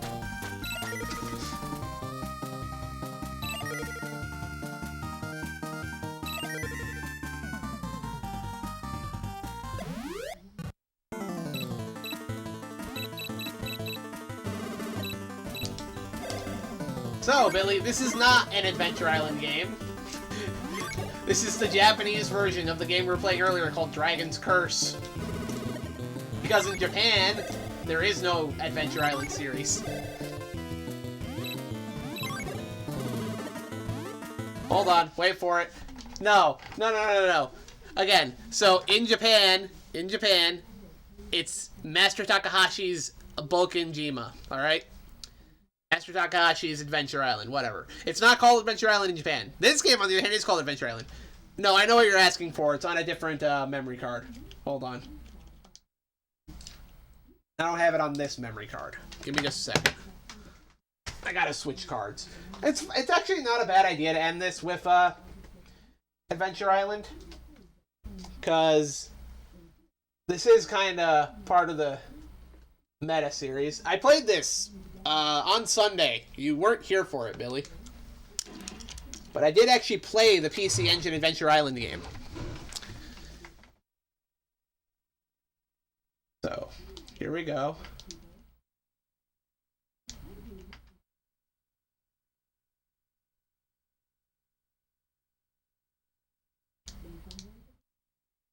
Here we go. There you go. Does this look more like what you were asking for?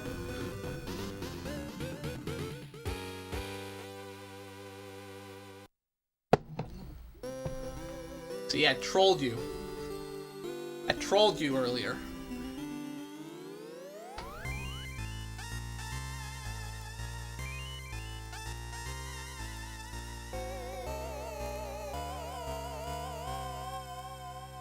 But yeah, this is a good one. This is a very good one. Oh, Takahashi's pissed. Alright, let's start the game. Now, this is a really good one.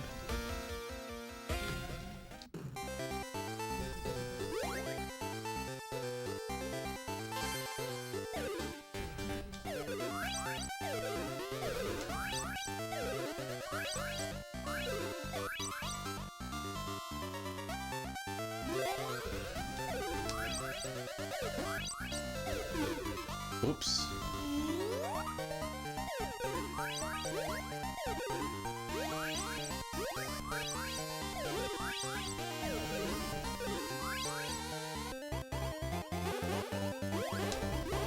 Anyway, this one's not a port of the arcade game or even a remake. It is its own original Adventure Island game made for the PC Engine.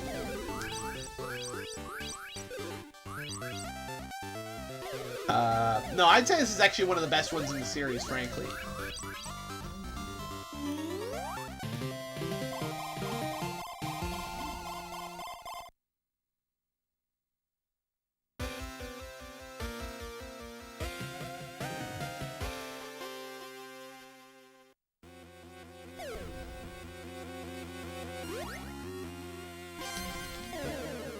That was my fault. I did a dumbass.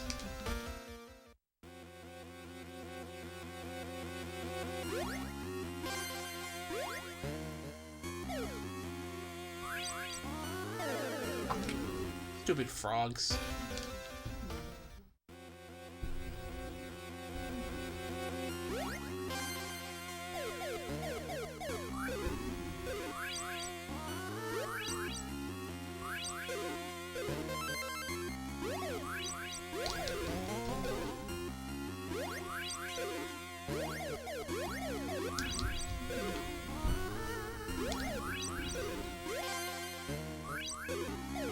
Yeah, this one's super fun. More of an arcade game than the other ones. See, that's the thing. WonderBoy became an action RPG series.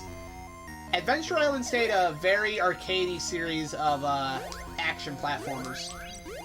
Only Adventure Island 4 on Famicom and Super Adventure Island 2 broke away from the formula. Both of those became more of adventure games. I'd even go as far as to say that Super Adventure Island 2 feels a lot more like a WonderBoy game. For a PC Engine game, it looks pretty good. Oh yeah, dude, the PC Engine's a great console. Hold on here. That's New Adventure Island. Hold on, let me show you some other stuff on here. PC Engine is a fantastic console. Let me find some other stuff I think you'll find cool, since you're here. Let me see what else I got in here. I have a lot of games on here. The, not Zipang. Wonder Momo? Nah, that's not very impressive. Valkyrie's cool. I like Valkyrie. Hour of Draga, I like. What's a good one? We got versions of Splatterhouse on here. Although if you want to play Splatterhouse on the PC Engine, it's best to play the Japanese version. Because the American version changed some things.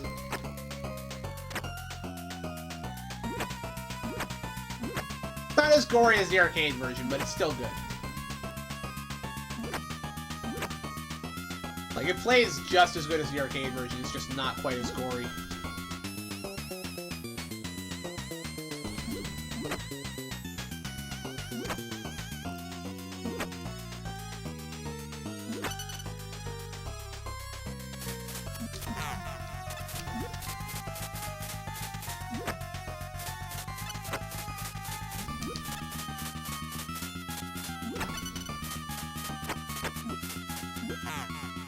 That's my fault.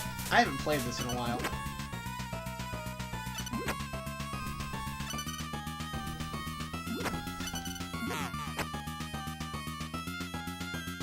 Obviously, I think the arcade version's way better. I love the arcade version of this. But yeah, as far as like home ports go, this wasn't bad.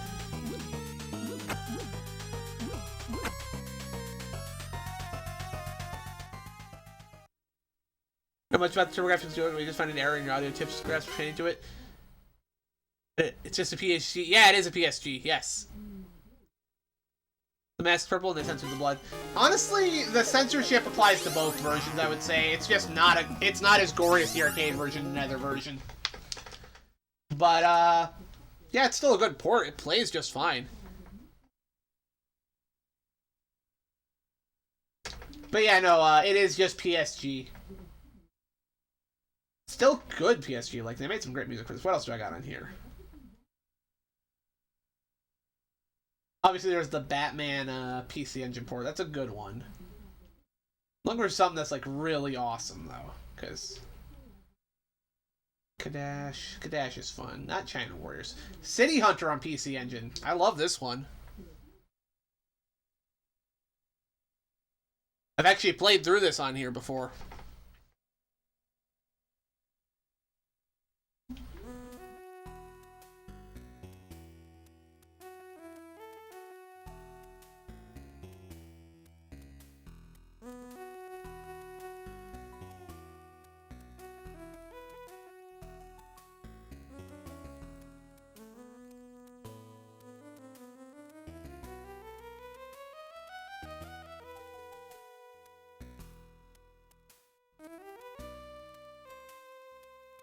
It has an add PCM chip though. 90 racks on that. Ah, that's cool.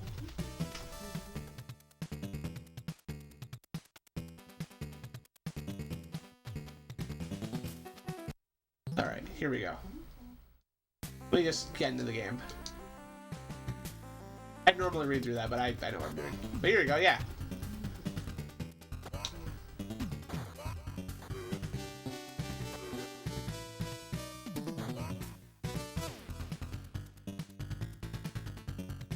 I don't remember if I need to go into any of these doors.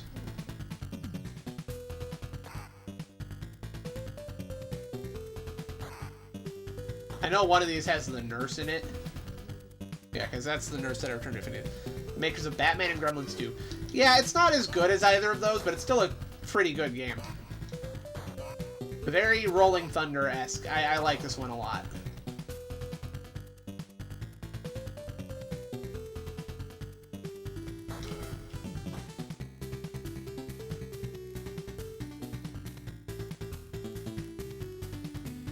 A bit of a maze game where you have to wander around a bit and figure out where you're supposed to go. It's not a straight ahead arcade style game. It's a fair bit of wandering that has to be done, but I've played all the way through this on stream before. I quite like it.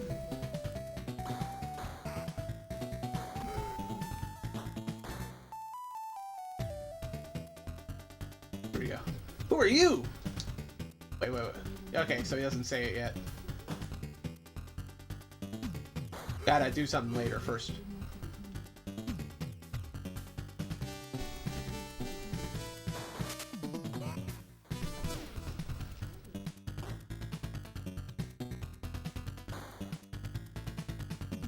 Hideki's subbrain system can sync to a human brain and improve cognitive ability. Unfortunately, it can also be used for mind control. The CEO is planning to do something terrible. Please stop him before it's too late. What kind of company is this? Just leave everything to me. PC Engine version of it. The music a render? What? I don't know what that means. A rendition of Get Wild? I don't think Get Wild plays at any point in this, but I love the music in the game. I'd love to do a cover of this at some point.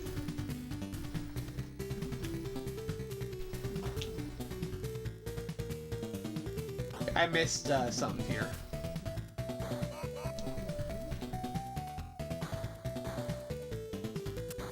I did start a cover of this a long time ago, but I never finished it. Maybe I should do that again. It's good. Who are you? I'm the guy who's gonna put a stop to the CEO's plans. Really? Take this. Another engineer is being held captive somewhere in the warehouse. Got a key. That, I believe, opens up the warehouse segment. This is just one level, by the way. I believe this game has 4 levels, and they're all very big levels.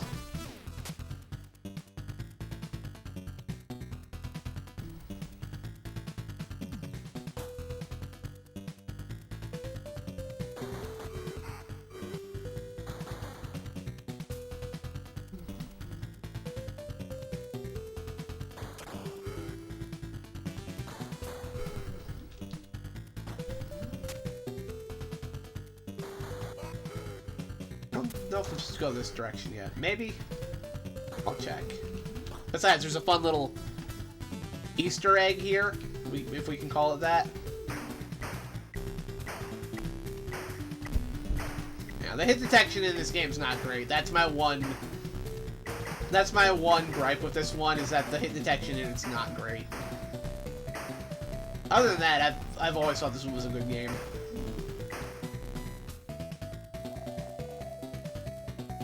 I mean, I don't know what else you would have wanted from a City Hunter game, you know? It feels right. The only other thing they could have done for a City Hunter game that would have felt very appropriate would have been like a light gun arcade game, but we never got that.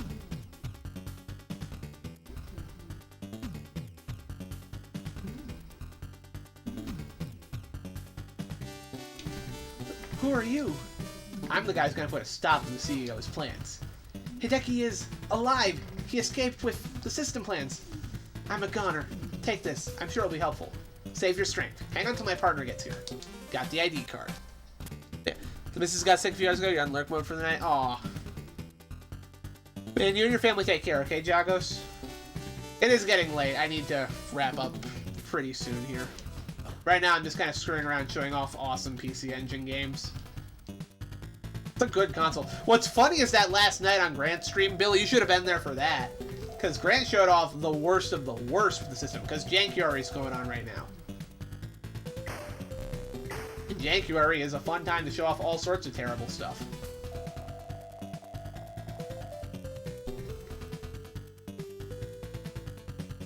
Okay, is this the door? No. What about this? No. This?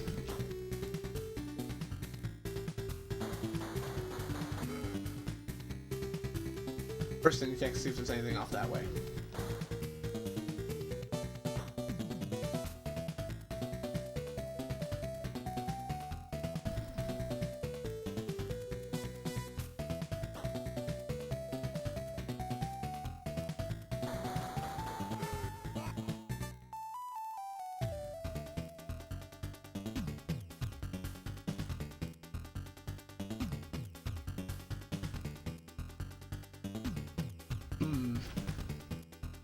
Forget the exact reason to come in here.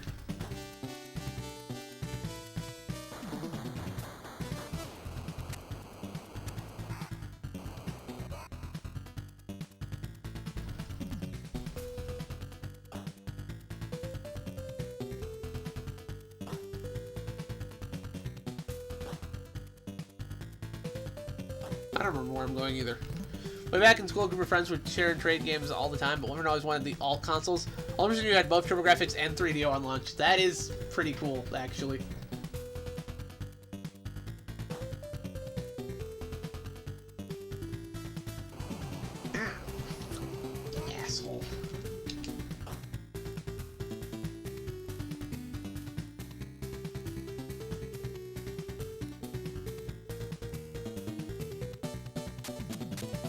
Oh, there's traps down there.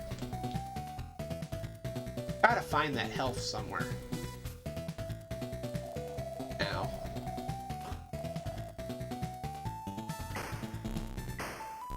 Gotta run all the way over here.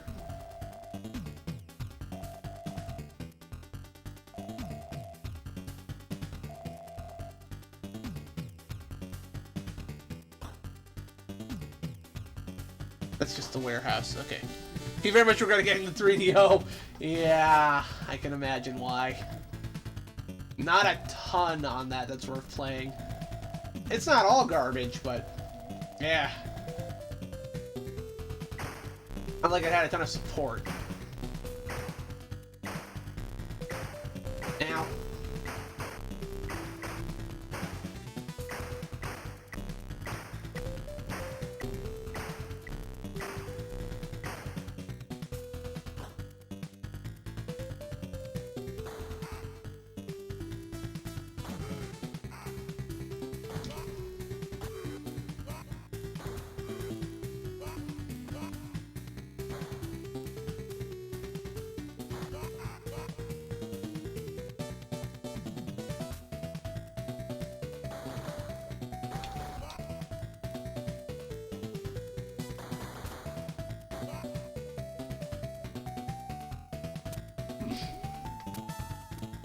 Dead end.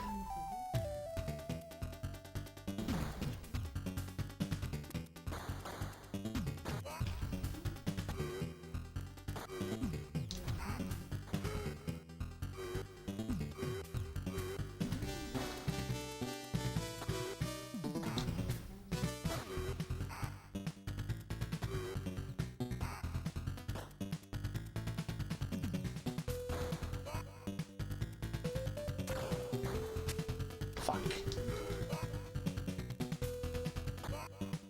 Aha! I know how to make you feel better. It's Rio Saiba, man. That's not very hard.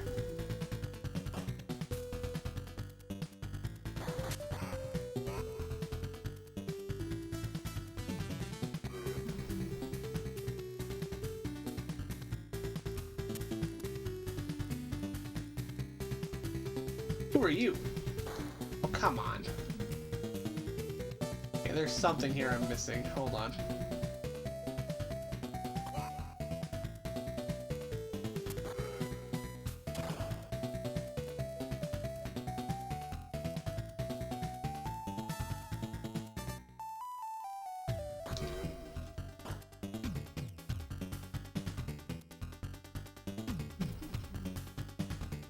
Nope, nothing in here.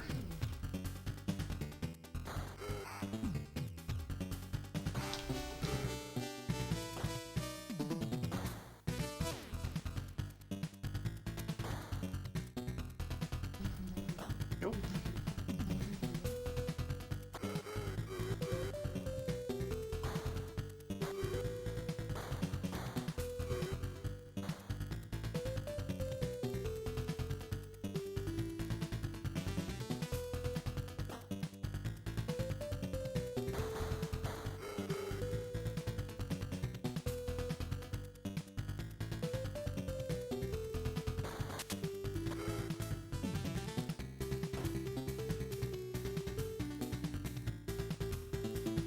Okay, that's the lady who wants me to stop. And is it on the other floor? There's a point where you go to another floor. Okay, did I get the ID card that lets me unlock that? Yeah, yep. Here's the ninja.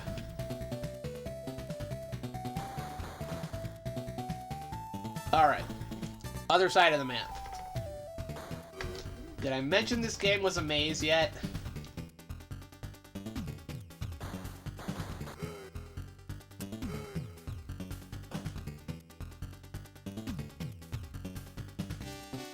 Who are you? City Hunter. Who? The Shinjuku Stud. Rio Saiba! Take this! Just let me off the hook! Got bazooka! Hell yeah! We just terrified somebody into giving us a bazooka.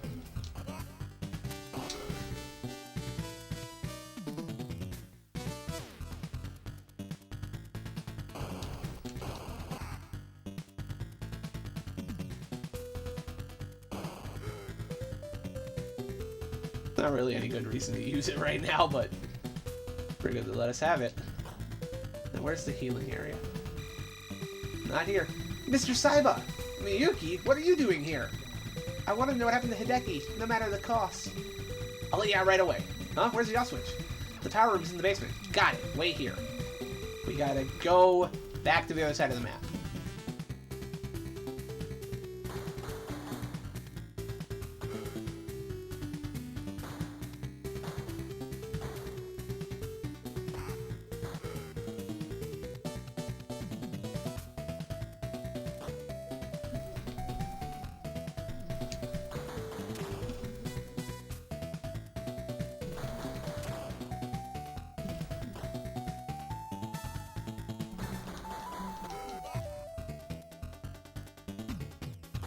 That's fine, I need to go heal up at the nurse anyway.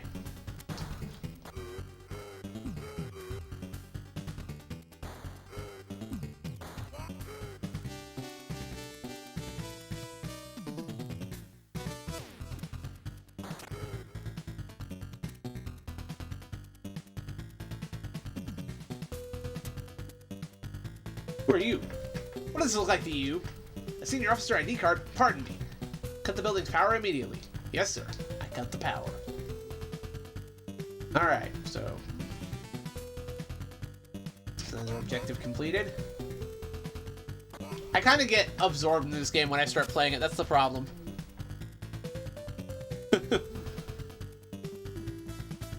Hey, heal me up, nurse lady.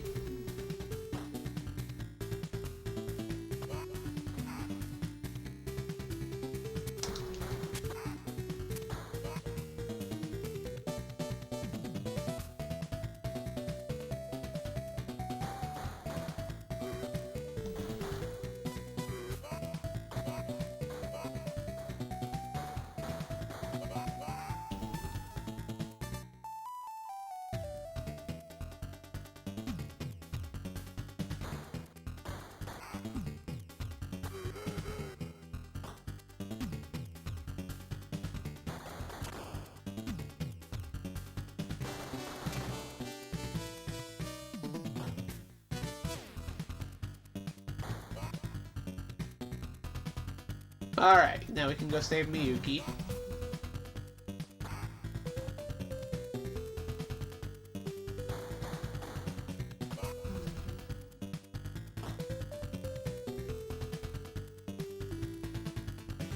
Thanks, Mr. Saiba. I heard the CEO is going to the roof. He's planning to escape in a helicopter. Hurry!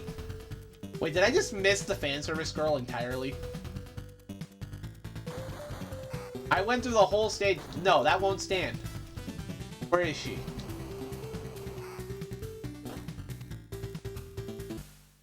There we go. Ah! Get out, you pervert! There we go. That's the City Hunter content I'm looking for. And Falco comes in right now. Yeah, we played all of our... I was planning to wrap up, but then Billy asked if there were any other good PC Engine games, so I'm showing him some good PC Engine games. This is one of them. I think you can see why.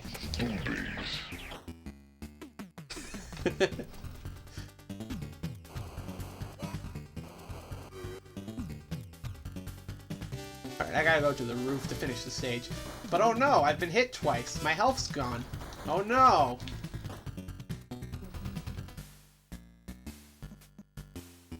Thank you. Some very nice pixel art. You just have to stop and admire it, you know?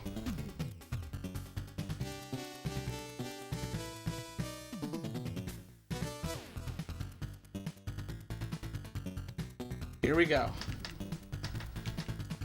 Getting out my bazooka.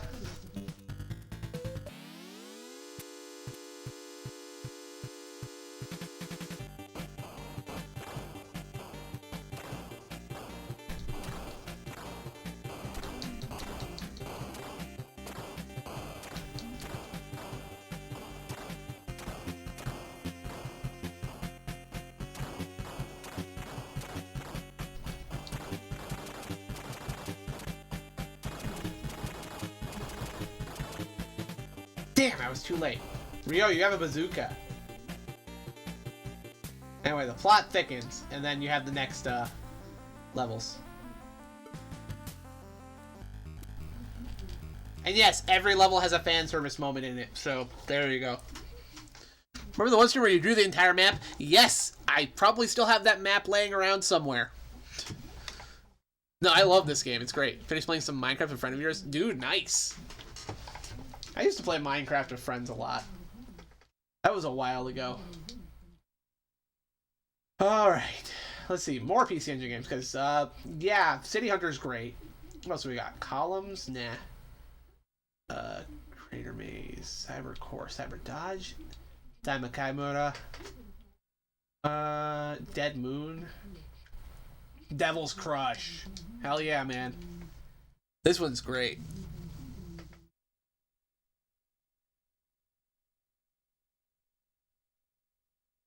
Ooh, man. I really should be wrapping up, though. It's almost 2 in the morning. It's getting late. And we did do the missus throwing up again. Oh, man, that sucks. Hope she feels better soon, man. Oh, no. We froze up.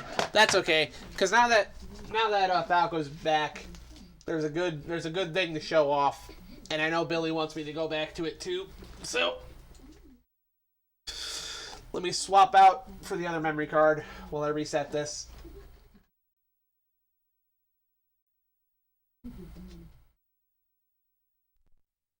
Struggle is real. Yeah, I hear you, man. I hear you on that. All right. Here we go. This will be a fun way to wrap up for the night. Because there's some great... So there you go, Billy. See, there's lots of good stuff on the PC Engine. It's actually one of the best retro consoles, if you ask me. Grant from Neon Arcade is also a big fan of it. It's a good thing. All right, so Falco...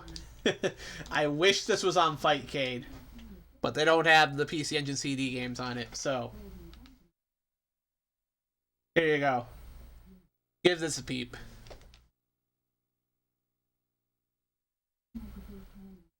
This is Advanced VG, Advanced Variable Geo. Check the config real quick. Time limit, button set. All right, yeah. So, hold on. So, oh wait, no. So it'll be like this, and then I should do it. Oh, yes. I was going to bring it up, but Billy just kind of spoiled it. So this started out on the PC-88 as a hentai game, and then it got ported to a couple other consoles as an edited game. It got ports to the Super Famicom without a story mode. Got ports to the PC Engine, which is what we're looking at right here. And yeah, it also got updated ports on the Saturn and PlayStation. To be fair, the hentai elements in the PC-88 original don't add a ton, frankly. But yeah, no. Check this out. Let me start the game. Normal mode. We have a great cast of characters here. Yuka, June, Chiho, Manami, Reimi, Kaori, Satomi, Ayako, and my girl, Ellerin. Or Elena, depending on the translation. Gee, what's that? I'm playing as the blonde American girl in a Japanese fighting game? Stop the presses. This had 2 OVAs. Yes, one pornographic, one non-pornographic. Trust me, Billy, there's nothing you researched about this in the last hour you've known about this series that I don't already know. So let's see here.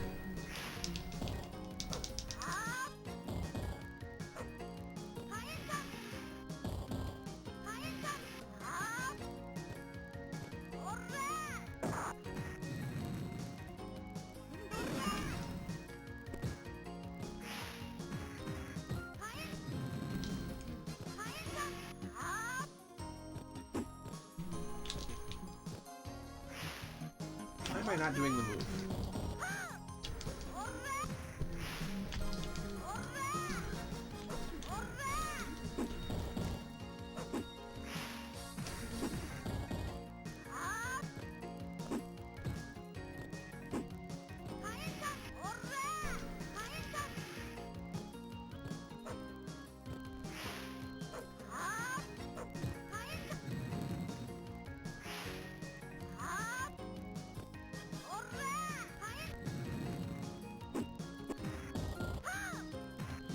trying to do a very specific move and it was not coming out. Damn it.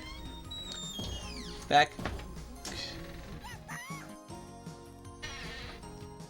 Hello, Aiden.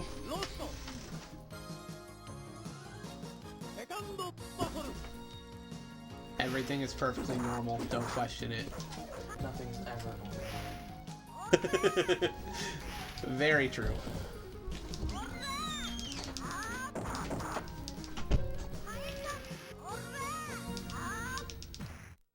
There we go. Keep her locked down in the corner. For a reason, the missus has a bug. Tried to eat and it isn't working out, so you gotta heat her noodles and pepperoni and Hawaiian pizza. Best of luck with that, man. I somehow doubt Falco is surprised at my choice of character, given some of the other fighting games we've played.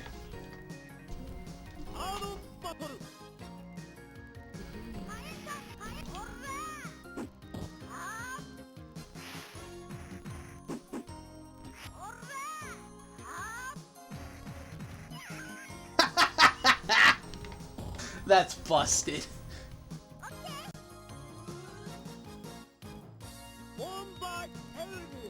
She does a wind-up punch, right?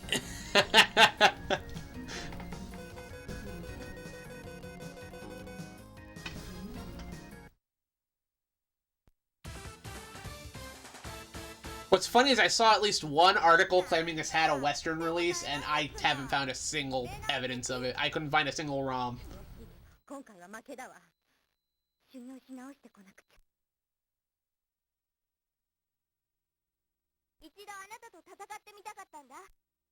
And there's our Ryu of the game. Go ahead. If y'all are familiar with fighting games, just watch her moveset. You'll see it. The music in this is great.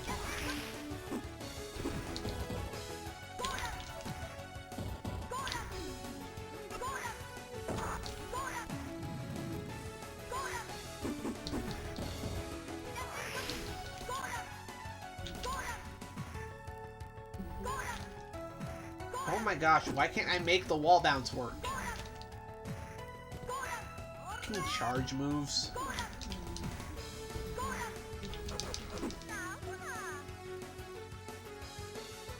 Fucking charge moves.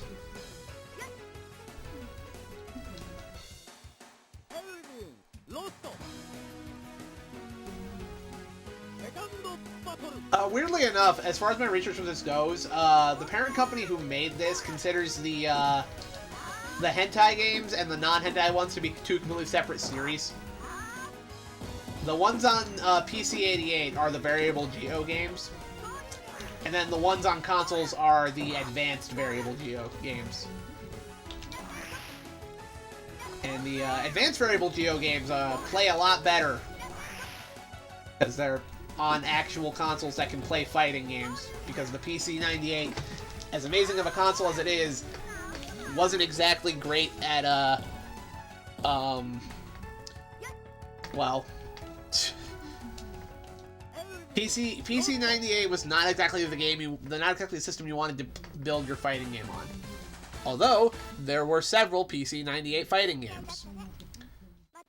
There's even one that's a PC-98 fighting game RPG. Two of them are. The two main ones are PC-98 fighting games. There's also some visual novels.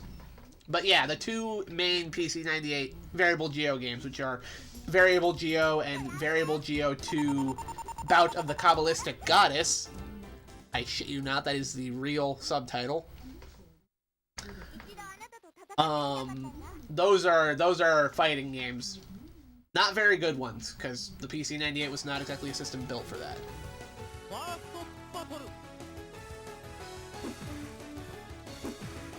There are good games on the PC-98. I've showed a few off here. Rusty was a great one.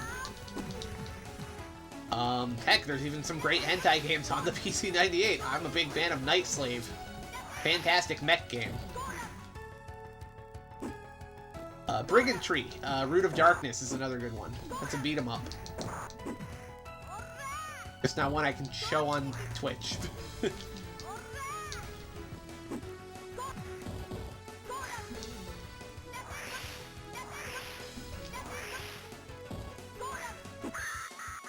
There we go. Ones made by Elf Corporation. Oh yeah, like the dungeon crawlers. Dragon Knight. Yeah. I mean, they're dungeon crawlers. It's hard to fuck that up.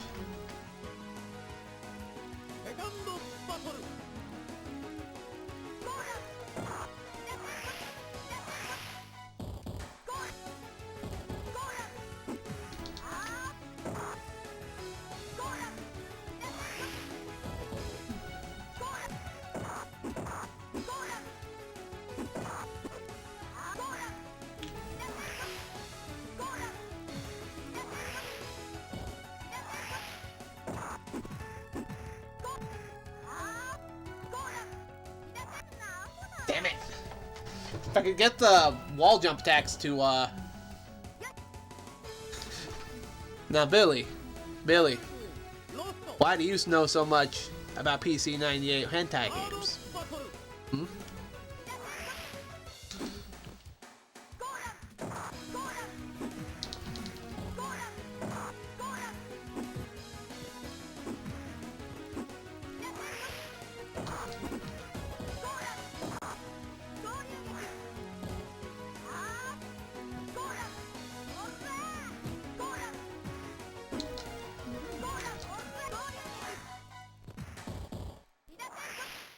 Man, I managed to completely wreck her in the first round, and now I'm getting my ass kicked. Damn it. Dad stares at Billy.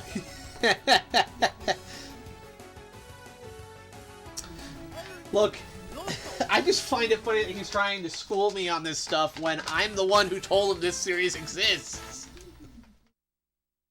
You didn't know about Variable Geo before tonight, Billy. I told you about Variable Geo. Son, if we gotta talk about the bird and the bees, this is gonna get awkward.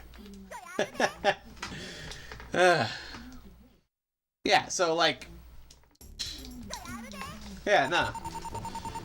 No, when it comes to the Variable Geo series, there are 4 main games, I believe. There's the 2 PC-98 games, and then there's the 2 Advanced Variable Geo games.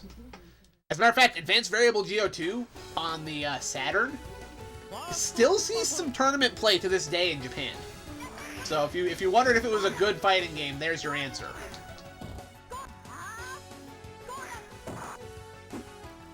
There are also several visual novel spin-offs, but those are all like PC-98 games and they're pretty explicitly for the hentai. They also eventually switched over to a more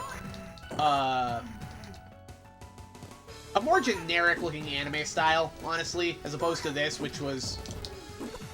I'm trying to remember the name of the guy, but it was a fairly well-known character illustrator who did the character designs for this.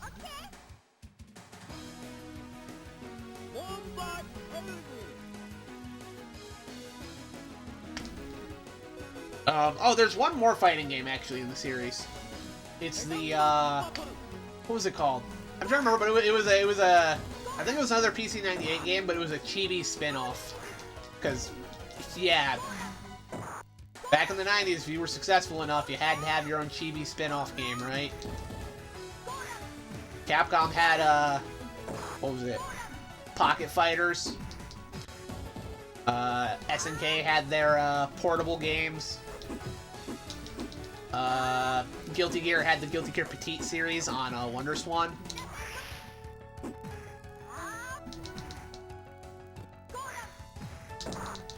Come on. I can get this. There we go. So yeah, there's a PC-98 chibi spin-off of Variable Geo, because of course there is.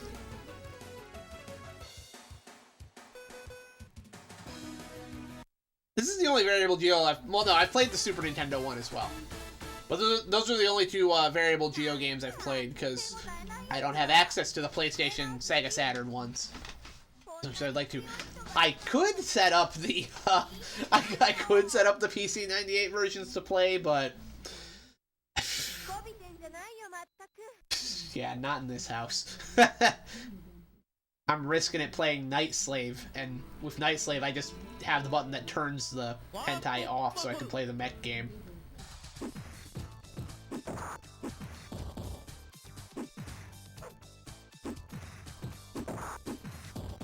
The Super Famicom game's pretty good, too.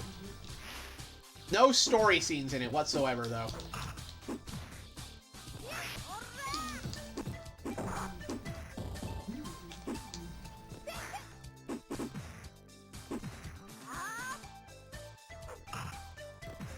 Also, I don't know if it's obvious yet from you guys watching at home, but the plot of this series is basically a group of... It's literally a bunch of girls in a fighting tournament, each sponsored by a different family-owned cafe. You're looking... Gets the title of Virgin Goddess. Yes.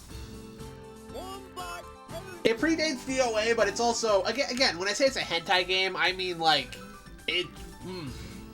everything that comes with what that implies. Which is, honestly, some pretty nasty stuff. I vastly prefer the censored version in this instance, if you can believe that. Also, the character I'm playing here wasn't in the series until Advanced Variable Geo, so... Yeah, you know what? Fuck original Variable Geo. Give me the game with my blonde bunny girl in it. Although she was added into the sequel. She was added into the sequel on PC-98. But, again. Of course this came before. Yeah, pretty much.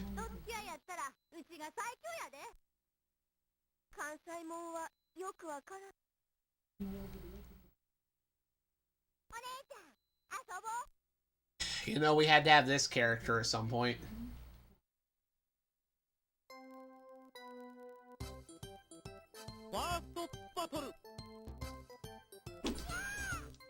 It's a fighting game where the entire premise centers around a bunch of girls fighting in a tournament, each sponsored by some sort of maid cafe. You had to have this character archetype at some point, you know?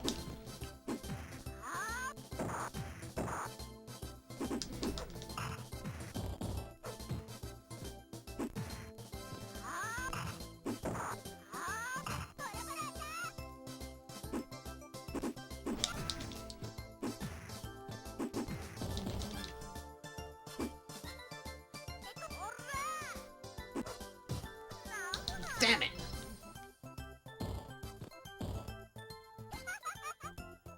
This character archetype annoys the ever-living shit out of me.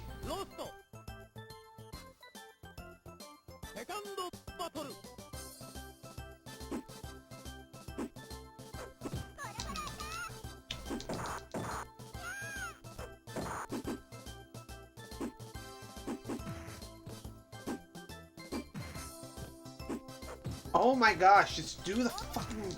Yeah, that.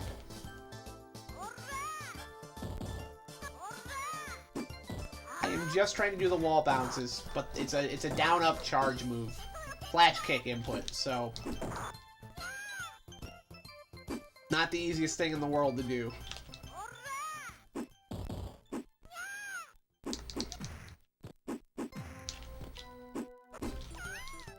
There we go. You find it interesting that Team Ninja split their game franchise into 3 specific groups: Ninja Gaiden Action, DOA Fighting, and DOA Fan Service. I mean, hey. Man, I am excited for Ninja Gaiden Ragebound. That is like one of the only games this year that I am super excited for. I am very much looking forward to Ragebound.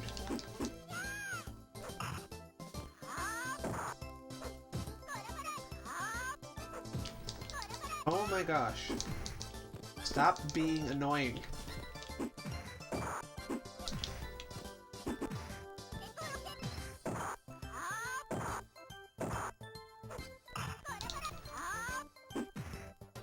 Stop being annoying, you little shit. Stop. Oh my gosh, stop. Ah.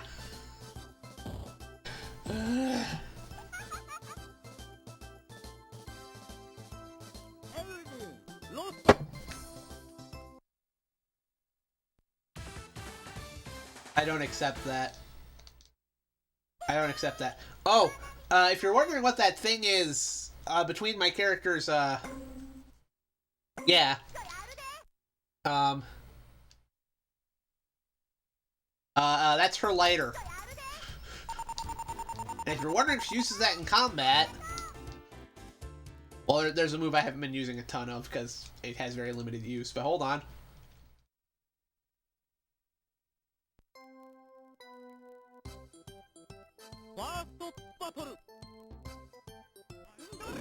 Yeah, see right there.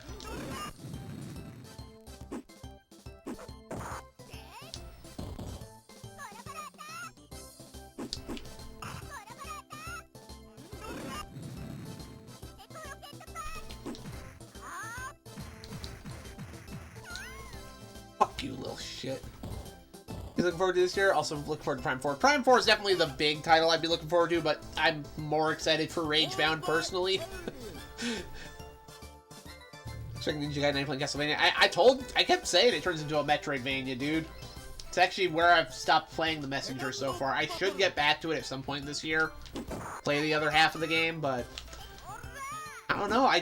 The more I work into it, the more I realize I'm not actually the target audience for Metroidvania games usually. It has to scratch a very specific itch for me to be into it.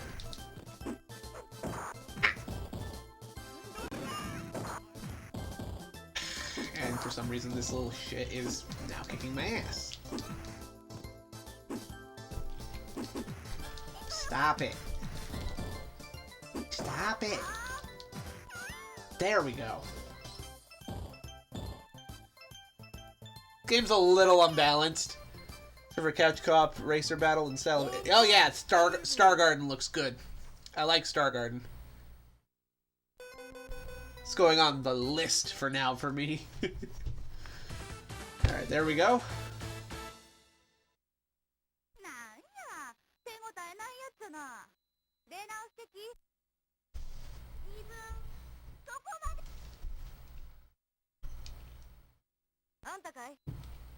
And I feel like Falco's a fan of this character archetype.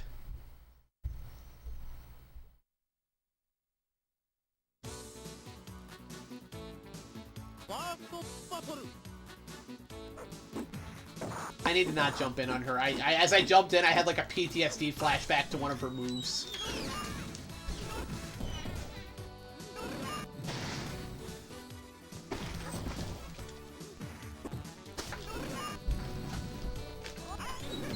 Yeah, that move, right there.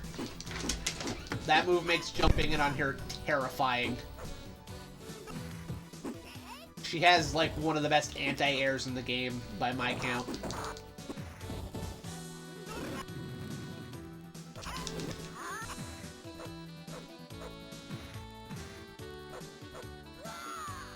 She a grappler? Yes, she is. Not that Falco's a grappler type, I'm more talking about, like, the character, design. He likes the dark-skinned anime ladies.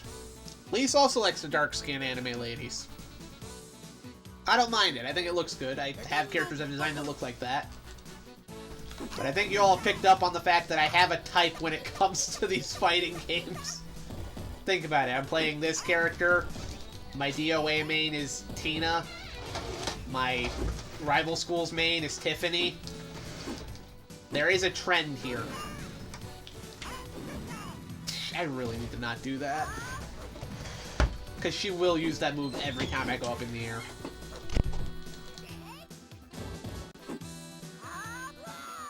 There we go.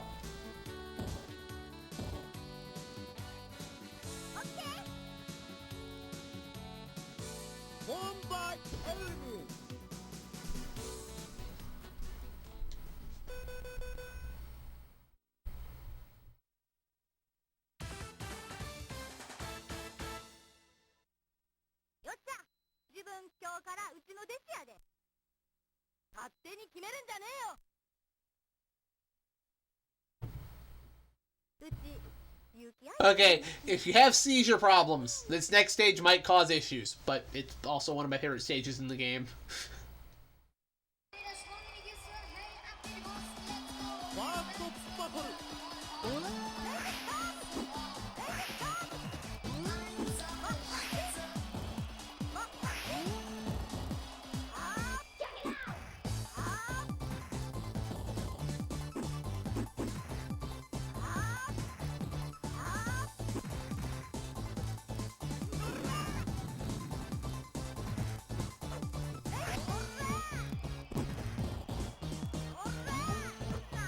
Damn it. He's a blonde. There's Art of Fighting and Street Fighter Dash 2. Yes, and Fatal Fury 2. Yes, there's lots of fighting games on the PC Engine. Not all of them are great, and you have to have a 6-button controller for them to work, but they're there. They're kind of a nightclub with no one else dancing.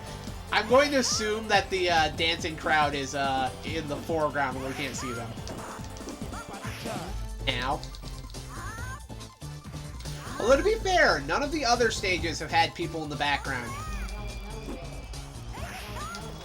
Might be for the better given the PC Engine. Oh, not PC Engine, the PC-98.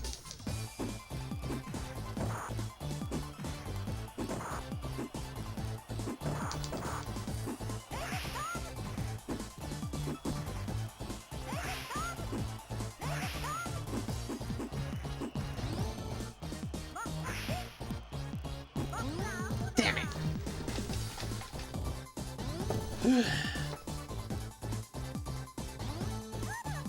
I think the Saturn version has a really different stage background, actually.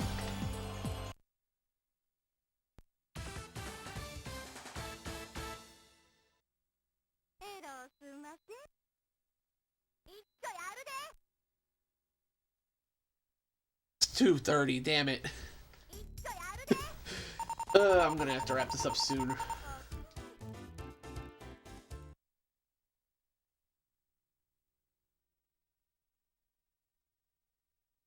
Let me give this another shot.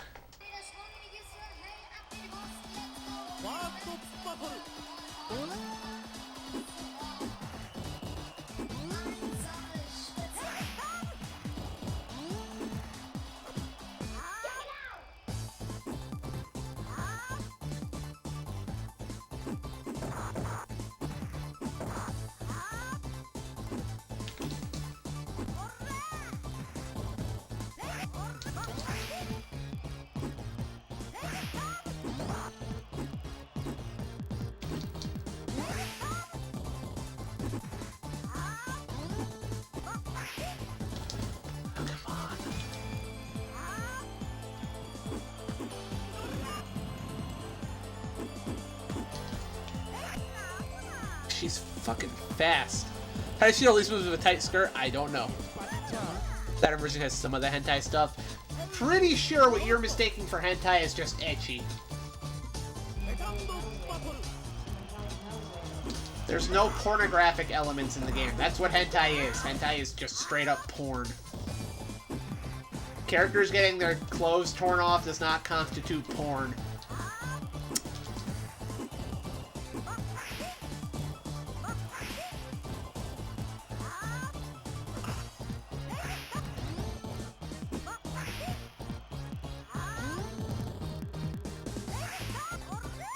There we go. Got her.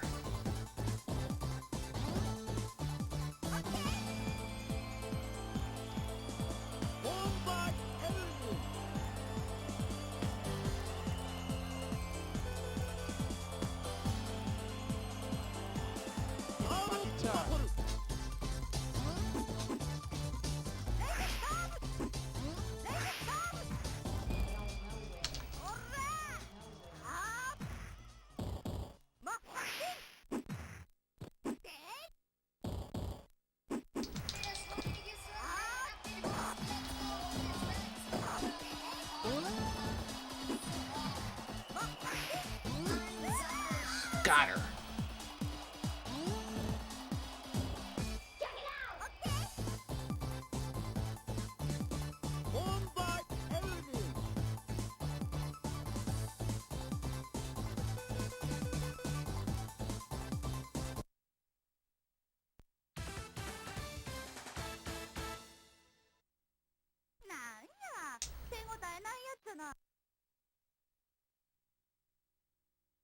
Up. We knew we had to get to here at some point, right?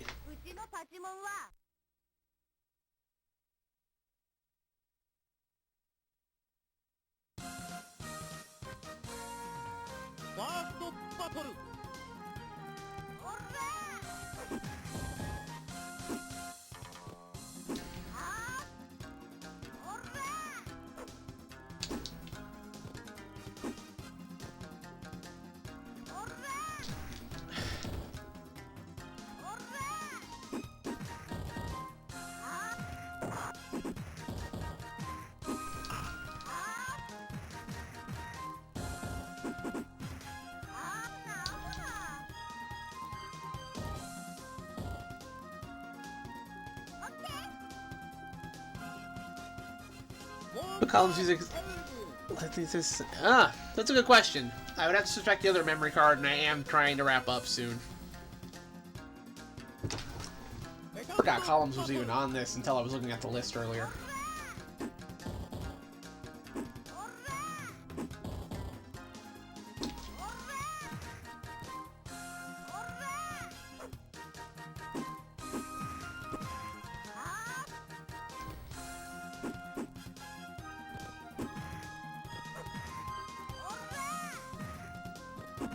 We got move input reading going on here. I can feel that.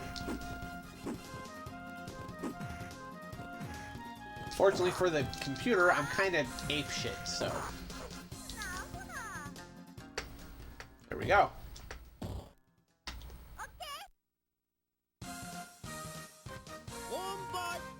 Whew. Honestly, I just know I can get to the end of this anyway. I've played through this. I've played through this last night, actually.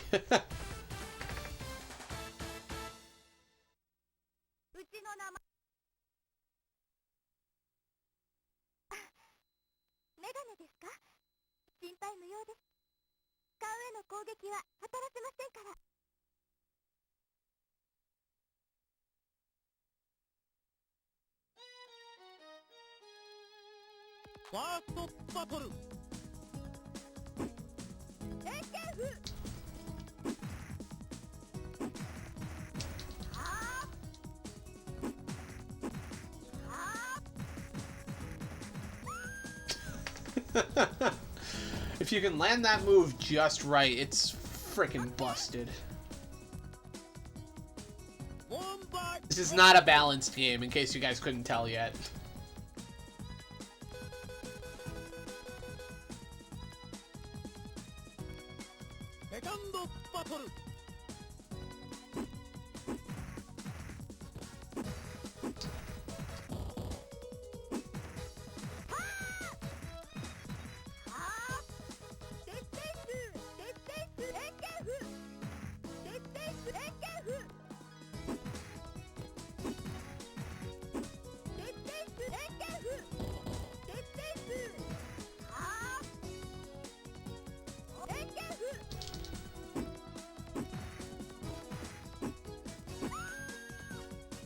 Death by boobs.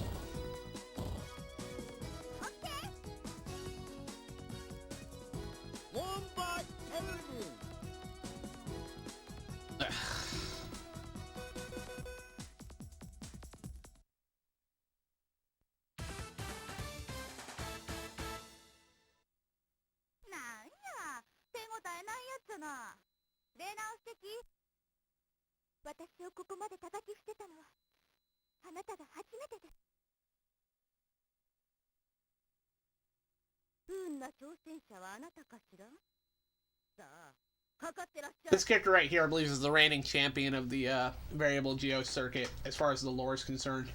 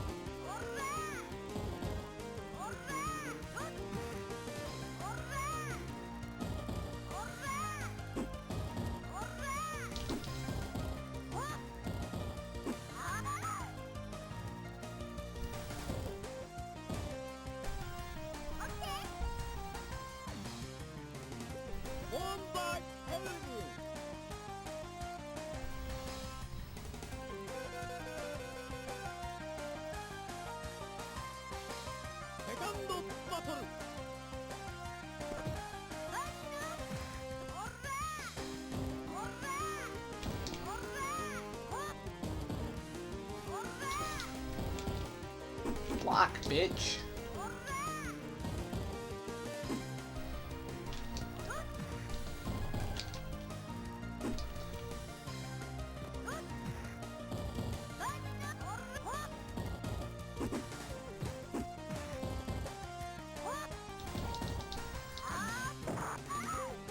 There we go.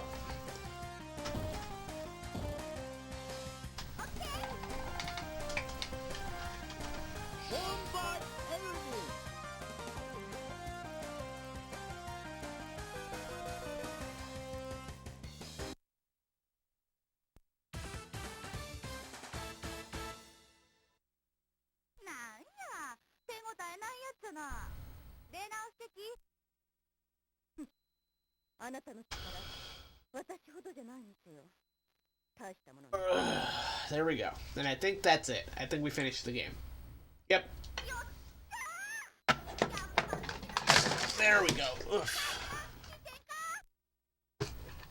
Yeah, I want to hang on to those screws. Those are important for another project. Let's put those back in the bowl.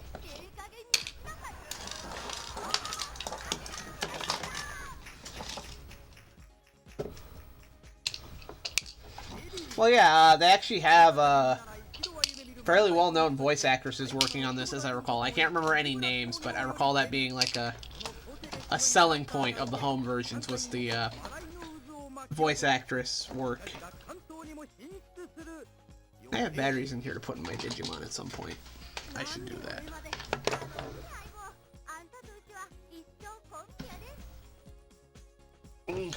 Well, there we go. And that's Advanced Variable Geo, and that is really all the time I have for tonight. Whew, boy. So hopefully y'all enjoyed that. Yeah, plenty of good stuff on the PC Engine, including 4 very good versions of, yeah, let me think. 4 very good versions of WonderBoy. Well, good ports of WonderBoy.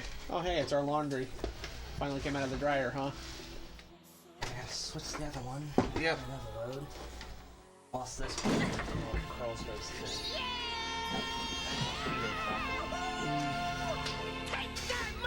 Isn't it great how things are? Isn't it great how we live in an area where things are just getting frozen right now? Minus 3 degrees weather. Minus 10 degrees weather. 64 bits. 32 bits. 16 bits. 8 bit. 4 bits. 2 bit. 1 bit. Half bit. Quarter bit. The wrist game! Alright. I'll be damned. Yeah! Alright, let me see here. I think Cobra's on playing Shining Force. I'll raid into her. Let me double check that real quick. Yeah, she's still playing Shining Force. Excellent. Hold on. I know where we're going. And I'm gonna get out here for the night. Sunday, it's my turn on Jankuary. We're playing Draken. Should be interesting. And then next Wednesday, we'll be wrapping up WonderBoy month with, I'll be going back to finishing some stuff I didn't finish, and I'll also try to do that ranking. It's not as good. Ah, man. That's a bummer. Let me open this up and listen to it real quick before we raid out for the night. Let's hear it.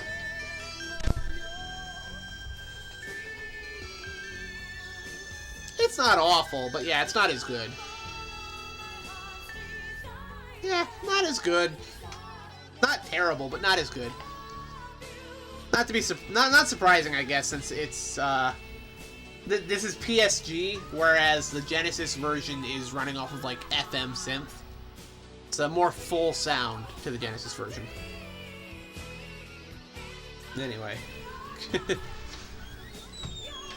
Hey Falco, I'll see you online on Fightcade at some point where we're gonna make sure the Super Famicom stuff's working again so we can fight each other in Super Variable Geo. How about that? That sound fun? Let's see what else we got here. I think I got that. So yeah, we'll be doing the. I'll try to set up stuff so we can do a little bit of a ranking of all the WonderBoy games we played this month. I'll try to finish up Dragon's Trap next Wednesday. This Sunday's Draken, like I said. But after that, Sunday after that, next month, I'm starting Final Fantasy IV. And some people will tell me not to do this. Those people can shut up. We're going to be playing it using the PS1 Final Fantasy Chronicles collection. Because this is what I have it on, and I like playing things on my original hardware. There are some loading times, but quite frankly, They don't bother me. So we're gonna be playing it that way. It's also what I have Chrono Trigger on. So if I were to do a playthrough of Chrono Trigger, it'd be from that version as well. So yeah, we're starting out Final Fantasy IV next month. I'm very excited about that because I haven't played that game in a long time, and I really want to play it again. So that should be fun. So, all of that said, let me set up our raid to go say hi to Cobra, who is playing Shining Force. It's been really cool too. Shining Force is a fun series. So, let me set up that raid. Alright, and now that the raid's set up, this is where I say my piece for tonight. And you all should know it by now. If you know the words, you can sing along too, right? Anyway, this has been Quinn Michael from Shaggy Girl Studios, Channel 14 WNBI TV, where we're high on retro junk. And like it or not, next time, I'll be back. I said that backwards. I'll be back next time. See you later.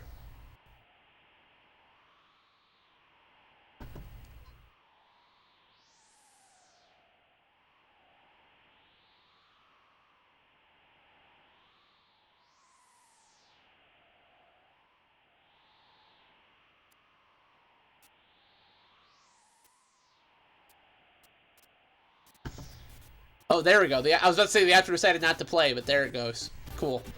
Let's go say hi to Cobra.